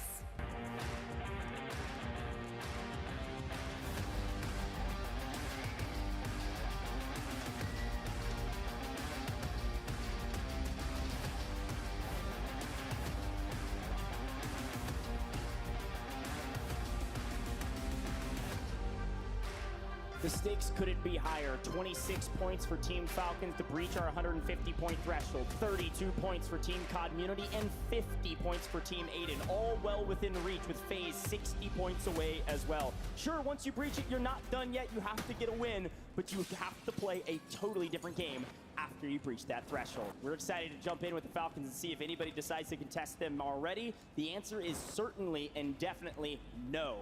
However, this is the same story we've been telling for the last, I guess, 11 maps that we've played between 2 days. So something is not going well for them in rotation. And with this new zone, it is very centrally located. We could see ourselves all the way back to Lowtown again. Well, back to Restava shops for the home of Amit and A we go. I love that spot for loot. A ton of cash registers, a quick loadout you can. But for Team COD Unity, the one rivaling all of the eliminations on the board, 6 points away from the Falcons. We do see Exiles getting wiped off the rip. Quite unfortunate there for the Levin Resort side of things. To the Gulag they go, but a calm start for COD Unity. Here's what's so interesting about this COD Unity team. We knew they were high risk, high reward. We knew they would be frying out for kills. They had 16 kills last game and they fell in the 20s, all right? Now, Exiles have had a great tourney thus far, really consistent, maybe until now. All 3 in the Gulag, and it looks like Cloud9 on the other side. Getting the better of his opponent. Jackal makes that one look easy. Down goes 4 and Jace. Cloud9 still in the blender, unfortunately. But it was a must win. Jackal was the only one who won the Gulag. Oh, wow, yeah, that'll So make good you thing up. he made it look easy. He's got $1,500 in a dream at this point, and where do we go from here? We're spawning over by the manor. Well, this is a heck of a lot of like, we're talking Levin was all the way on that western side of things, but the FaZe squad that is looking so strong here, 90.8 points on the board. Sage finding final form, and well, when you've got Showstopper, you've got King AJ here, hold a breacher drone, have a couple. How about 3? Why not? Able to ward off at least one, but a push and a flank and a swing. Vision goes down. Nice trades here from the side of Adrian and co. FaZe is in final form, in final 5, in top 5, looking to make it top 3 and counting. So much money exchanging hands at the top, $300,000 if you can win it all, and it's still within reach for that FaZe team. And Omit EU has quickly swung up to Bazaar to take a look at who won this time around. It looks like that Panda team actually won. Now getting third party, Omit EU says, you're not gonna get paid for it, not this time. They didn't win anything but a third party and a visit from Omit EU. Only 34 eliminations from the prior maps, not where they wanna be. 10th place for now. Got to jump up the leaderboard if they can. It starts here. And Kyo, though, has to find Resolve. Resolve breaches and just gets one more bullet, but the trade is there from the teammates. We save a gulag. Elsewhere, we did see that wild card Team Colony 2K in the distance. FIFA kill on high ground. Omit NA, Youngstas running for the hills. Yeah, and this is where Omit NA usually drops, very close to it. And it looks like the FIFA kill squad has actually swung down a lot more aggressively this time around. Omit NA said they never chow us, and we always win when they do. We'll see if that continues to be true, as Brax has bailed on his teammate Youngstas all alone right now. Just going to be looking to isolate some ones. Will he win a 1v3? It is nearly impossible. It is possible, but it's nearly impossible. And Young, I think, is just trying to stay alive and buy Brax some time. He buys him plenty of time, but 2 swinging in, there's just no chance Youngstas can get out of this one. Wait, did we stick that? I know we're losing our life. You said it. We're giving Brax the time with the cash to get away and hit that full buyback. But Team COD Immunity, you've got Unrational Moors in hand. We do see Youngstas in the gulag. We don't have to hit the buyback just yet. But here we go. Welcome back, Juju. More eliminations for us, and Restava Shops, the home, our beloved, to be able to hit a regain. And only one in the area now, so they've got plenty of time. I do think Brack's going to make sure that that's the case. Got eyes in the sky and a recon drone, so plenty of info to tell Juju, hey, all is clear. You can come down and hang out with us. We'll see where they go from here. But we got to take a look at this new zone because it was very centrally located, and new stays very centrally located. COD Immunity continues to hunt the edge of zone, but our zone that is showing is actually favoring slightly to the west. We could see one of the first cargo ins we've seen in a very long time. We could head all the way back over to Seaport, kind of cargo, but frankly, I'm looking at that area between Low Town, Old Town, and cargo as the main spots, dead center of the map. Like always, all day yesterday we were at Old Town, Low Town, and I expect us to go back. Well, here we go. We're still looking for the remnants of the Falcons MENA team here, scumming on one, but the battle of the staircases ensued. The Tempered gonna eat that thermite a bit, a dolphin dive and a bit of a snazzy play there, still unable to get this isolated 1v1. The shots go out, but Resolute gives them the advantage. Still, can we connect the thermite through the window, thread it through? And this is a 1v1 for the ages, apparently. Edge of zone, Zix is doing everything in his power to win this one, and frankly, may have. Unfortunately, Dongy said, all right, I'm coming, Scum. You couldn't clean up one. Let me help you out. There's the pinch. Well done. Helps his buddy out, and they're going to move on their merry way. Again, reminder, Scummin is our top fragger right now with Dongy. They're actually tied at the top. 2 players from COD Immunity, both on 27 kills apiece. There's no wonder that they're at the top of the leaderboard or very close to it. Well, there's a reason why they are one of the only teams that have been able to beat the Falcons at this format. But Omit NA still trying to get out of this area, still on a regain. But you got to check in with FaZe Black. Things are always looking crazy over in military base, and Navi is one that is always being fought by them. But there goes Levi down out. We heard from Gabe earlier. He said anything is possible, and this regain that we've seen from them is they're climbing the leaderboards, and they just keep on moving up. Apparently Championship Sunday is for the FaZe teams. My goodness. If you're wondering where's Navi today, they had a good day yesterday. It's, well, dead because FaZe Black's been fighting them and winning 9 times out of 10, it seems. And another regain from Panda Squad after the Bazaar loss to Omit Inkyo and them. Omit EU. You go over to military base and thinks you're going to get anything. You are dead wrong. But go to the Falcons, who are on the hunt, quite literally flying above their opponents, trying to figure out who are we going to take down in transition and where do we go from here. Do we just want to hold Pop-Off for now? It could go north. It is possible that this final zone does go to Pop-Off. Soka over here piloting the helicopter. I thought we were actually going to drop Shifty and Biffle off on someone, but seems like you got Hallow on the upper ground, just on the outskirts here. But we're working on the positioning, still on the prowl. Mind you, we set it 26 points to get them to 150, and we know what their close rate is on the win condition format. They call Soka the closer for a reason here, but back to Team Aiden, someone who wants to put the rest of the detriment into the dynasty. They need eliminations, but we got to get Aiden back on his feet and inside. Here we go. Z-Smith getting Aiden back into the fray. 50 points is needed for this squad. Yeah, Team Aiden has a rhythm. They have a rhyme to all the success they've found along the way. They head up, they take a look at military, they didn't like it this time, so they head all the way back down to Low Town and rotate into Old Town. This is what they've been doing all day today, and it's been working. This time, because they didn't find the kills in military, they don't have hardly a single kill to their name, and they're trying to find them now. This is one of those scary moments when you don't have early game elimination, and it looks like maybe Aiden got fastball special right to the face by a thermite. Will get picked up here. It's going to give a moment of reprieve for their opponents.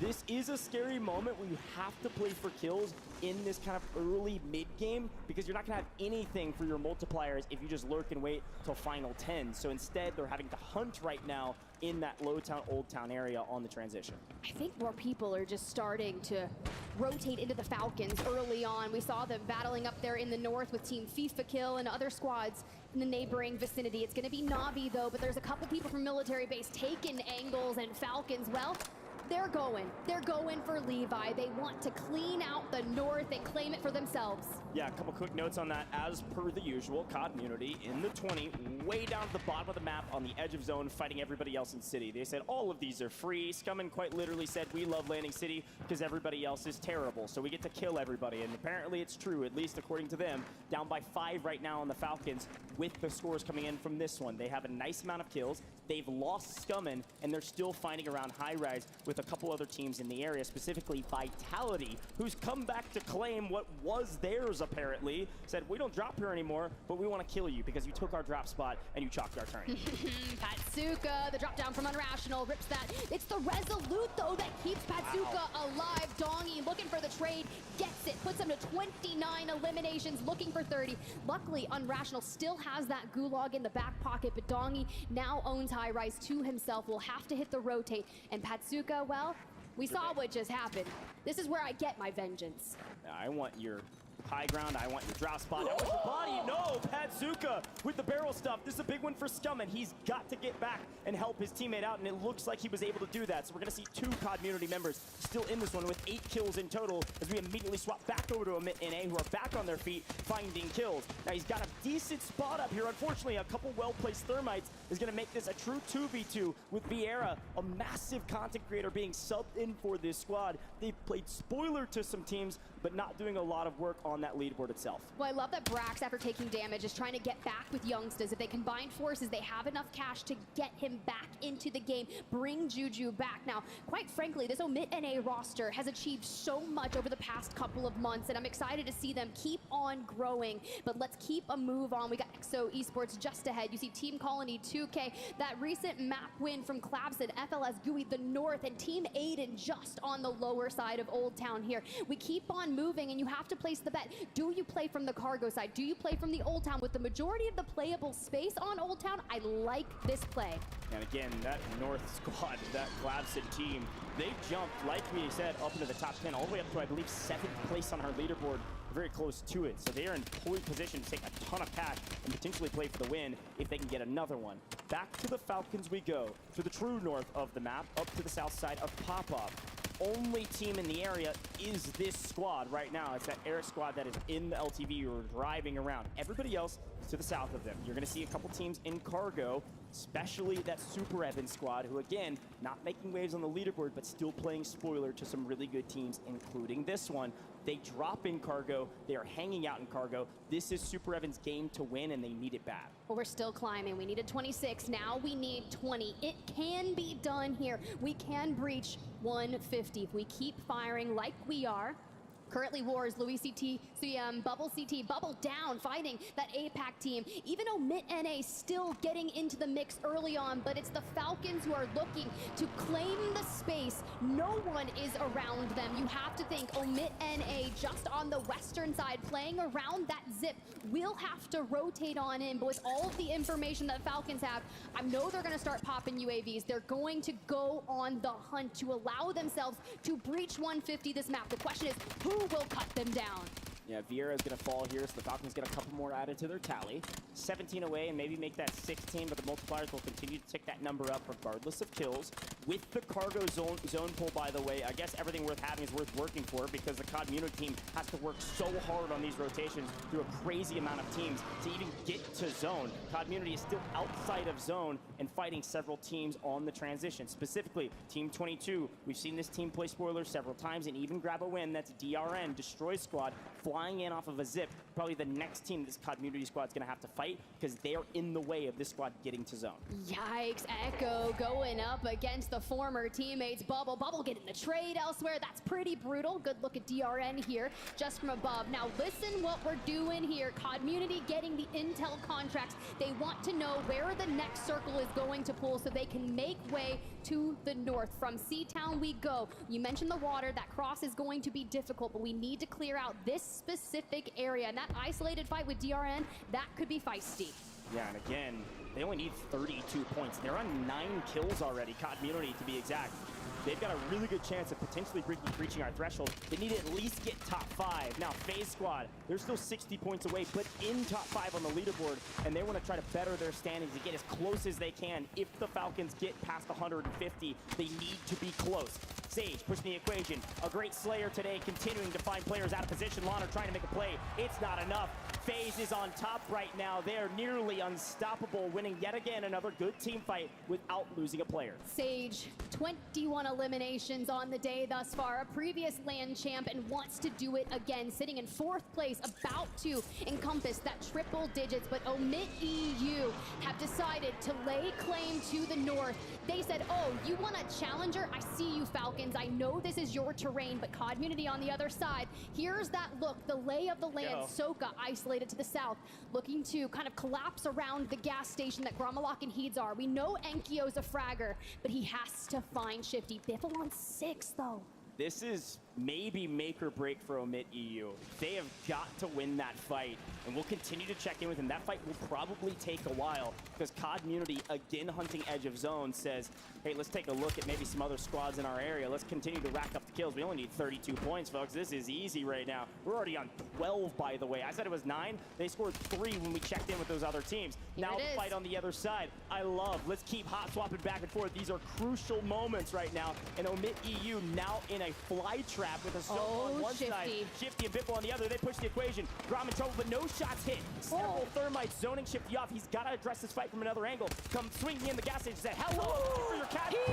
He says no. Yet again, he's playing spoiler. Biffle getting into the mix. Shifty getting in the mix, and they take them out. Omit EU cut down, only losing 1. The Falcons on top. The Falcons that much closer to making it to 150 points. And in the meantime, COD Munity in deep trouble. Where is Enkyo? I know FaZe Black. It was flanked, I believe, that knocked him earlier before that fight actually occurred. Dongy down below the catacombs there beneath the sea here. Swag, Adrian. Oh, 7, last alive. Just seems to be the nature of the game for them. 26 teams still up. Yes, they can frag, but it's getting into the end games. It's getting the multipliers and letting those points culminate. 125.2. We are within striking distance. Let's say you win this game. There is a good chance that you breach 150 for Team COD Munity. Okay, reminder, by the way, the Falcons needed, what, 25.8 points or something similar to it. Okay. They have 13 kills right now. If they get a win without a single another elimination, they've done it. They're likely going to do it if they pick up more kills in the rotation. It looks like Soka was able to get some. We still got to keep our eyes on Dongy because, like you said, COD Munity is still in the equation, albeit entirely on the back of the young gun Dongy.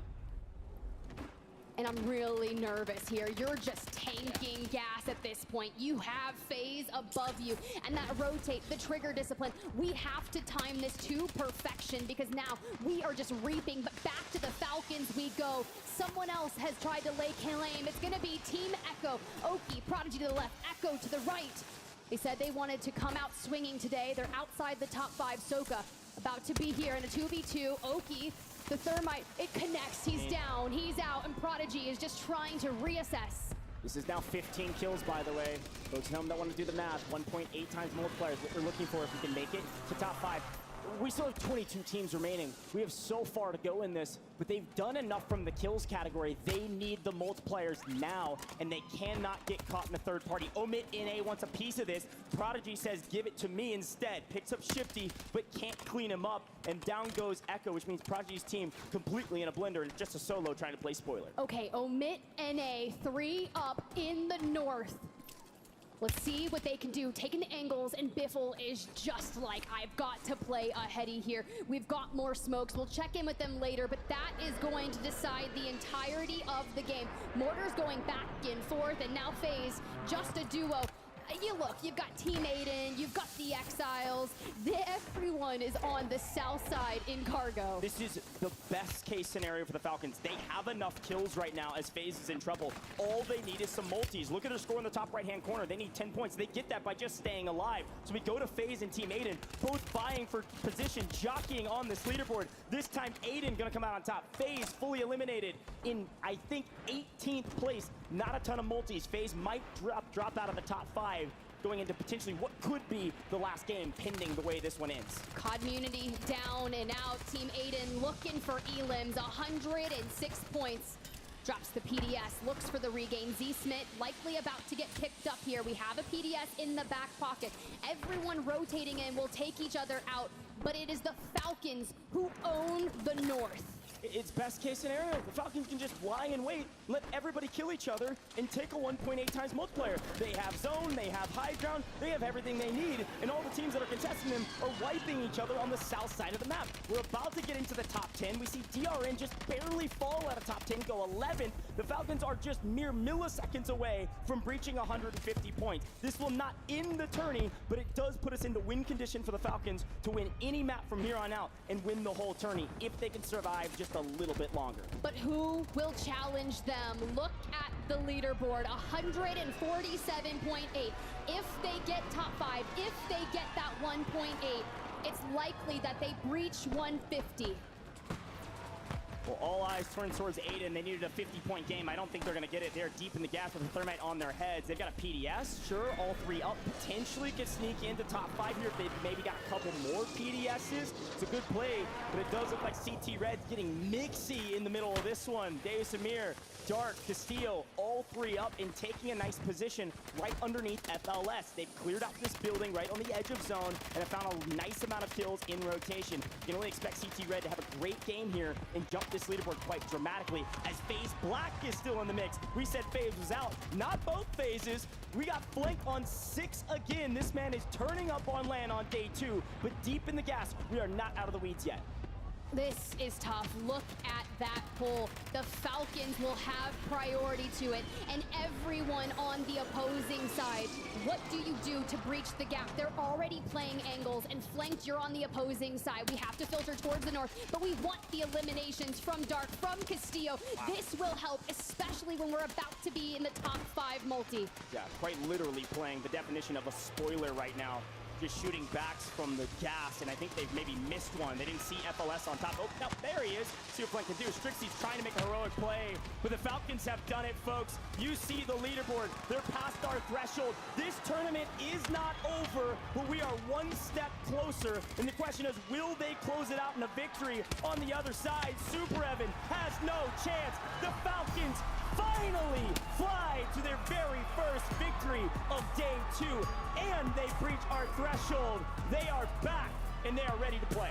It only took them 6 games to find the form that we are used to seeing and have been the entire year here in competitive Warzone for Urzikstan. The family, the hype crew, front and center for the boys, and well, we saw how many eliminations they had. That 2x multi goes the distance. They breached 150, and now all they have to do is win 1 more.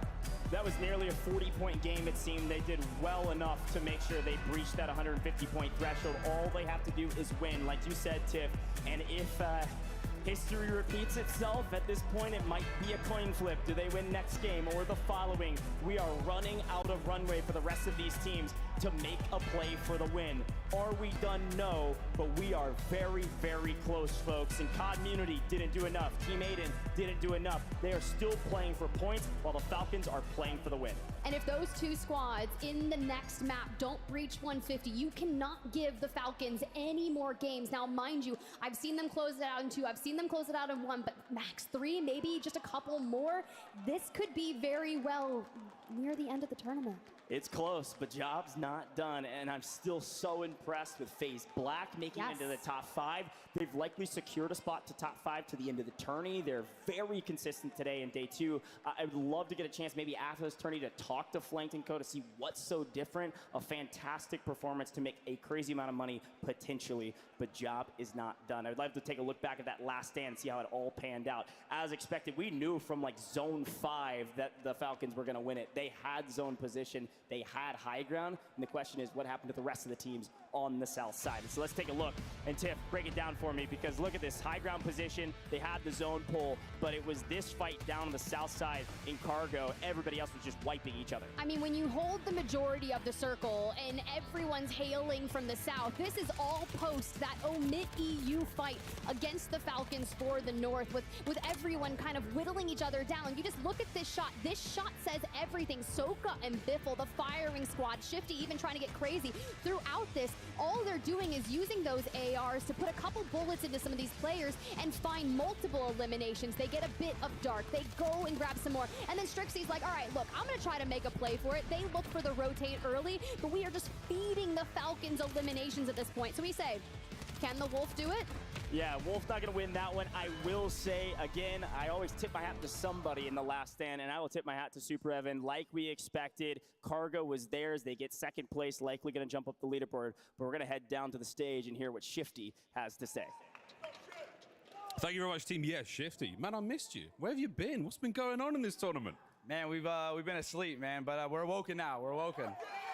It's a scary thought, man. I mean, you're over 150 points now. The way the rules go, if you win the next match, or if you win any of the next matches from here on out, you're champions. It sounds easy, but what does it really mean? I mean, we just got to close. You know, we made a roster decision to get a closer, so now it's all, you know, Soak's going to do what he does best. We're going to fucking listen to him, and we're going to close it out. You know, we've had a kind of a struggle today, but at the same time, we've been struggling, and we haven't dropped out at first, so we're just going to finish it out. Time to finish it out. One more map is all you need. I wish you the best of luck, sir. Get back up there. Get ready to do it. Could be one more, team. Let's find out on the other side. All right, there it is. Shifty said, look, we brought Hisoka on for a reason, and that reason is to close out. We've been talking all qualifiers long. Matter of fact, taking a step back even further, since this team formed, that Hisoka was brought on not only to IGL, but to be the closer. There has been no moment in time. No, you can disregard all the online tournaments, despite their impressive record ever.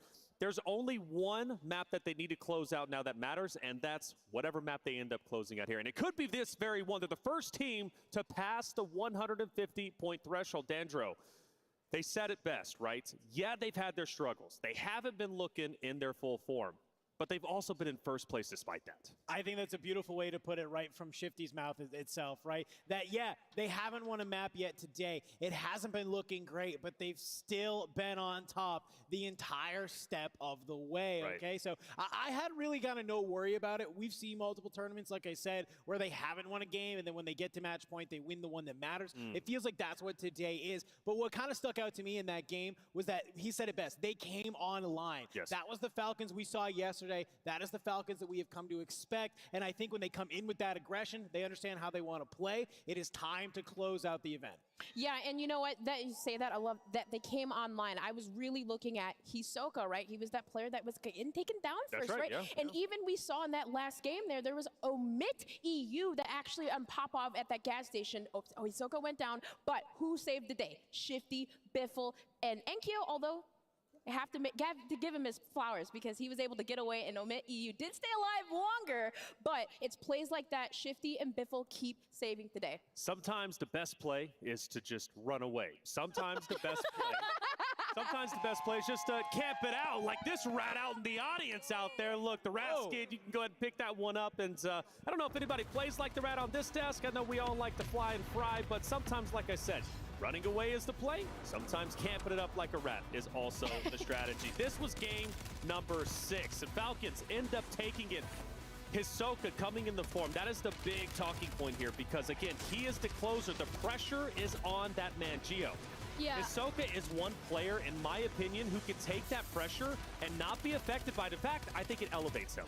Yeah, oh no, 100%. And I think, you know, we've spoken about how there's been a few games today where he's been taken down a little early and it's proven to be a big Achilles heel for this team. But you have a game like this where he was able to show up and you see exactly what that power that Falcons can have and what they can do with it.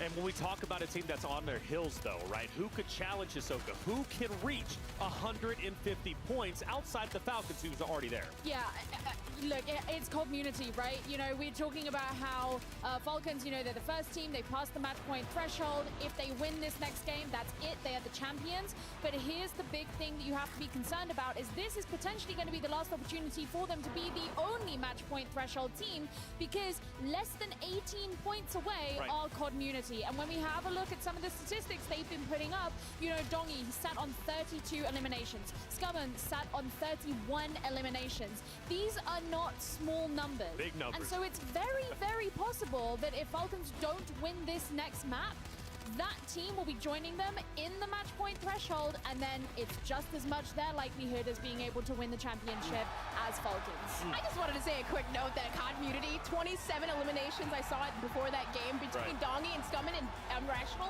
was sitting at 7. Yeah. Both them collectively as a duo literally are destroying everything. Destroying indeed. And now will they be able, though, to catch up? That's the question. And now the true question is this. Team Falcons, as you see there, they are on match point. This is their tournament to win. This is also their tournament to lose. Which one? Which side do they want to be on? Will this end in game number 7? Will we go to game number 20? Danger, the risk is, right, if they don't win here, more teams are looking to join them past that 150 point threshold. Gio just mentioned community. That's probably going to be the next team in line. That is exactly the thing that we are worried about if you are Team Falcons, is that you don't clutch up this game. And normally this squad, they got a 3 or 4 game buffer till anyone else joins them. Well, here today, they have so many squads that are nipping at their heels that could come online and start to join them. Because reminder, folks, it doesn't really matter what your points were. If you just be that team to win the game, you are the champion. And at that moment, the rest of the scoreboard locks up. So we have $300,000 that is going to that first place team. But we have $160,000 for that second place team. So yeah, even if you don't close out the tournament, it's still important that you have those points. Because let's reminder, folks, $160,000 divided across those 3 players is still more than the winners of last year, okay? So I know there's a lot of this, like everybody's playing for second. Yes. Brother, I'm okay playing for second if I'm winning more than the champions in 2023. All right, well, who is playing for second? Who's playing for first? Let's look at our standings heading into what could be the final game of the World Series of Warzone 2024. Team Falcons in red because they have surpassed 150. At this point, ladies and gentlemen, the points doesn't matter anymore for Team Falcons. They've done their job. Now it's all about the victory. They can win a game with 1 elimination, and they're taking home $300,000 and lifting that trophy. The community in second at 132.4, most likely reaching that in the very next game. You go down the list, plenty of other teams looking to reach that mark. These teams, though, on this page, 11 through 20 of Dream, are struggling. They need to step it up because there's going to be more teams waiting to get the trophy. Yeah, even across the point margin, though, on this second page, you see 86.6, even doubling it up. So even just trickling on down from 60 to 80, just about 20 points there, these teams definitely need to start picking up eliminations, maybe even early game, just figure out a way to just get those kills, but also get the placement set up. And now, Gio, it brings up the question. What do you do to shut Falcons down? We talked about potentially, it's a nasty word, but griefing, right? In this case, I think it would be okay because you're shutting down a team that very well could be taking on the championship.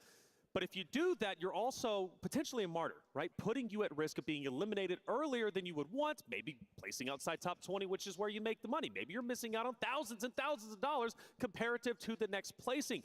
How do you shut the Falcons down? And that's the thing. Being a martyr is great if you get 300 grand out of it, but it is the risk that comes with it. I mean, I think it feels like we're kind of beating a dead horse here, bringing this up constantly today, but it's a very valid point, and that is so far what has worked today has been targeting that IGL, you know, and even when we had that listen-in a couple of games ago, we actually heard the sort of barren wasteland that was their comms when they lost the IGL. Now, I'm sure over the course of the games of today, when they have had those moments, they've been able to adapt in that situation, because it wasn't a problem they had to face yesterday, so they will have had to have done that today.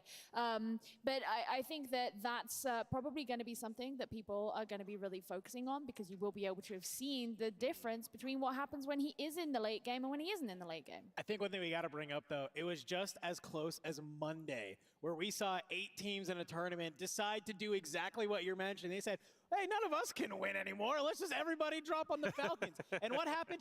Y'all suck and you got slammed. Oh, yeah. Falcons came out of pop-off power with double-digit kills, even more money than they somehow had before. Right. And they still were able to close the tournament on out. So, sure, I guess if you want to try and land on the Falcons to get a cool Twitter clip, farm your impressions, great, but it's not going to help you in winning this tournament. The thing is we've been asking that question for since this team formed, and we've been asking that question for the 30-plus tournaments that they've won as a roster, and we still have yet to find an answer. Let's talk about what Falcons, well, really what's at stake for Falcons at the moment. Not only lifting that trophy once again, which would be the second global final championship for 2 of those members, right? We're talking, of course, Shifty and Biffle. Hisoka would be also lifting that trophy as well, in combination with his other wins that he's had, including EWC, which is tremendous. Now, Biffle and Shifty also have those wins.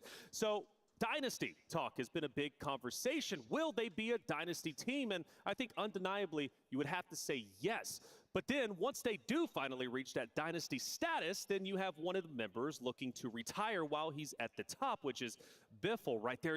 I'm getting goosebumps thinking about it, because it's like you have this tremendous story that's forming, and it could all come to a close in this very next game. Can I just say, though, and especially in the COD community, these pro players that go out, some don't go out the way that they want to. And if you're Biffle, you're on top, and you just have that legacy, you could just secure it here going out as being the best. I think, why not, right? Like, it's not easy to do that and go out in a way that you want to. And if Biffle has control over that and he's like, you know what, I'm already at the top. Let's just go out now and go have some fun with friends, jump in the pool with Repulse. Like, let's go. Hey, well, talking about having fun with Repulse, Repulse had a chance to sit down with the entirety of the Falcons roster and play a little POI guesser. Let's see who was the best. Alrighty guys, today we'll be doing POI GeoGuessr with the Falcons. So boys, what I'm gonna do is, I'm gonna show you guys a place on the map and you gotta tell me which location it is, alright? It's not gonna be easy. No questions? Oh, we're good. Nope. Alright, let's do it, man. Okay, I'm gonna show you the picture. It's gonna slowly zoom out, so try to answer as fast as you can. Is that even? Oh, that's Is that the game? Dove Hadika Farms, the tents. No? It is, it's a blue tent. Yeah. Okay, 1 point for Soka. How you got that so fast was insane. Hadika Farms, all right. Ready for the next one? Yep. That's the, Oh, that's right by fire station. That's Braxton spot, no? No, is that Pop? No way. No, it's right by fire station. It's That's Braxton spot. Oh, that is Braxton spot. Holy shit. 11 Resort. Oh, 11 Resort. Kind of a stretch. Oh my God. Man, you guys never really go there, but we used to. You kind of got it. I'll give it to D. I'll give it to D there. Yeah, he said Braxton spot. You know what I'm saying? I know that. That's Pop, no? Pop off? That's gotta be Pop. Downtown. That's gotta be Pop. Reaper's Island? What is that? Oh, that's the Bruins, bro. That's Old Town. Wow. No point for no one. I think everything's Pop. Oh, I know this. How you know that? Brother. Oh, that's is that Millie? Millie, yeah. They're all tied at 1. Ready, boys? Downtown. That's downtown next to the heli. The ruin area. Oh, that's by the oh my God, that's by a high rise, no? That's the little. That's the train station. Oh, that's Seaport. Wait. Seaport. No one got this one. No one got Dude, this actually. They give some hard ones. All right, here we go. Pop off. No, that's the cranes. That's Downtown. the cranes. No, that's the. Military. Manor? Oh, That's Manor. Manor. It's Manor. Sure, you got it. He should have got that Yeah, one. I'm just trying to guess, bro, because That was good. That was good. Pop-Off ain't pop up yet. That was good. That was good. You're guessing pop-off. Yeah, you Reddit. guess pop-off every single time. You know where we're landing, guys. Brother. Pop-Off. Downtown. What is that? This is a piece of metal. The cash register? Oh, the blue roofs. Oh, no. Super Ain't no way we're getting that one. We're not getting that one. We're not getting that one. There's a lot of Cranes, the cranes. Cargo. Yeah, that's probably cargo. Yeah. Come on, brother. There you go. Okay. What is that? What's the score? 2-2-1. 2-2-1. All right, D, you're gonna have to step it up right Say in this Pop-Off next next one. one. It has to be Pop-Off next one. Pop. Pop-Off. That's pop. We all know that one. Pop-off cranes. Who said that first? Diaz? Man, we all know that place. We landed there, I man. might have been. Give it to me. High rise. Jeez. It was either one of the two. All right, boys, that was the last one. Pop-Off did not come out. But we land there, though. It looks like Soka and Shifty tied. We gotta do sudden death, bruh. We know the last one. We don't got another one. All right, guys, thank you guys so much for joining us on this interview with Team Falcons. Guys, looking forward to seeing you guys try out this weekend. Thank you. Thank you for having us. Thank you. Well, it seems like their knowledge of the map is pretty good, which you would expect, right, from Falcons. They understand how the map works, some of the best of them to do it. In fact, could very well be the best. Coming back into it again, game number 7. First off, a lot more games than anybody was expecting we would reach because everybody is like, oh, it could end in 4. It could end in potentially 3. Well, now we're at game number 7. Okay, we could have more. Goj is looking at me. He was calling for 4 games. He was definitely wrong. I was saying 8. Regardless, though, the moment is about Team Falcons. Their chance to really cement all 3 of them in the histories of Warzone as a dynasty roster, something only very few individuals in esports have been able to say, right? So it's a big accomplishment. I've seen dynasty rosters form in the past. This obviously is one of them, and they would absolutely have earned it. Enigma, you're now on the desk. Welcome back, first and foremost. Thank you. Question is, and we asked Andrew this, and he didn't have an answer, and I don't have an answer, but Falcons, what do they do? I mean, what can teams do to shut them down in this moment? Because they haven't been able to do so in the past. I mean, I think at this point, if you are one of the teams that is trying to get a higher placement, because obviously if they win, then the rest of the leaderboard freezes. If you're one of those teams that wants to put on drag this tournament out a little bit, I don't think you land on a team like the Falcons. I think you're asking to get absolutely smoked in their home ground. I think what you do is if you pick off someone like Ahsoka, let's say you're a community and you get a knock on Ahsoka, you full send that. You absolutely do your utmost to make sure you bring them down, cut them off at the knees. I think other than that, you just got to hope and pray that it's not going to be one of these weird border zones with an LTV, because then we are done, ladies and gentlemen. That's right. Well, COD Immunity's right on their heels, looking to catch up. They're, about less than 20 points away, I think, from breaking 150, if I'm not mistaken. But also, there's other rosters. Team Aiden has been looking incredible today, Gio. You talk about COD Immunity also looking great. But FaZe have been so consistent, right? And haven't got a win today. That's the big thing. But at least as far as points goes, eliminations and placings, they've been doing just fine. Yeah, I mean, actually, both of the teams that you just mentioned there were the 2 teams that I was thinking, like, if they're going to put a lot of points on the board in the next, assume we have a next couple of games, but like, let's assume that we do, it's going to be those 2 teams. And FaZe is a really big one to mention, especially looking at someone like Sage. He's out there with 23 eliminations at the moment, but we just keep seeing these amazing moments from him and the way that he keeps popping off. And he obviously knows what it's like to kind of be at the very top. And, if he can help to pull his team through to actually get over that threshold of 150 points, then,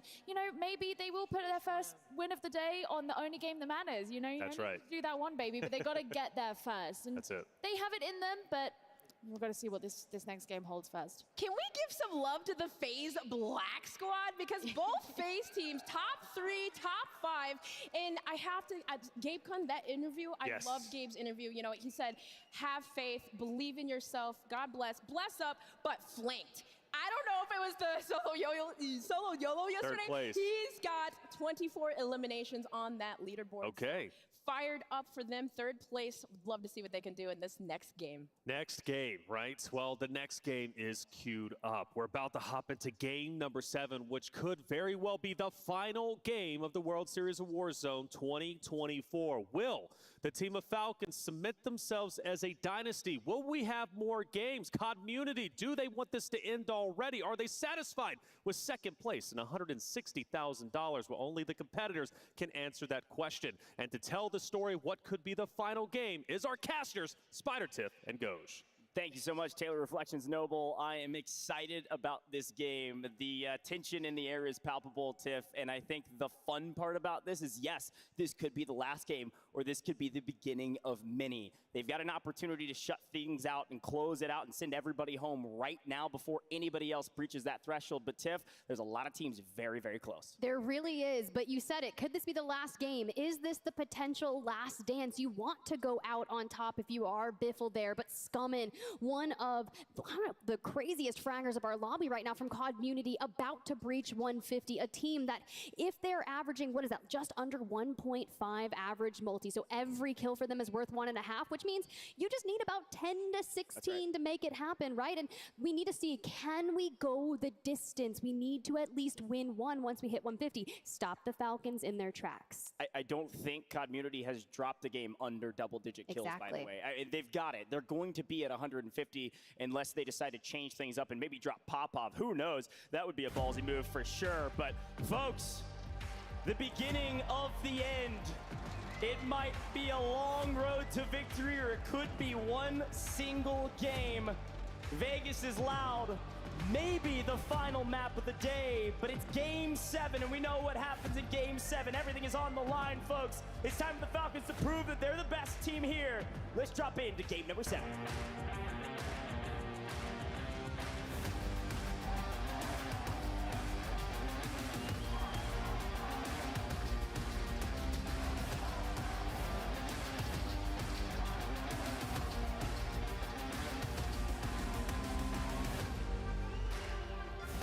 Well, here we go, and my God, COD, what is that circle? I know we've been pulling to the north where pop-off power in play and allows for favorable rotations from the Falcons, but starting from the south and ending in military base. I can only imagine. We have seen so many circles that have ended just south of Zaravan suburbs where, if you think about it, right? I'm really curious to see. Actually, just kidding. Apparently, we have a little bit of luck on our side. Maybe we're not going to go to the Deep South. We're going to return back to the lobby and check in with everyone. Whew, okay, that got me stressed. I'm not going to lie. We're all reset, stressed. make sure everything's working as intended.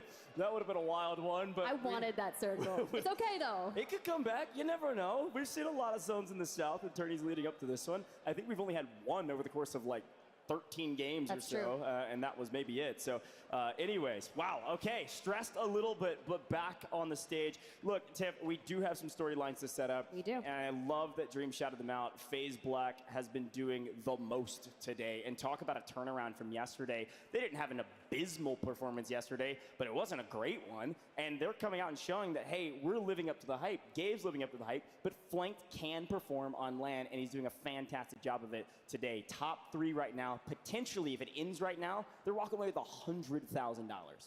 That is actually crazy to say, especially in Vegas. $100,000, life-changing money, but they could also decide to stop the Falcons, keep it going one more game, because this is actually my favorite part of the format, because like you said, palpable tension in the Orleans arena. And what I do know is that everyone, even if you're a Falcons fan, you're hoping for them to convert it, but maybe your team isn't on that Call of Duty Warzone match point. I know each and every single one of you D-Gens out there are preying on the downfall of the Falcons. I want more Warzone, I certainly do. Now look, I'm gonna ask the audience here, do you think that if you're in 31st to 40th, you should send everybody in that section of the leaderboard to Popov? Yes? Yes? Okay, hear me out. Orleans Arena and those players on the stage. There's a party in Popov and you're invited. Yeah, I'm in on that, all right? I'm a big fan of that. Everybody go to Popov. Desk was saying you're going to get punished for it. I say let's have a party in Popov. Come on now. I love that from Vegas. But no, a lot more to talk about too, because I think when we mentioned this retirement of Biffle, potentially, he wants to make sure, by the way, that he is the top fragger as well. If he's gonna go out on top, he wants to be top fragger. He's currently down by 1 to the likes of Dongi, the other young gun out there. So he wants to be top fragger in this game. They're not gonna just sit idly by and get 2 kills and try to win. Definitely not. And I want to give a nice update from production, guys. That was an audio issue there on that last game, not a game crash. We want competitive integrity, so we decided to reset everything and decide to go in with a fresh new start. I still think it's because they didn't like the zone. It's rigged. Everybody's saying it's rigged in chat. I know you are. I'm not even looking at it. Let's take a look at our standings, though, and do a little bit of math as we take a look to see where everybody is at. We are looking for 150 points, folks. I'm going to see if I can help you do a little bit of math. 31 points separate FaZe Black from being on that threshold, but it is only 18 or 17.6 from the side of that COD Immunity team. And frankly, that is so easy for them. I can only expect them to be there, and there's a good chance FaZe Black will join them on this game. I mean, look, you heard it from Shifty in that interview, right? They're like, we were asleep, and well, now they're the demons from your nightmare that are sent to reap you. I saw that brief flash of Reaper by 78, and I was like, look, sometimes the Grim Reaper comes for everyone. They lurk underneath in the darkness to arise, and well, I hope that's what they're gonna do. I'd love to look at some highlights here as we kind of get everyone back into the lobby, guys. It should only be just a couple more moments. I'm looking for 5 more players, but down to the water we go for FaZe Black. Yeah, fun moments looking back at some of these fights, and you're right. This was the beginning of the dominance from FaZe Black. A monster game here. I had so many question marks around this team because we didn't have a chance to see them rotate to this spot, and they took down Exiles, and then a perfect setup for New from the call here of Blast. You heard Gabe talk about it. Blast, one of the best IGLs out there in his mind. Apparently that's true today because this setup was flawless, and then Gabe wins the 1v1. Cams gets weakened, Gabe jumps up from the top ropes. There's been some fights happening in Vegas, and this one was one for the ages. FaZe Black leapfrog up this leaderboard and say, hey, we're here to play, and they continue to do so after this. So we take a look. Exiles, who have been very consistent today, also were able to grab their win. Take a look at this fight from that FLS squad where Huskers and Jackals had a great fight on their hands. It almost turned the other way because of Gooey here. Huskers could have won this, but Gooey's able to swing around, get 11 kills. Exiles, a good game, but not good enough, not for Gooey. Let me jump on to Enkyo's POV here. He's got the PDS, and here comes Gooey for the push, and Enkyo goes for the roundabout, connects a few, but not enough, and that's where you set your sights straight onto Adrian. The timing, not enough to go that 1v1, v2, and gang up on the north, but they convert this, they take the win, and we just keep putting all the points on the board. It just hasn't been enough. Now, if you think of yesterday during the group stages, right, the Falcons were the only one to eclipse 150, and quite frankly, they surpassed it. But FaZe Black, after their performance yesterday, went back to the drawing board and said, you know what? I've got something for y'all.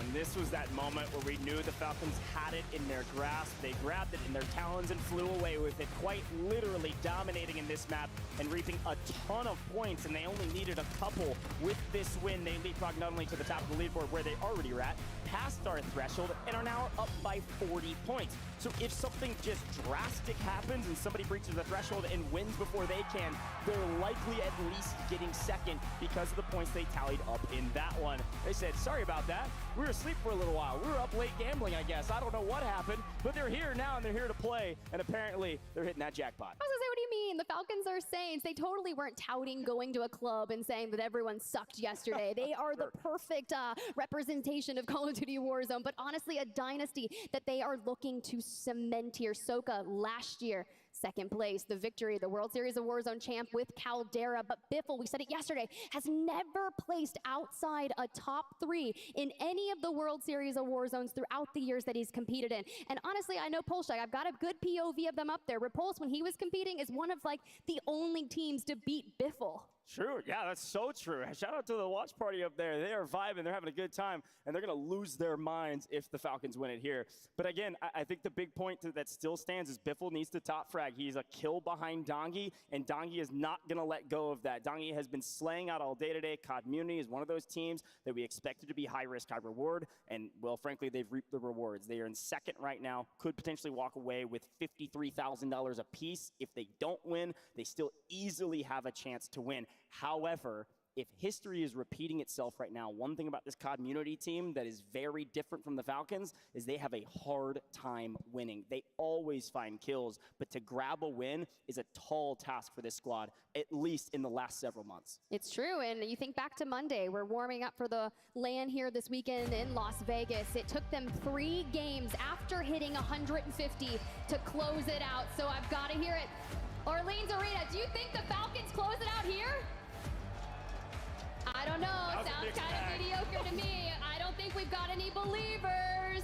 That was a mixed bag, but I know we're excited about that one. What I do know about this audience is they want everybody at the bottom of the leaderboard to drop on pop-up. What circle will we get for potentially the final map of the day? And as we hyped it up, we've got to keep the competitive integrity, folks. We got to keep the competitive integrity. I'm getting word that we're going to have to reset this one and make sure that everybody is in. I know. Now the question is, you and I get to talk more, but also as the boosts go out, this is like quite literally the definition of icing the kicker. I mean, this is like somebody's calling a timeout. I don't think we gave these teams timeouts, but that's what it feels like right now. And I will say, under pressure, this is where the Falcons thrive. So I don't know if this is a good thing for the rest of the competition. They're just staying mentally locked in, and everyone else is starting to fall a bit apart. They're just like, what do you mean? We see the circle, we go back to the lobby, and it's just like, just let me at them, right? Just let me close this thing out. But you're right, that competitive integrity that we have to maintain, and quite frankly, now I'm starting to get, I don't know. You get iced as well? No, Sweaty? my hands are starting to sweat a little bit. I'm not gonna lie. I'm like, what is going on? Oh, I'm pouring sweat out here. It's been a great day, and it's been very sweaty up here because we have been yelling our faces off for these teams. Again, I want to tout a couple of these squads that have had a great tournament thus far. Of course, we talked about that FaZe Black team, but FaZe, I mean, how much should we talk about this squad? Hot and cold, sure, but Swag performs on LAN, man, and they are dominating today, a top 5 team. To have FaZe have 2 teams in the top 5 going into potentially the last map, or at least the end of this tournament, very impressive stuff. And you got to remember, you have a former World Series of Warzone winner on that team with Sage trying to enact some revenge of his own. Yeah, he didn't get the solo YOLO yesterday. Even he was talking about it. He's like, look, I deserve to win this. I've been firing on all cylinders. I've been shooting absolute nukes. So it's time. Oh, hey, look, a little inception there. As you can see, they're watching the main. I saw them watching Pulse Check earlier, and they currently are, but I saw a little glimpse. Regardless, let's talk about them, because you think about Adrian. Last year, playing World Series of Warzone, he was alongside Aiden and Rated. Rated not necessarily here on the stage. Aiden on a different team with Z Smith and DJ Moss. The roster mania post World Series of Warzone last year went wild, but I'm enjoying this trio that we see on your screen right now. Now, not only this, they arrived in style to Las Vegas. I don't know if it was a private jet or what. That's where Swag was just like, you'd think I already won the million before I even got here. That literally is verbatim what he tweeted. I love that confidence, but job's not done. Top 5 right now and a lot of money to exchange hands. I would love if we can to take a look at that prize pool again and remind folks at home what we're playing for, because yes, it's $1 million and it's top 20 today getting paid out. So if you're in 21st at the end of this, you will not be making money, and it is $300,000 if you win this competition, $100,000 apiece. That's going to put all members of the Falcons in the top 3, top 4 earners of all time. With Biffle already on top there, an extra $100,000 potentially added to his repertoire is going to push him up towards $650,000 earned on just this title. But $160K for second, $100,000 still for third, and then it drops off significantly and carries all the way down to 20th. We're at least walking away with a little bit of something. Maybe you're putting that all in black, I don't know. No, I'm not, and sure as Reflection's not. He's gonna be standing behind you touting, it's red, and then everyone loses, so that's unfortunate for us. Well, we got FaZe Black and FaZe Red, if you can call them that, both in top 5, so either way you look at it, the roulette table's looking good. Now, I gotta say, I'm looking out for a couple teams that maybe haven't had the best tourney thus far. That Team Falcons MENA squad, they had an okay tournament, right? And I think one of the things about this squad that they've been struggling with is the IGL side of Almond. You're actually looking at them early in these maps, getting actually a sizable amount of kills, but they're not able to make it to the end zones. One of the reasons for that is because they have a very difficult task that only Community's truly been able to execute on, which is leaving City and going to all these other zones all over the map. We've only had one City zone in nearly 13 maps. Now I'm just curious, where are we even going? I wouldn't even mind a military base ending. We used to get crazy pools out towards the ranch that were just so far in the open that anyone that's hailing from the northwestern side of things, it has to make the Lewis and Clark trek across Urzikstan. Sure. And I think, frankly, looking back on even the regional finals and qualifiers, you know what the circles we got the most were City, but also the big Kotovo block circle way up to the top, right? Right up by 11. So, weird that we haven't even seen that circle yet as well. And talk about that RNG that definitely plays a big part in all of this, different RNG. Now, I am getting word from productions that we actually had a player, Brolic, actually had a nosebleed. So, competitive integrity, we're going to reset for him because we had to take care of that. They don't want to make sure he's okay, and it seems like he is. So he's going to be playing. Everybody's good. Exiles are right back into the mix, and certainly still well within the equation for a sizable amount of prize pool. I mean, the dry air here is crazy. I mean, aren't we in the desert or something? I haven't seen the outside in like 17 hours because every time I go out, the sun is down and out. And I'm just like, when will I see the sun again? I don't know, because I'm just here with Call of Duty Warzone and I am loving my life. But our squad's here getting prepped and ready. We're just looking for a few more players in the lobby. And a matter of fact, the Falcons, 78 eliminations, Community 71. And there's only a few teams that are even encroaching north of 60. And I believe it is only FaZe Black.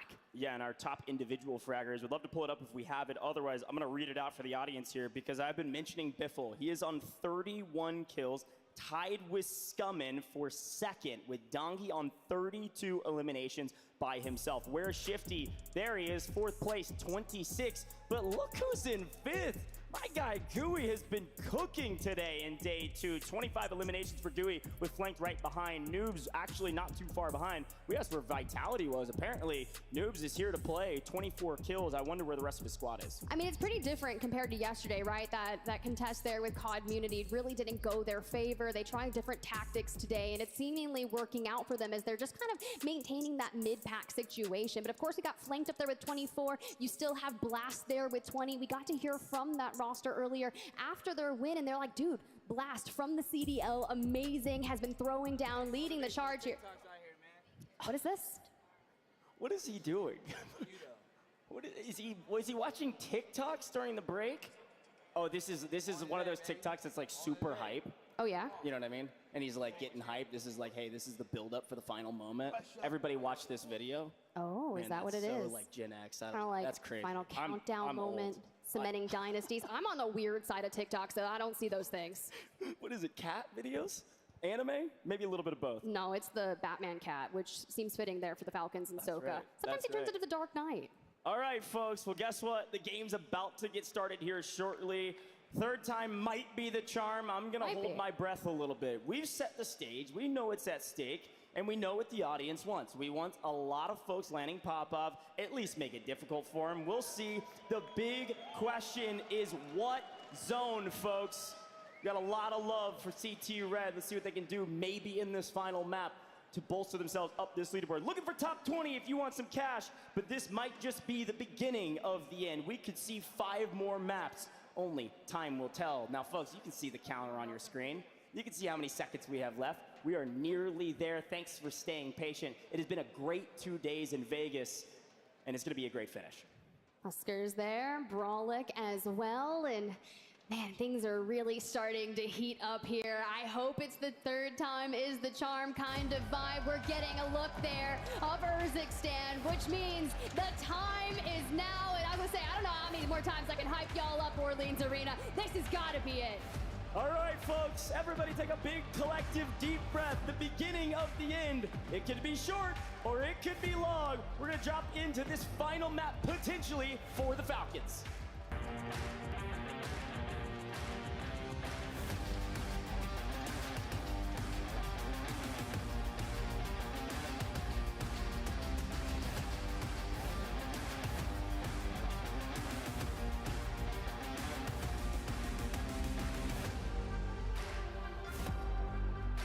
Give me that circle, and we are slicing and dicing Urzikstan. From farms to Seaport we go, and maybe we get a potential for it to pull to the north, just on the outskirts of military base, or maybe we go down to the south, we revisit the ranch. A lot of battles here, especially when you think of the Bazaar. A lot of hot starts over there, but it doesn't matter because all eyes on Popov and no one willing to risk it and feed them even more eliminations. Juki's, though, is he off his leash? He's going rogue. I saw him land in just on the other side of Shifty there. We got nobody? Not a single soul. One vehicle? Who is it? It's Zach. Hey, Zach. By himself in a vehicle? Nobody dropped Popov? Are you kidding me? I know you want money. I get it. We'll see what happens. They're going to walk out with about 50K, and they've got a good opportunity to win, but it's definitely not all she wrote. Now, Tip, you talked about that circle. It's a big moment to talk about because it could go back to farms. What have we seen in farms? 2 in circles there yesterday. One of those, Falcons got second. The other, they won with a massive margin. That was the biggest game I believe they dropped yesterday with that win. I think it was pushing 60 points. So still a lot of history in farms for them as we head to the Gulag as COD Muni apparently in trouble. Well, mind you, they only need like 16 points to breach 150s come in here against Huskers. Exiles trying to hold it together and breach top of the leaderboard, earn the most they can. The zip comes out, and Huskers takes it and baits it, and Scumman's just shooting, and Huskers takes it to him. Back to back with the fake. The broken legs, the broken neck. See you later, Scumman. The broken ego, if I gotta say. Okay, my guy Husk is styling on him here in the Gulag. I love that start. Unfortunately, not a great start for the team, albeit a great moment for Huskers. We're going to see where they go to regain. Now, Popov, not very active right now. We do see Team FIFA kill. They've moved all the way up to the north side of Popov. This is not unfamiliar territory for them. They've done this now several times. North side of Popov, and then they usually rotate towards Levin. But with this zone favoring the eastern side, they could come through and try to take and contest against the Falcons. Well, we've got squads Insight Gaming on your screen. DRN for now. Destroy looking for angles. See if we can catch Stukax out. Maybe some early eliminations as Nate Dogg is isolated over here by himself. Can we get this 1v1 against them? Well, maybe. We reunite with the homies over in Lowtown. Just a quick look at FaZe, by the way. Again, top 5. You can see our top 5 in the top right-hand corner of the screen. Obviously a massive margin between first and second, but the Falcons just need a win. CT Red. A lot of cheers from the crowd for them. Unfortunately, FaZe is going to swing in and likely clean this one up. Dark says, I'm out of here. J.S. Amir back on his feet only for a millisecond as Sage is pushing the equation. Great fragger today for this team, but it's been a team effort as they clean up. Likely Castillo pumped him through the water, pistol in hand. Not like Castillo that. is out, and CT Red headed to the Gulag. FaZe is moving on all cylinders as we swing back to Aiden, who just hit a zip from Super. They got their loadout so fast, and they're trying to contest this Lowtown area. But 38 points are needed from this map for them. And COD Munity, well, 18. Dongy in the Gulag, Scumman back into the mix, especially after we saw that play from Huskers. But Unrational here, you've got Noobs on the other side, and Scumman backs down and out. One more elimination, it's Vitality. Can we find Steve-O? And we've already breaking the plates there. To the Gulag we go with Dongy. Let's see if he can get the better of his opponent this time, and I believe that stick. Not quite a fastball special. There's no thermite, but a stick straight to the chest and ran away from his opponent. Nice take, a nice win. 1-1 in the Gulag for COD Munity. And frankly, unfortunately for Vitality, they are 0 for 10 or so that they've tried to contest this COD Munity team, whether off drop or right after drop. Kind of interesting here as see that next circle starts to pull. Do we go to the north? Do we hang towards the farms? Do we center on up? A lot of our squads omit EU over on Manor, but this is a very similar pool to the ending that we saw when we went to the coast on the outskirts of military base. And that just goes to show you, honestly, look at the Falcons and how spread out they are. We have 1 roaming industrial, 2 down in pop-off. All you have to do is isolate them out, but no one ever goes towards that side of the map. Omit NA. They start in Rostava, and they've been working their way on the western side of things. Nano in their sights. We only connect for a couple bullets here, and you see the one player up in the air giving all the comms for Nano. Golly, that map view is crazy. The fact that we've got a zone pulling towards pop-off and military as Omit NA clean up a couple kills is wild. They're just going to lie in wait and wait for anybody to try to chow them. Frankly, if I am the Falcons, I'm getting as many resources as humanly possible. I need every ounce of information I can find. I need recon drones, I need UAVs, and I need those durable gas masks if we can get them. Of course, you want to use some recon contracts to find the new zones. You need to know if it's going to be your side of the river or if we do pull to military. Military pull is massive for this team. Again, you only need, it looks like 31 total kills, or total points rather, in order to make it to our threshold. FaZe Black right there in the mix. COD Immunity a little bit in a blender, but way less needed from them. You see the streaks being called in. You got a portable radar in the back pocket. The Revenge Tour team already focusing on Na'Vi, sending them for the hills, but we take the high ground here for flanked. Give the comms to the players as they push up onto J-Tech. You can see Blast just over there on the left within the smokes. J-Tech there, falls, and just looking for the full, gets it. Now we just have to locate B-Mark. This is a nice team wipe again. When you need 31 points, you do need a sizable amount of kills. And then that multiplier is incredibly important as well. B-Mark gets beamed. And FaZe Black are off to the races to figure out where they need to go from here. New zone's about to pop, but Team Aiden is back into Superstore after a northern pull. They said, let's head down to Lowtown and hedge our bets. And we go, no, let's head back to our drop spot. And look who's here for a regain. After likely losing Bazaar, it's Panda trying to find a place on the map that they can call their home in the latter half of this tournament. Well, FaZe on your screen, and you've also got the Epionons, and well, let's see if we can take them down. Freddy on the roof, you can see the Bunker Buster will connect for some damage and be a little detrimental towards them, but Sage just needs to find that opening. It's gonna be Swag, though, that brings it straight to him. FaZe can definitely drop a big enough game to get to our threshold. You need 39 points as of right now. That is well within reason for a team this talented. They haven't, I don't think, dropped a game that big, but they've been close a couple times. They need a 2x multiplier or more, and of course, they gotta make sure that the Falcons don't win. Couple other key notes, though. Up into pop-off, Cloud9 has taken a northern rotation for the first time since the start of this tournament. Cloud9 went from Seaport all the way up and are contesting in pop-off with the Falcons. We'll tune into that in a little bit because it does look like Biffle's taking down 4 and Jace, which means the Falcons likely are going to get a clean wipe here shortly. There's a couple other teams still up in the north as well with Cloud9 Revenge Tour. They like to position themselves towards that end game early and then let the fighting do the work for teams that still are on the brink of 150. The squad on your screen, 15 points away, and then you check in with the Falcons, and man, it's kind of scary when you start seeing the north clear out for them. Oh, Joe on the rotation fighting B-Mark means Biffle can get an easy third party. He's going to steal that kill away from B-Mark and says, hey, thanks for cleaning that up for me, my man. Now I'm on 2. How about I kill you as well? That's 3 if he can get the clean wipe. Take a look at this new zone. It's not a true pop-off circle, and frankly, probably won't end there at all. We might be seeing that Superstore South military circle that's actually going to favor where the Exiles are and FaZe Black. It's one of those circles I was calling out while we were chatting before the game. I was like, hey, can we get one of them? That would be great to see for COD Immunity, though, who land Zaravan City. Have one of the longest rotations, and the timing will be of the essence. But first, we've got to deal with noobs. We've got to deal with Vitality. Yet again, we do it with ease. Dongi on 5 eliminations, 9 minutes in to the drop number 7. Dongi is not looking to relinquish that top fragger title that he has currently earned. And again, this squad has worked so hard through every single map to make some of the hardest rotations through city and across the river. And finding Patzuka, Vitality has just been in a blender this whole tournament, unfortunately. And Rational is going to say, hey, Dongi, that's for you, my man. We're going to set you up for success and continue to make sure that you are the top fragger. I think that's now 6 for Dongi. Make it 7 for Dongi in this game.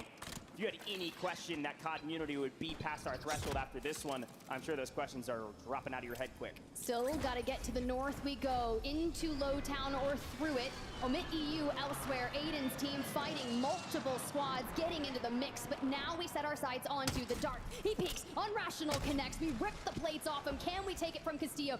This damage that Unrational has been able to do with the Moors is allowing Dongi and Scummin to just circle around them and deal the rest of the damage and get those eliminations. Unrational's played the perfect support player. You're not going to see him on the top fragging list. but he is setting up his teammates for success over and over again. It would be fun to look at his damage as well to set up his teammates. But Dongy's going to make the push, look for the isolation of the 1v1. Castillo out, not a full isolation though. We lose Dongy in the process. Again, a hair too aggressive. This team could have played slower, and they could have saved Dongy's life. Instead, they're going to spend some cash.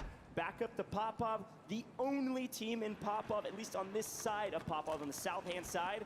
It's this Revenge Tour squad. We got B-Mark, J-Tech, and Slide. They're here to play, and they've been up here all day. And frankly, I'm not sure they're getting paid for it. They've been hanging out near the edge of Kotovo and Popov, and have had a little bit of a slow day today. Yeah, they had that buy station there that they had just passed by, and it was during that fire sale course of time. We see just how much funds the Falcons have in the back of their pocket. We all have durables. We have self-reses. We've got the UAVs. We are poised to take this towards the end, and knowing that all of them usually have a portable buy, but it's FaZe, and they keep on moving. You can see Superstore just upon the horizon. Yeah, I was going to say, that's definitely Aiden shooting out over the top of them. With Superstore still in zone, they said, we dropped here, and we're going to defend it as well. Aiden, they need a pretty big game, but everybody's coming to them. Just a question of how many kills can they pick up in that rotation. FaZe having a good one right now, a sizable amount of eliminations for this squad. Currently 4, obviously, for Sage, looking to figure out where do we go from here. Redeploy drones and everything in between. They've got every piece of resources they need to find success on this map, and they have cleaned out Lowtown. And now just got to figure out, do we want to run at Superstore? Do we want to run at Aiden?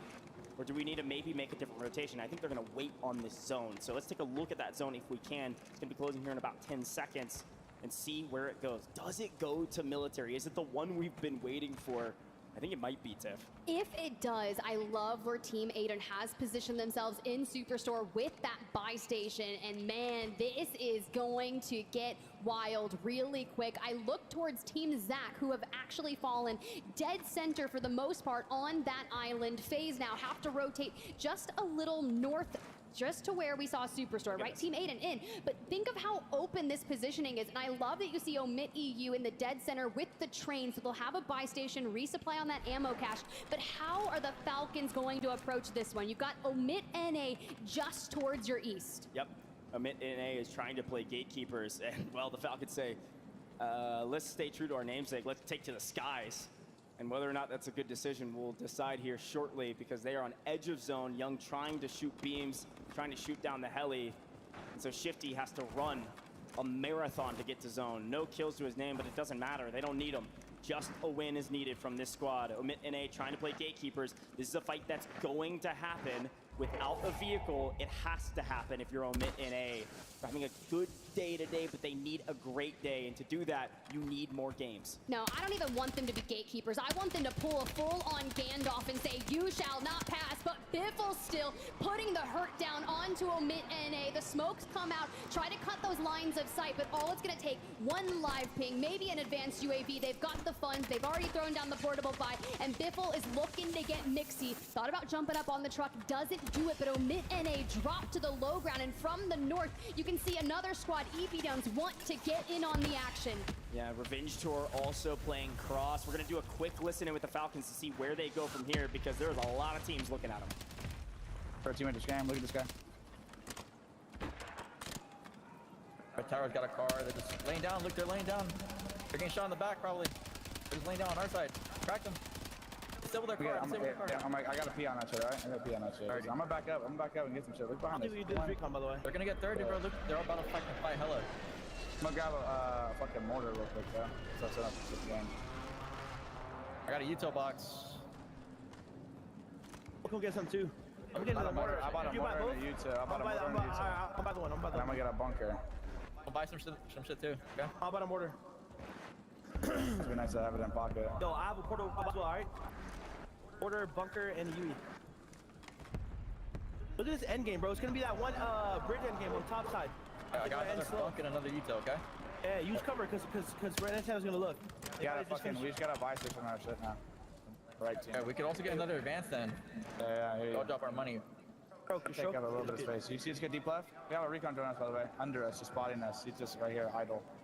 Kill it. Right here on our side, on our side, on our side. He's at it. One. Good loot. I get that full if you can. Have some fucking loot. Teammates closer. Behind this car, behind the portable, behind the portable.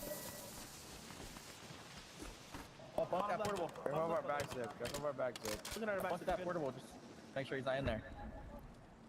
The top side, listen. It's that end game one. Nothing. You know what I'm talking about? Top side. You only be on top side. There you. Right here. Yep. 3. Well, the IGL Hisoka has spoken. He says topside, we go topside, and we'll see if he's right. I'm sure he probably is. Now, a couple teams in the area to play spoiler. Of course, you see FaZe Black there lurking in the shadows on that high ground position. They are outside the zone. The spot he's talking about is just to the south of that, and you actually see on our map that Omit EU is on the train tracks, just to the east side of that kind of northern end zone that he's talking about. So we'll see if it ends up going there. Omit NA has completely abdicated from this fight, and they've actually gone onto the island, dead center of all that water, and are reaping teams as well. So they're moving up this leaderboard pretty dramatically as FaZe Black is trying to creep down into zone, and they might be held here by the Falcons. Oh, flanked down and out. The angles that you can take from this bridge. So if you think about the biggest threats to it, it is FaZe Black, right? They dive down to the low ground here, but also Exiles and military base side of thing, XTH. You've got a couple more over there, even Team Super Evan, but they've got to clear it out. And now Community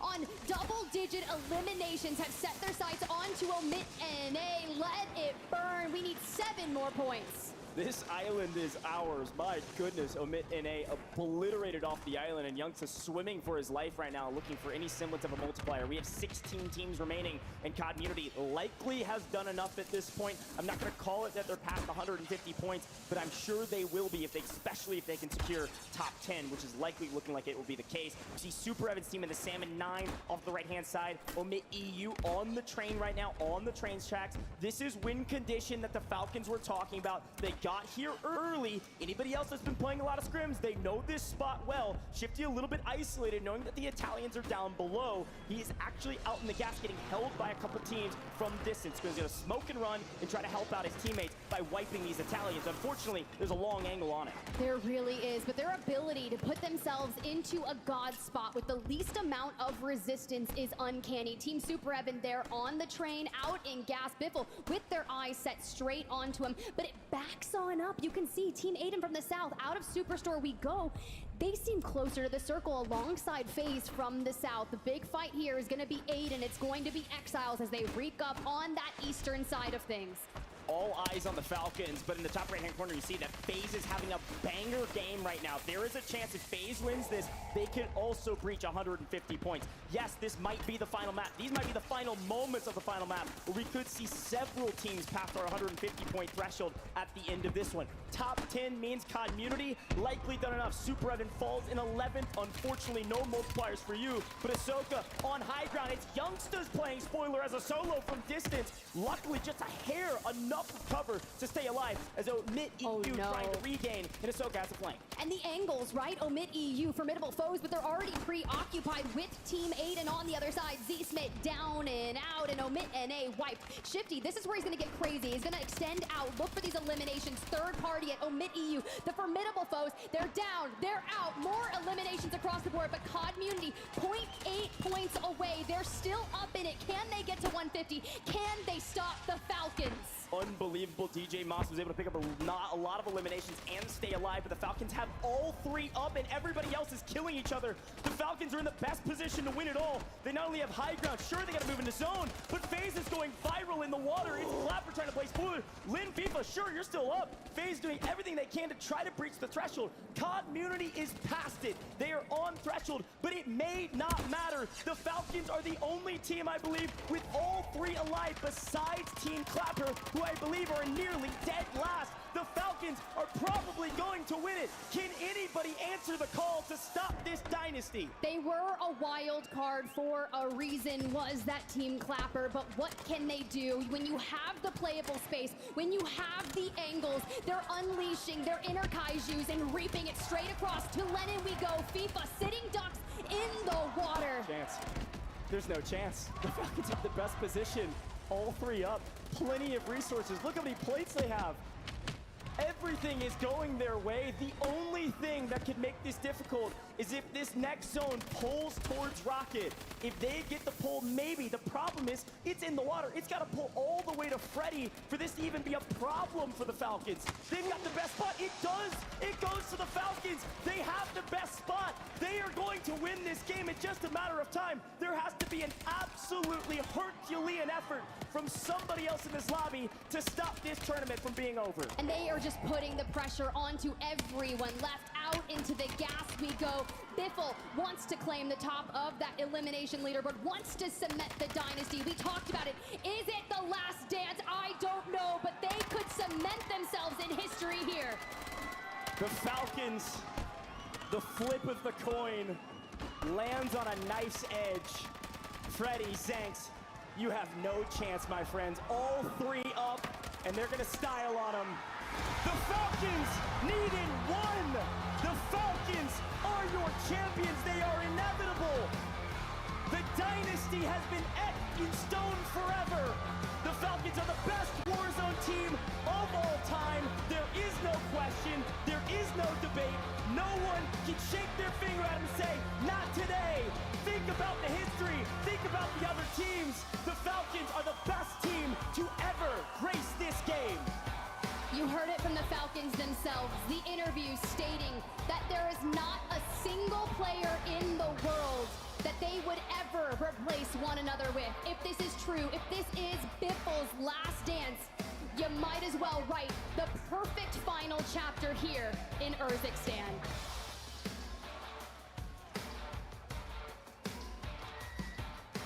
Vegas goes wild for the champions. Was it what we expected? Sure. Did it happen the way we expected? Certainly not. But when you awoke the Falcons soared, and they won this whole event.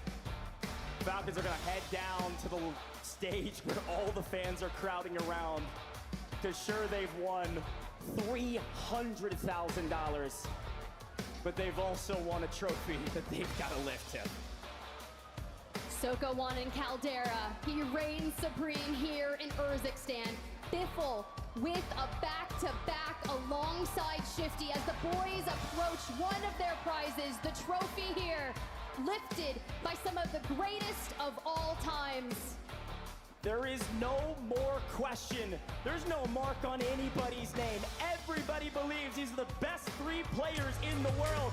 The Falcons are your World Series of Warzone 2024 champions.